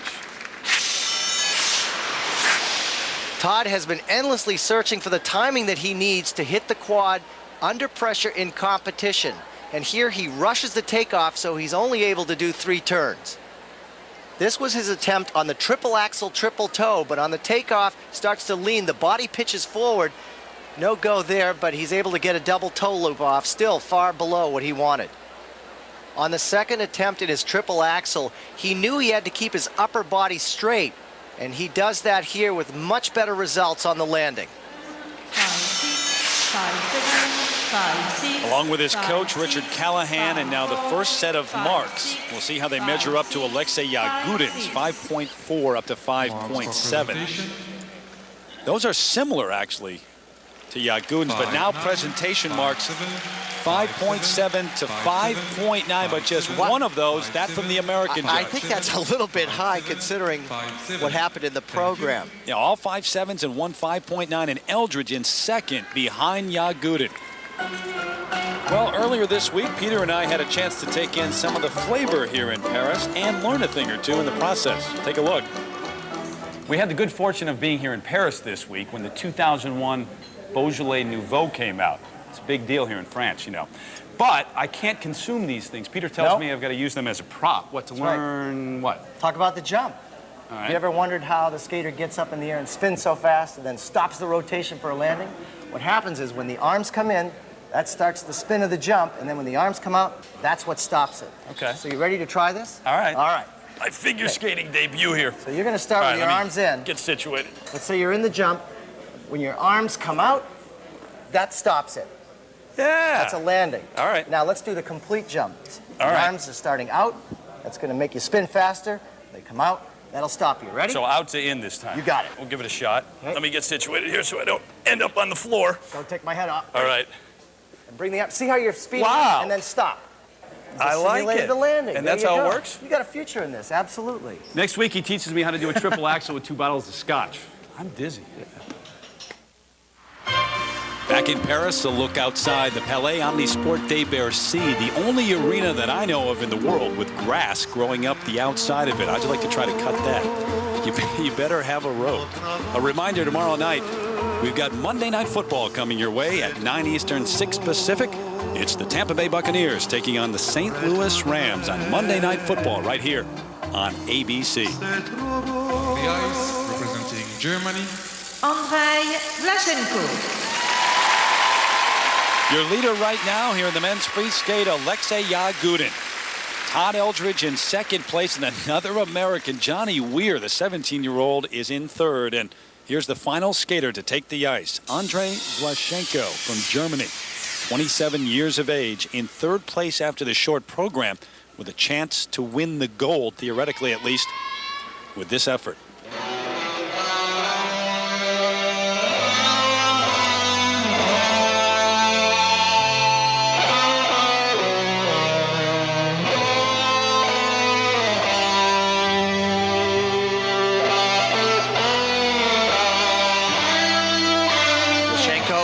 opened up with a triple-triple combination first, triple axel, and there only a double toe loop. He was looking for a triple axel, triple toe.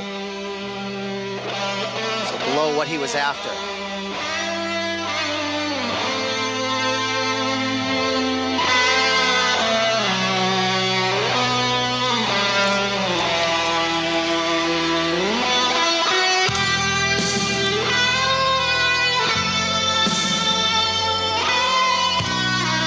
Andrei Vlashenko currently ranked 14th in the ISU World Rankings. He's been on the scene for a number of years. A four-time German champion, two-time Latvian champion when he lived there.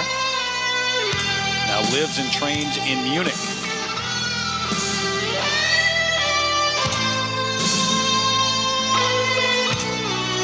Triple Lutz, nice and straight on that. The tendency is to lean forward. He kept his back.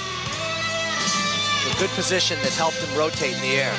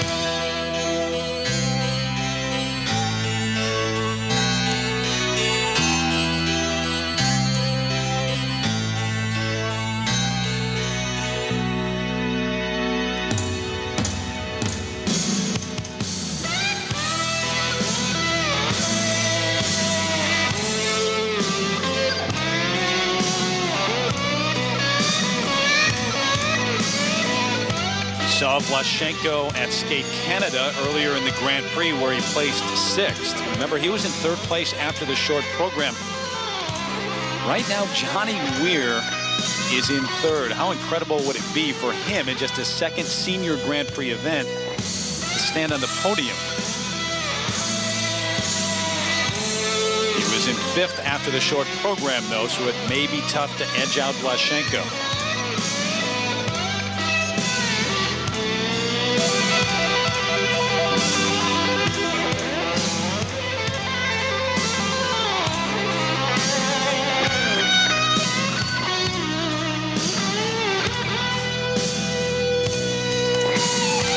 Being a 6-footer, that can be difficult with the jumps because a lot can go wrong in the air as you go after those multiple rotations.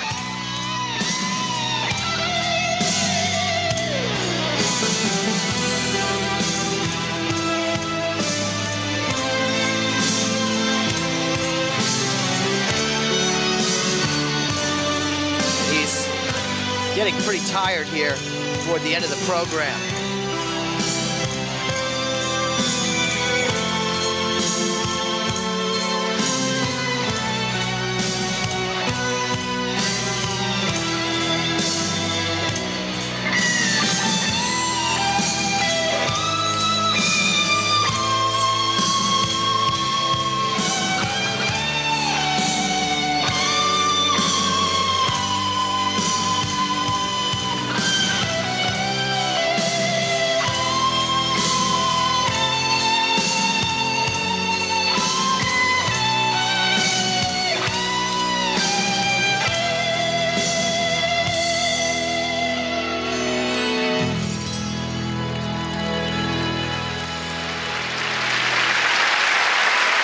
Like Yagudin, he looks exhausted.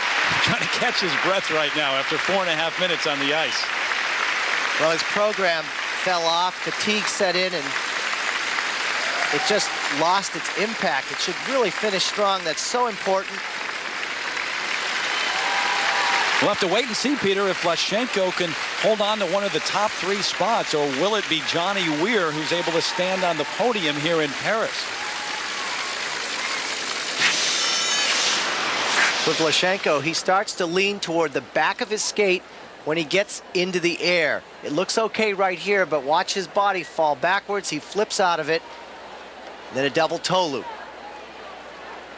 He had not had a fall at this point, but he knew there was some fine-tuning that needed to be done. And here in the triple sow-cow, he checks out very nicely and does a triple-triple combination, triple sow, triple toe. 5-3, 5-3,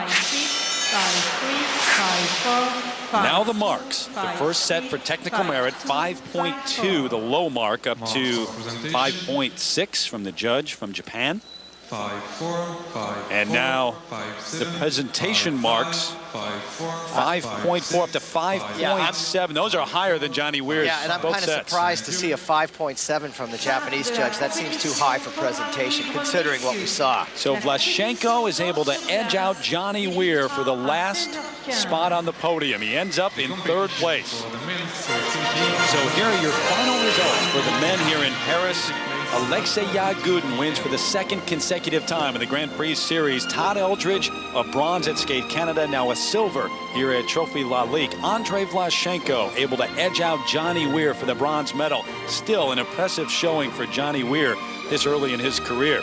Overall now through 4 events in the Grand Prix, Yagudin has wrapped up a spot in the final. He's also now the #1 ranked skater in the world in the ISU World Rankings. Gable will be there as well. Eldridge is on the bubble. He is currently in third place with 16 points.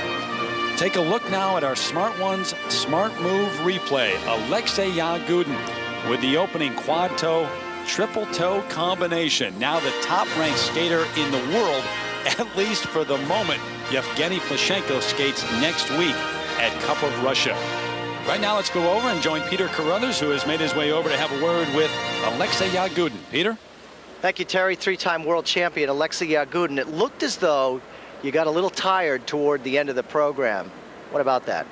I know, yeah, I was actually expecting that because I came from United States and the time difference that affected my skating. So plus that's Olympic size of the arena, and that's also affected me. But anyway, I'm really pleased with the form which I'm right now, and I'm really consistent right now with the practices. But that's compare the short and the long program, I missed just the simple jumps, but I did the main work. So I'm really happy with my skating, and I'm just looking forward to be much stronger at the Grand Prix finals.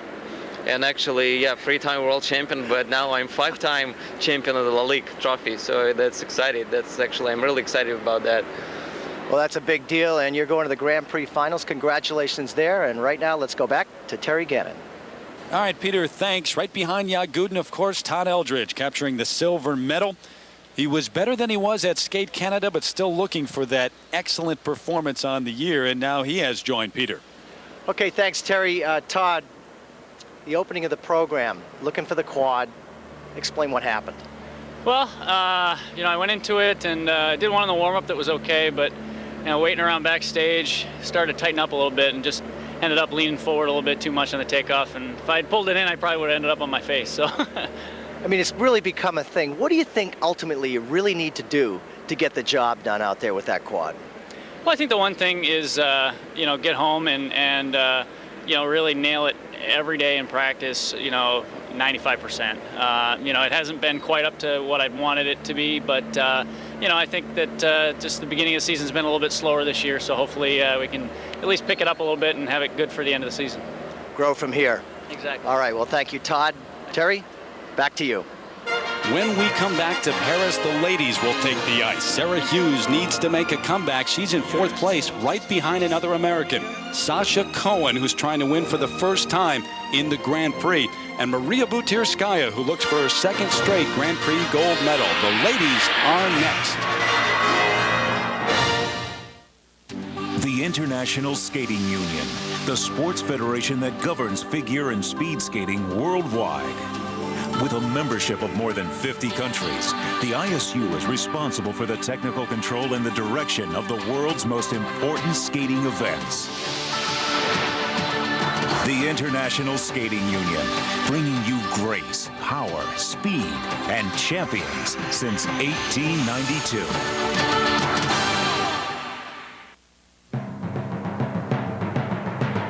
The ladies are about to get their turn to shine as Trophy Lalique rolls on here in Paris. Maria Butyrskaya looks to cruise to the Grand Prix final with a second consecutive win in the series. American Sarah Hughes needs to play catch-up now if she wants to capture her second straight Grand Prix gold medal. And Sasha Cohen is poised to play the spoiler role as she continues her comeback season. The ladies skate for gold next at Trophy Lalique. And welcome back to Paris, everybody, on an absolutely gorgeous November afternoon here. We are right next to the waters of the Seine River as we bring you back inside the Palais Omnisport de Bercy. The crowd here getting ready to watch the ladies free skate at Trophy Lalique, the fourth of 6 events in the ISU Grand Prix of figure skating. And through 3 events, here are the standings for the ladies overall. Michelle Kwan in the lead. She has 19 points. Right behind, though, Maria Butyrskaya, 12 points with that win at Nations Cup in Germany. And then a 3-way tie for 3rd place, including Sarah Hughes of the U.S. Terry Gannon back with Peter Carruthers. It's been an interesting and unique rivalry to watch over the past year, Peter. Sarah Hughes of the U.S. taking on Maria Butyrskaya of Russia. Right now, this season, they're battling for that 3rd spot in the ISU World Rankings, and Sarah has it at the moment. But so far here in Paris, it's been Maria Butyrskaya who's had the edge. Well, Maria Butyrskaya is once again showing that fighting spirit. Since winning her world championship in 1999, she has been up and down in the standings. In fact, she's been hearing about that from everyone, including her own federation. Early on in her career, they told her to hang it up. But trust me, you cannot underestimate the determination of this former world champion. For Sarah Hughes of the United States, after her huge victory over 4-time world champion Michelle Kwan and the #1 ranked skater in the world, Irina Slutskaya at Skate Canada, she comes in to Paris as the favorite. Now she can't let the scrutiny of the judges distract her. She made one mistake in the short program and she sits in 4th place. Look for the triple-triple combination in her free program. That could be her greatest asset. She was the favorite coming in. I'm not sure she is anymore at this point after the short program. What about the other American teenager, though? Sasha Cohen from California, her whole goal this year, after being out with a back injury last season, was to get back on the map internationally, and she's got a great opportunity here. She's in 3rd place. Definitely. Sasha Cohen is a very beautiful skater. She's lyrical, and she uses her arms so nicely when she's out there on the ice. But at Skate America, all the emphasis was on her being the first woman to land a quad in competition. She missed that jump, and the program fell apart after that. In 3rd place right now after the short program, she has a great opportunity, and she needs to exploit her beautiful style, and that should be her focus. So your standings after the short program. Maria Butyrskaya has the lead, and then Victoria Volchkova in 2nd. 2 Russians at the top, and then 2 Americans, Sasha Cohen and Sarah Hughes. Representing Russia, Maria Butyrskaya. So we're set to go now for the ladies free skate, and it will be Maria Butyrskaya taking the ice first. The 29-year-old from Moscow, the veteran who has been through the ups and downs throughout her career. In 1999, as Peter mentioned, she won the world championship over Michelle Kwan in Helsinki. She is the 4th ranked skater in the world in terms of the International Skating Union's world rankings, and a chance to move into the #3 spot if she defeats Sarah Hughes here, and a chance to solidify a spot at the Grand Prix final.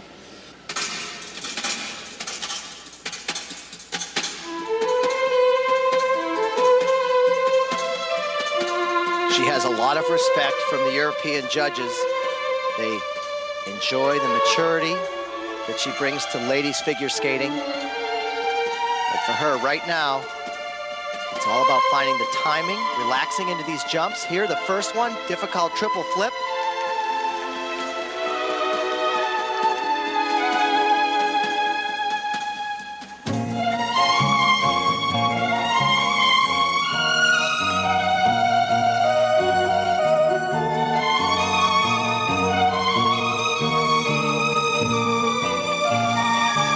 Nice pacing going here.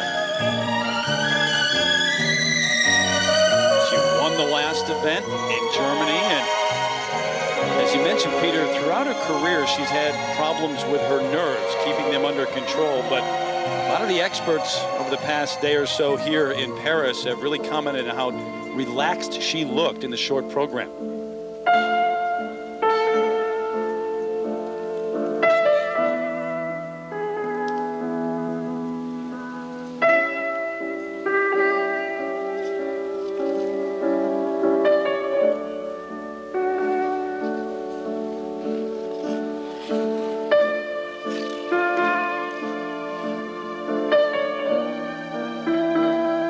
difficult. She's going to do a triple toe loop, half loop, triple Salchow. Oh, and falling short right there.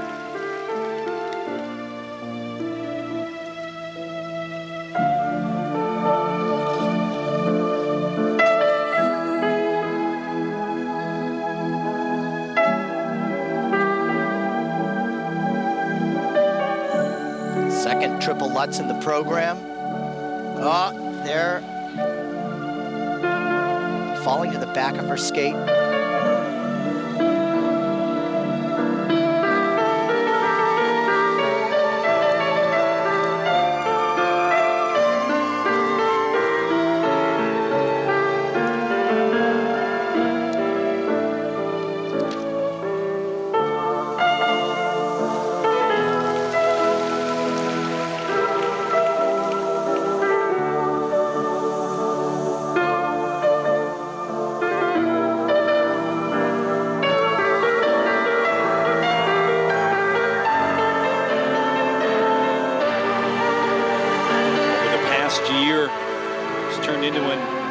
Rivalry between Maria and Sarah Hughes. Maria got the better end of it during the regular season in the Grand Prix, but then Sarah Hughes got the better end of the deal at the Grand Prix final and at the World Championships. She edged out Butirskaya for the bronze medal there.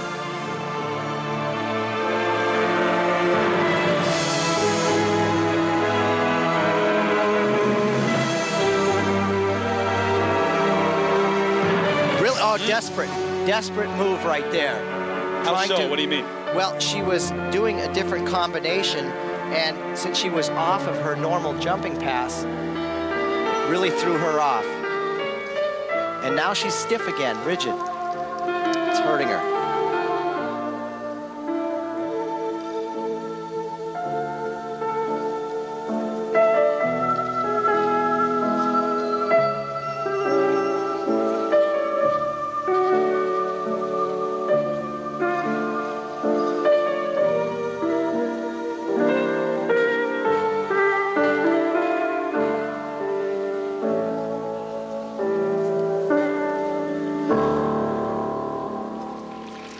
Yeah, she knows.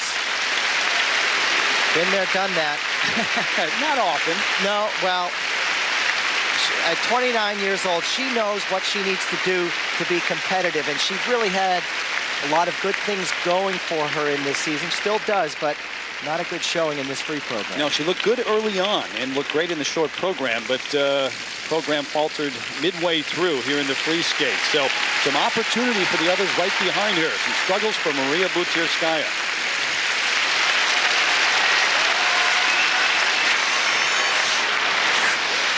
This is the most difficult combination in her program. It's the triple toe half loop, triple Salchow. She starts off fine on the triple toe loop, but it's the jump in between the two triples that gets her into trouble, and her arms come up around her neck, and she loses her concentration. Bad technique there. On this triple Lutz, the upper body doesn't work with the lower body, and she rushes the timing and tries to pull it through with the arms, and that's the result. A very ugly fall at the end. And at 29 years old, Maria Butirskaya, she's experienced so much. She knows this is a day she just wants to forget.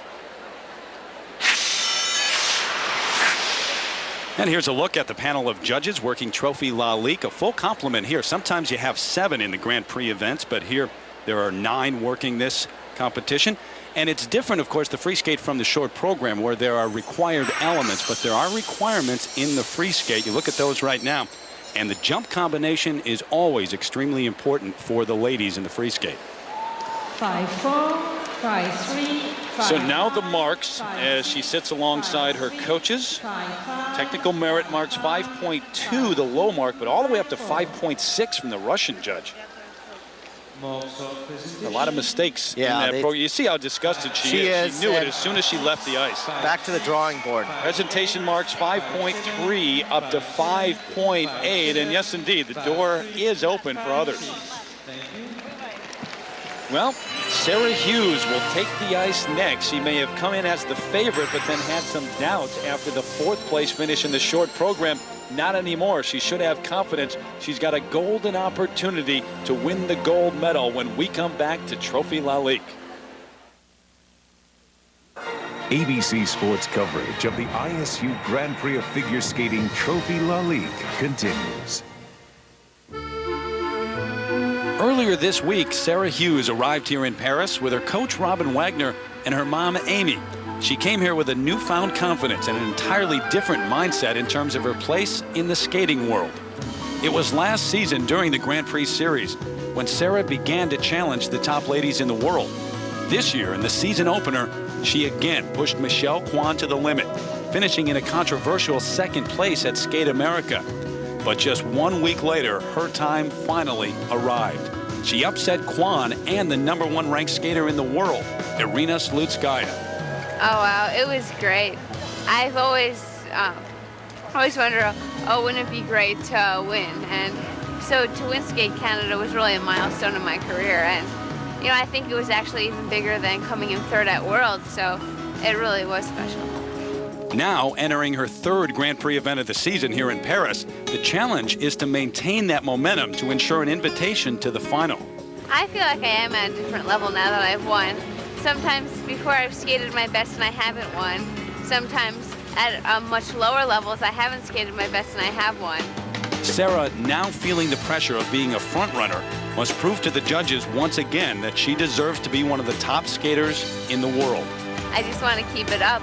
I've had a great opening season, and being that the Olympics are in a couple months, I really would like to make the team. And I think that this is sort of setting me up really great, and I just need to keep working hard and keep skating well. And I think I'll be fine, and I'll be happy. Sur la glace, représentant les États-Unis d'Amérique. On the ice, representing United States of America, Sarah Hughes. She's got every reason to be happy at this point. Sarah Hughes with the great win at Skate Canada, but now an opportunity here, but she doesn't control her own destiny, as they say. She was in 4th place after the short program, so what she needs to do is beat Maria Butirskaya in the free skate and have someone else do the same to have a chance to win. She needs help. First things first, though, she has to skate well.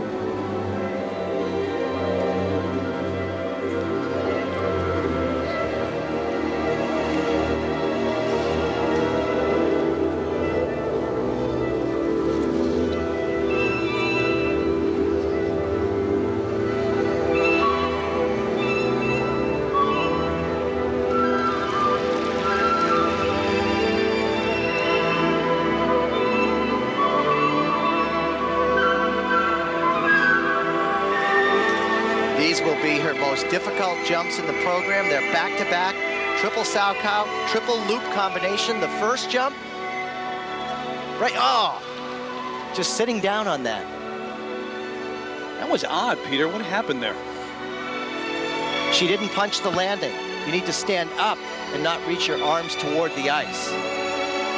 This is a critical event for her in more than one way, not just the world rankings and keeping momentum, but her win at Skate Canada, that was a non-scoring event for her in the Grand Prix, so she only has 9 points right now. She needs to skate well to make it to the Grand Prix final.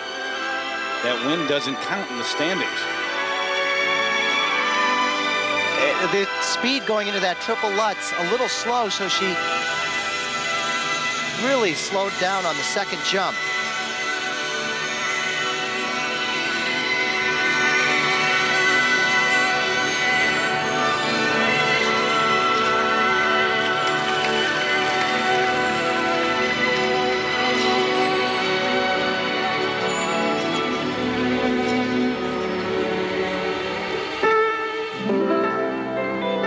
Talked earlier in the week about a trip she made to the White House the first week of September. It was Condoleezza Rice, the national security advisor, who was a former figure skater and has followed Sarah's career, who set that up. She went to the White House, took a tour, eventually wrote an article in her school newspaper about the trip. She's Now attempting another triple-triple combination. First, the triple toe loop, and there, only a double loop. So she was not able to complete a triple-triple combination in the free program.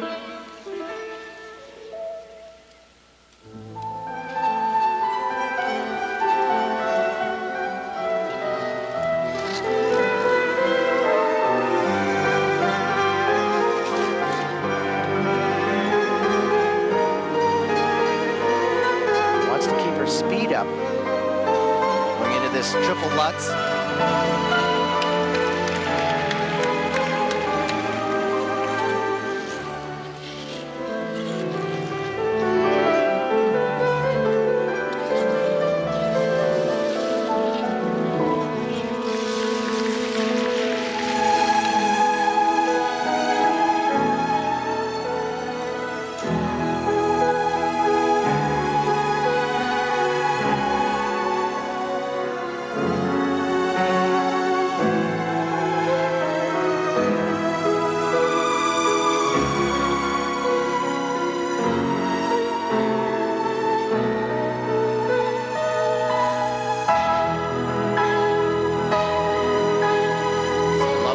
On this arabesque.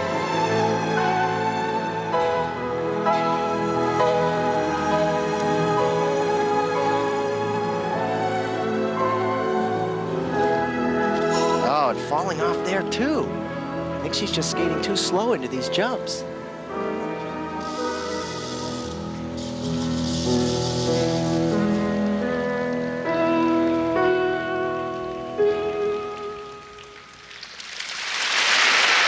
Maybe finding out that it's one thing to get to the top, it's another thing to try to stay there. When you come in as the favorite, there's more pressure, certainly more scrutiny by the judges, as you alluded to earlier. Absolutely below what I'm sure she expected here, but the speed concerns me a little bit. It's a slow piece of music, but you still have to keep a good rate of speed approaching these jumps, or else they come to a grinding halt. Sarah Hughes has been getting a lot of attention for her triple-triple combinations, but here it doesn't work. The triple Salchow, she's a little slow moving into this and not much height, so it makes it almost impossible to do the second triple loop. Here's the second attempt at her triple-triple combination. She's got a lot of pressure to do this. She does the triple toe loop, but I think she's spooked and she loses her timing and only does a double. This is the last jump in her program. It's the triple toe loop, and she just looks a little sluggish on the takeoff. Not the snap we usually see, and not the height.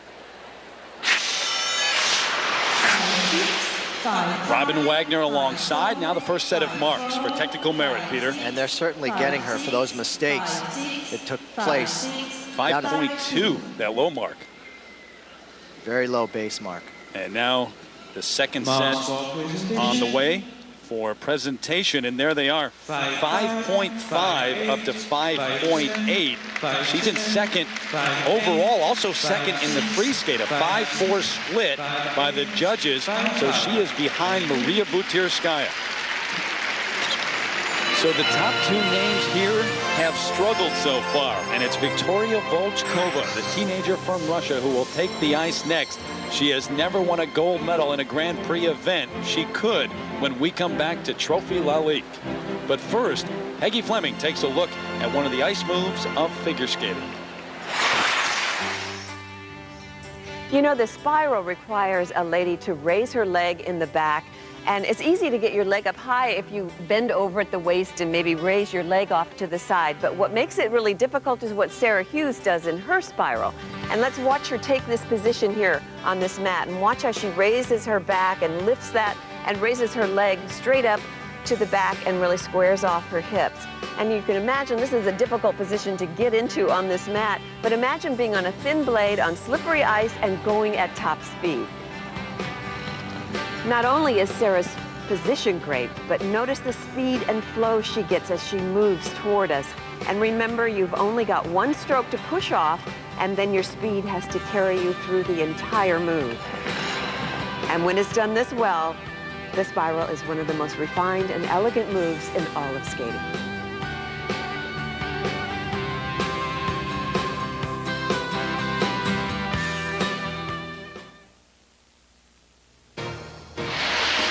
This Wide World of Sports update brought to you by SpeedPass at Exxon and Mobil. This mobile update takes a look at the pair short program and the original dance, which have already taken place here at Trophy Lalique. In the pair short program, the two-time world champions from Russia, Yelena Berezhnaya and Anton Sikharulidze, were making their Grand Prix debut. They had been away from the ice because of an injury suffered in practice just a few weeks ago when her skate blade sliced Anton's forearm. He received stitches, and they just made their way back, and they were outstanding in the short. They got their season off to a great start. They have the lead. Meanwhile, the two-time and reigning U.S. champions, Kyoko Ina and John Zimmerman, they have been outstanding all season long. Their success continuing here in the short program. They find themselves in second place. In terms of the original dance, the pride of France, Marina Anasina and Gwendal Pezera, making their Grand Prix debut right here in their home country. The original dance, very well received. They want their world title back. They lost it last year to the Italians. They want a world title this year and the Olympic gold medal. They have the lead heading into the free dance. You can see the pairs free skate and the free dance Friday night, November 30th, beginning at 6 o'clock Eastern, over on Lifetime. On the ice, representing Russia, Victoria Volchkova. Meanwhile, the ladies' free skate continues here at Trophy Lalique. Terry Gannon, Peter Carruthers rinkside, and it's Victoria Volchkova taking the ice. In second place after the short program, she won the silver medal last year at Trophy Lalique. Her chance right now to win gold.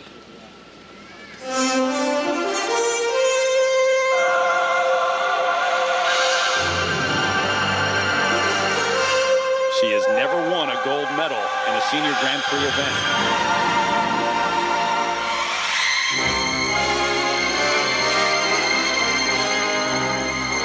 Opening up, triple combination, the triple sow cow, triple toe loop. My, very nice.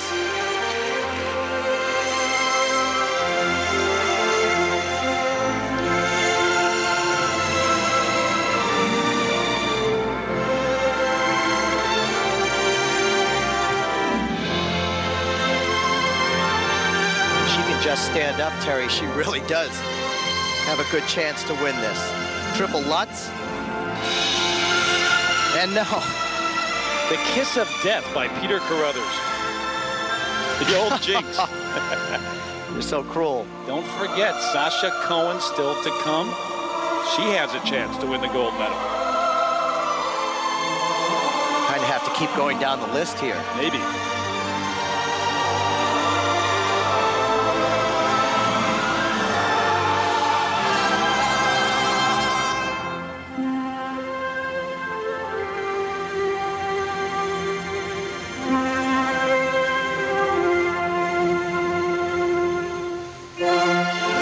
She's got to get up in the air and keep the, I think she's psyched out.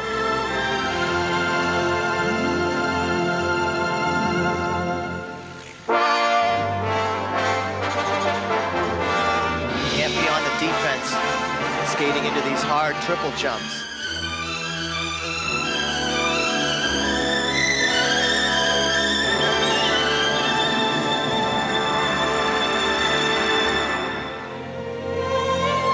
Victoria, only 19 years old, from St. Petersburg, Russia.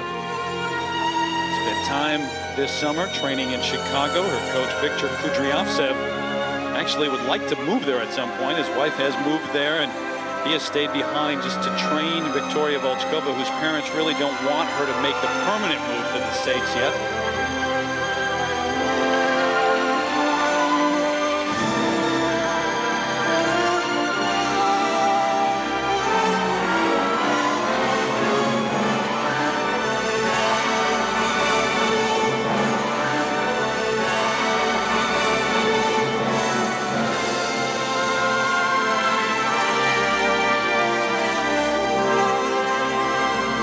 Best jump for her is the triple Lutz. She fell on the first one. She's looking to land the second right here. And, oh no, she just sits down there too. It's contagious, I guess.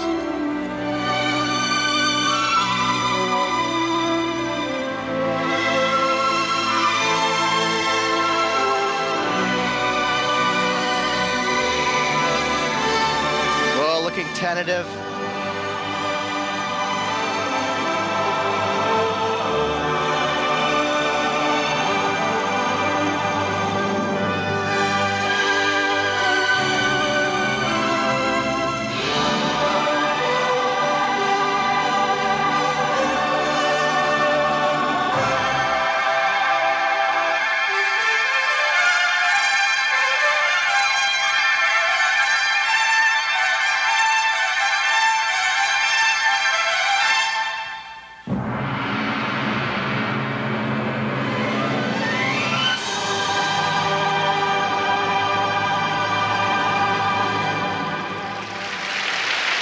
Judges might have a tough time with this because no one is taking control of this event.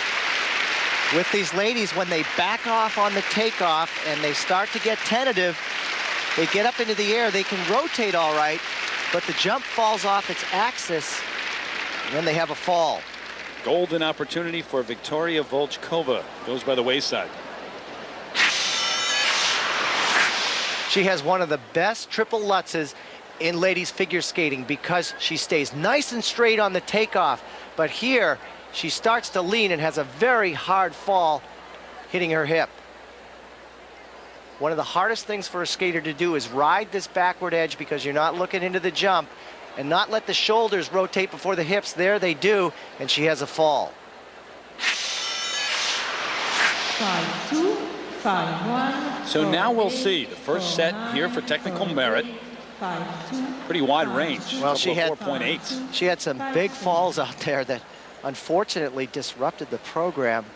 She's a beautiful skater, but things did not come together for her in the free program. Came in third at Skate America behind Michelle Kwan and Sarah Hughes. Now for presentation, here are the marks. 4.8, the low mark, up to 5.4. So Victoria Volchkova into third place behind Sarah Hughes.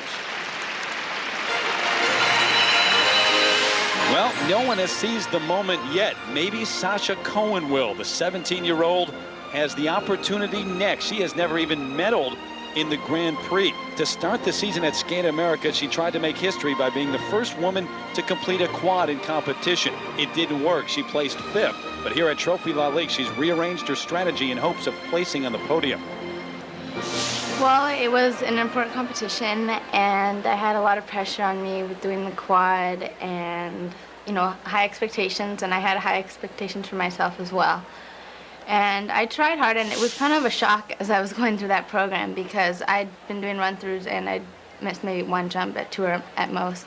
So it was kind of a shock, and I just went home and I trained really hard. And this week in Trophy Lalique, I'm going to be doing a program with a triple Lutz, triple toe. And when I get home from here, I'm going to work a lot more on the quad. Back in Paris, Christmas time just around the corner, and some people here getting a jump on the holiday season. Don't forget, on the Wonderful World of Disney, Tim Allen stars in the holiday comedy treat for the whole family, The Santa Claus, on ABC tonight at 6 Central Time. United States of America, Sasha, Cohen.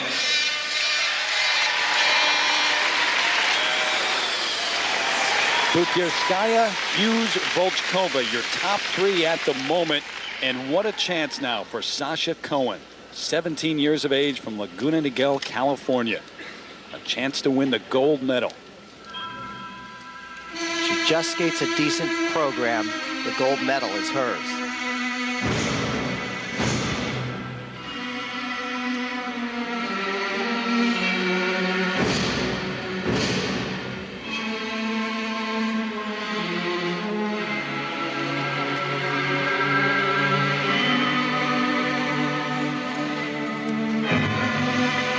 Lovely leap on that double axel, really getting up into the air.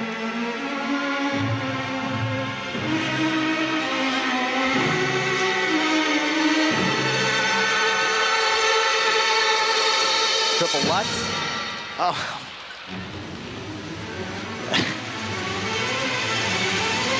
I know you're not laughing at the skaters. It's just the crowd reacted the same way. You get to a point where you wonder if there is something in the air here.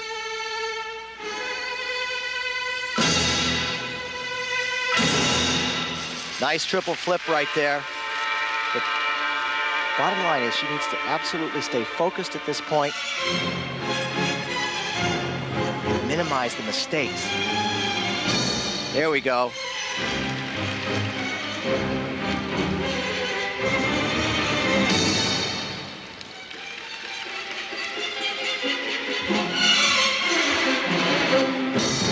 Sow cow. Nicely done. She's never medaled at a Grand Prix event on the senior level, let alone captured the gold medal. Of course, it was 2 seasons ago when she burst onto the scene. People took notice with that silver medal at the U.S. Nationals. The back injury last year. She missed the Nationals and started this season off with a 4th place finish at the Goodwill Games. But look at the expression of the character within the music. It's very solid, very believable when she skates.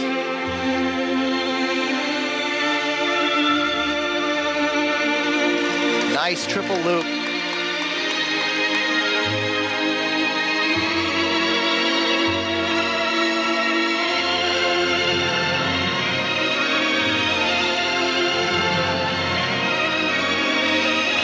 So here she goes.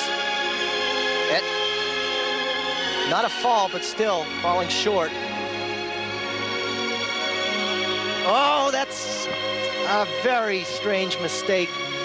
A freak fall. Did she hit a rut in the ice? Just got too far on the back of her skates, lost her balance.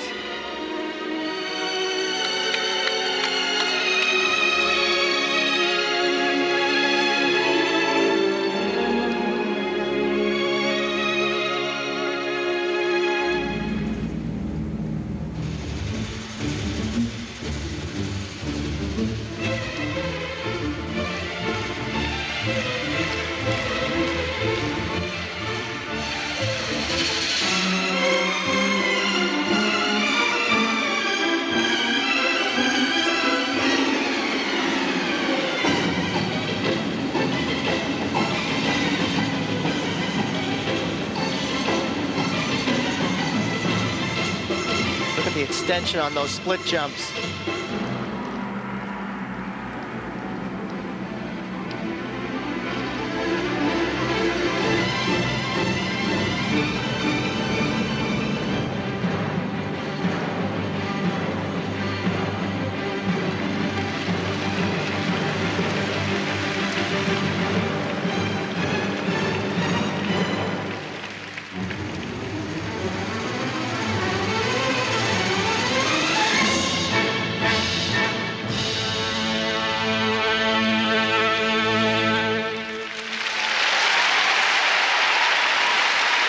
Don't look at me. What are you going to do now? Well, it's one of those events where it has not been good in the sense that there have been a lot of falls. The programs have been disrupted, and it makes it very difficult to judge under these circumstances. Disappointing for Sasha Cohen. And in terms of the judges, she doesn't have the experience or the reputation yet to carry weight, but we will see what they do. On any jump, you can't just have rotation. Here, the problem is she doesn't get the height. She's just trying to rotate as soon as she leaves the ice, and she falls short. Through this section, she looks nice, but she gets too far back on her skates, and the lean just brings her right down. She catches the edge right there on the right foot. Down she goes. On this split jump, she gets great height, and look where the legs and the feet are. Beautiful stretched out position, amazing flexibility. John Nix alongside, and the first set of marks.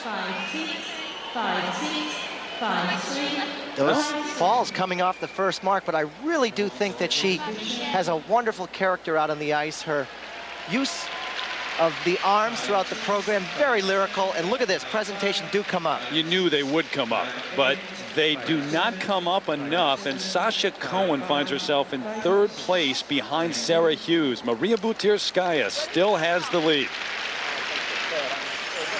We're coming back with Letitia Hubert, who won the French title in '98 and '99. She was outstanding with her short program here in Trophy Lalique. She's in 5th place heading to the free skate, taking the ice in her hometown. After this message and a word from our ABC stations. ABC Sports coverage of the ISU Grand Prix of Figure Skating Trophy Lalique continues. The 6-time Russian champion, Maria Butirskaya, has the lead here at Trophy Lalique. Sarah Hughes and Sasha Cohen, 2 Americans right behind, rounding out the top 3.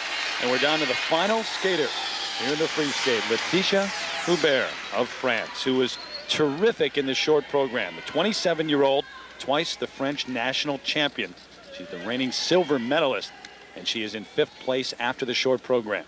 She kind of surprised everybody in the short program with a very solid performance. If she can really grab the moment here and skate well, it would go well for her.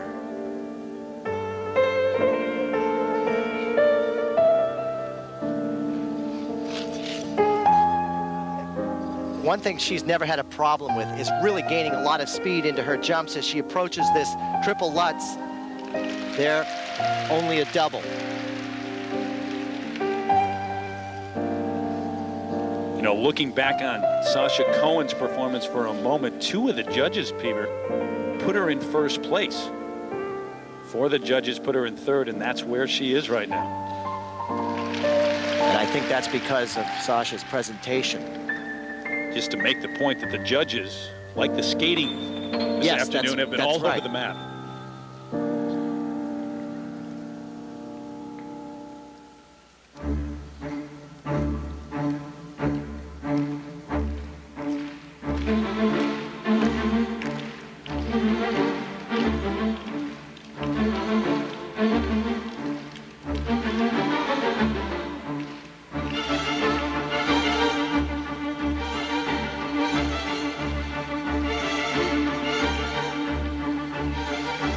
Double flip there. She's not falling, but she's not going after the big triple rotations that she needs for.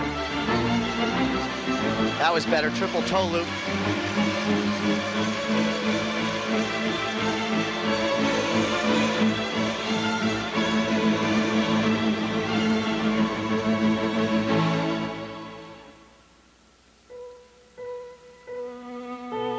Letitia Hubert has been on the scene for some time now. She's been to 3 Olympics. Last year at the World Championships, she placed 17th, but back in '98, she just missed the podium there. She came in 4th. She's had a number of injuries which have derailed her in the last couple of years, including operations on her knee and her foot, and she still does have some pain.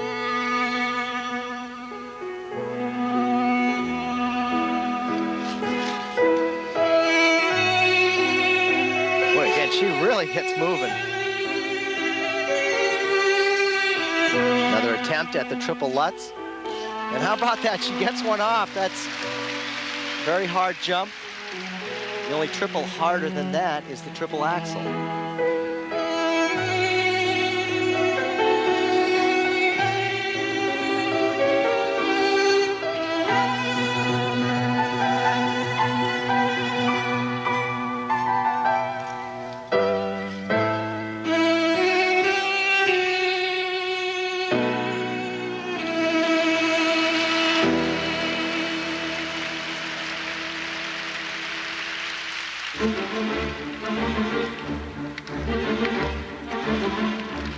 Here comes the diamond commercial again. Yeah.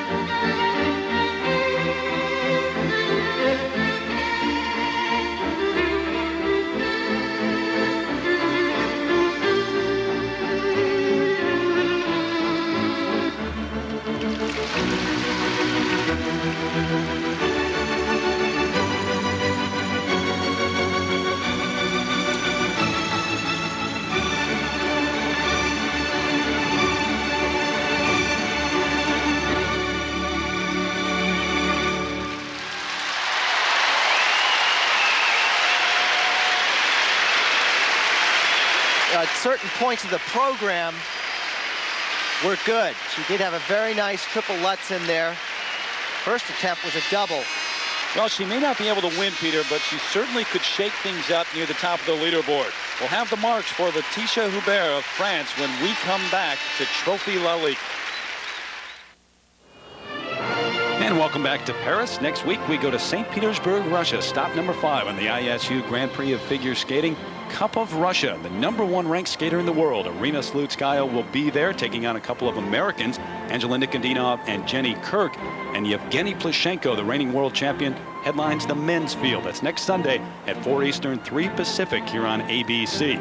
And get complete recap results and video highlights from Trophy Lalique online at ESPN.com. Keyword ABC Sports. Laetitia Hubert now awaiting her marks after her free skate here. Missing rotation in her jumps prior to this. She finally gets a triple toe loop off, and that's what she's capable of doing. Laetitia Hubert has problems with consistency on her jumps, but here on this triple Lutz, she gets very good height and has a successful landing. 5-3. All right, now these marks could change things at the top. There's the first set for technical merit. Think the crowd likes him? No. 4.8, that low mark.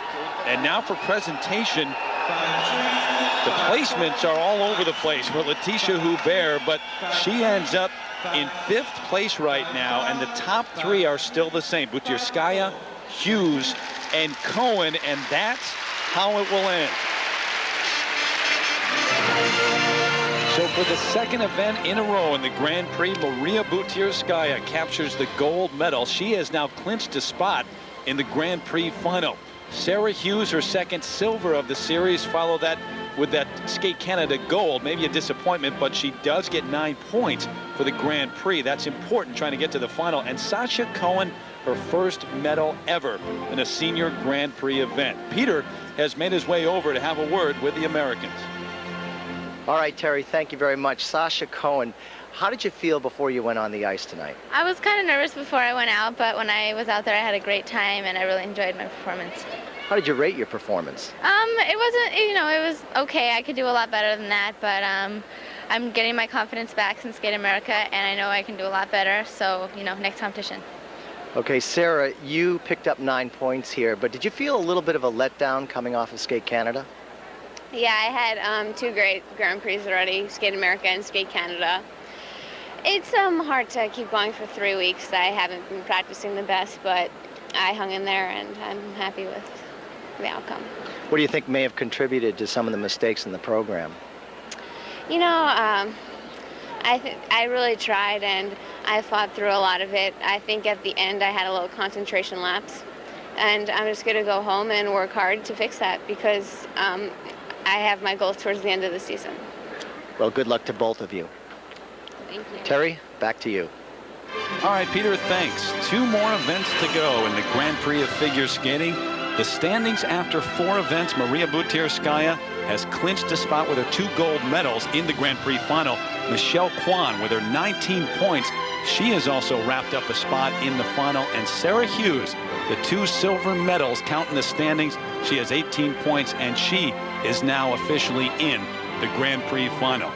From here, it's over to St. Petersburg, Russia for Cup of Russia. Next, we've got the reigning world champion Yevgeny Plushenko there, and also the #1 skater in the world, Arina Slutskaya, skating for gold.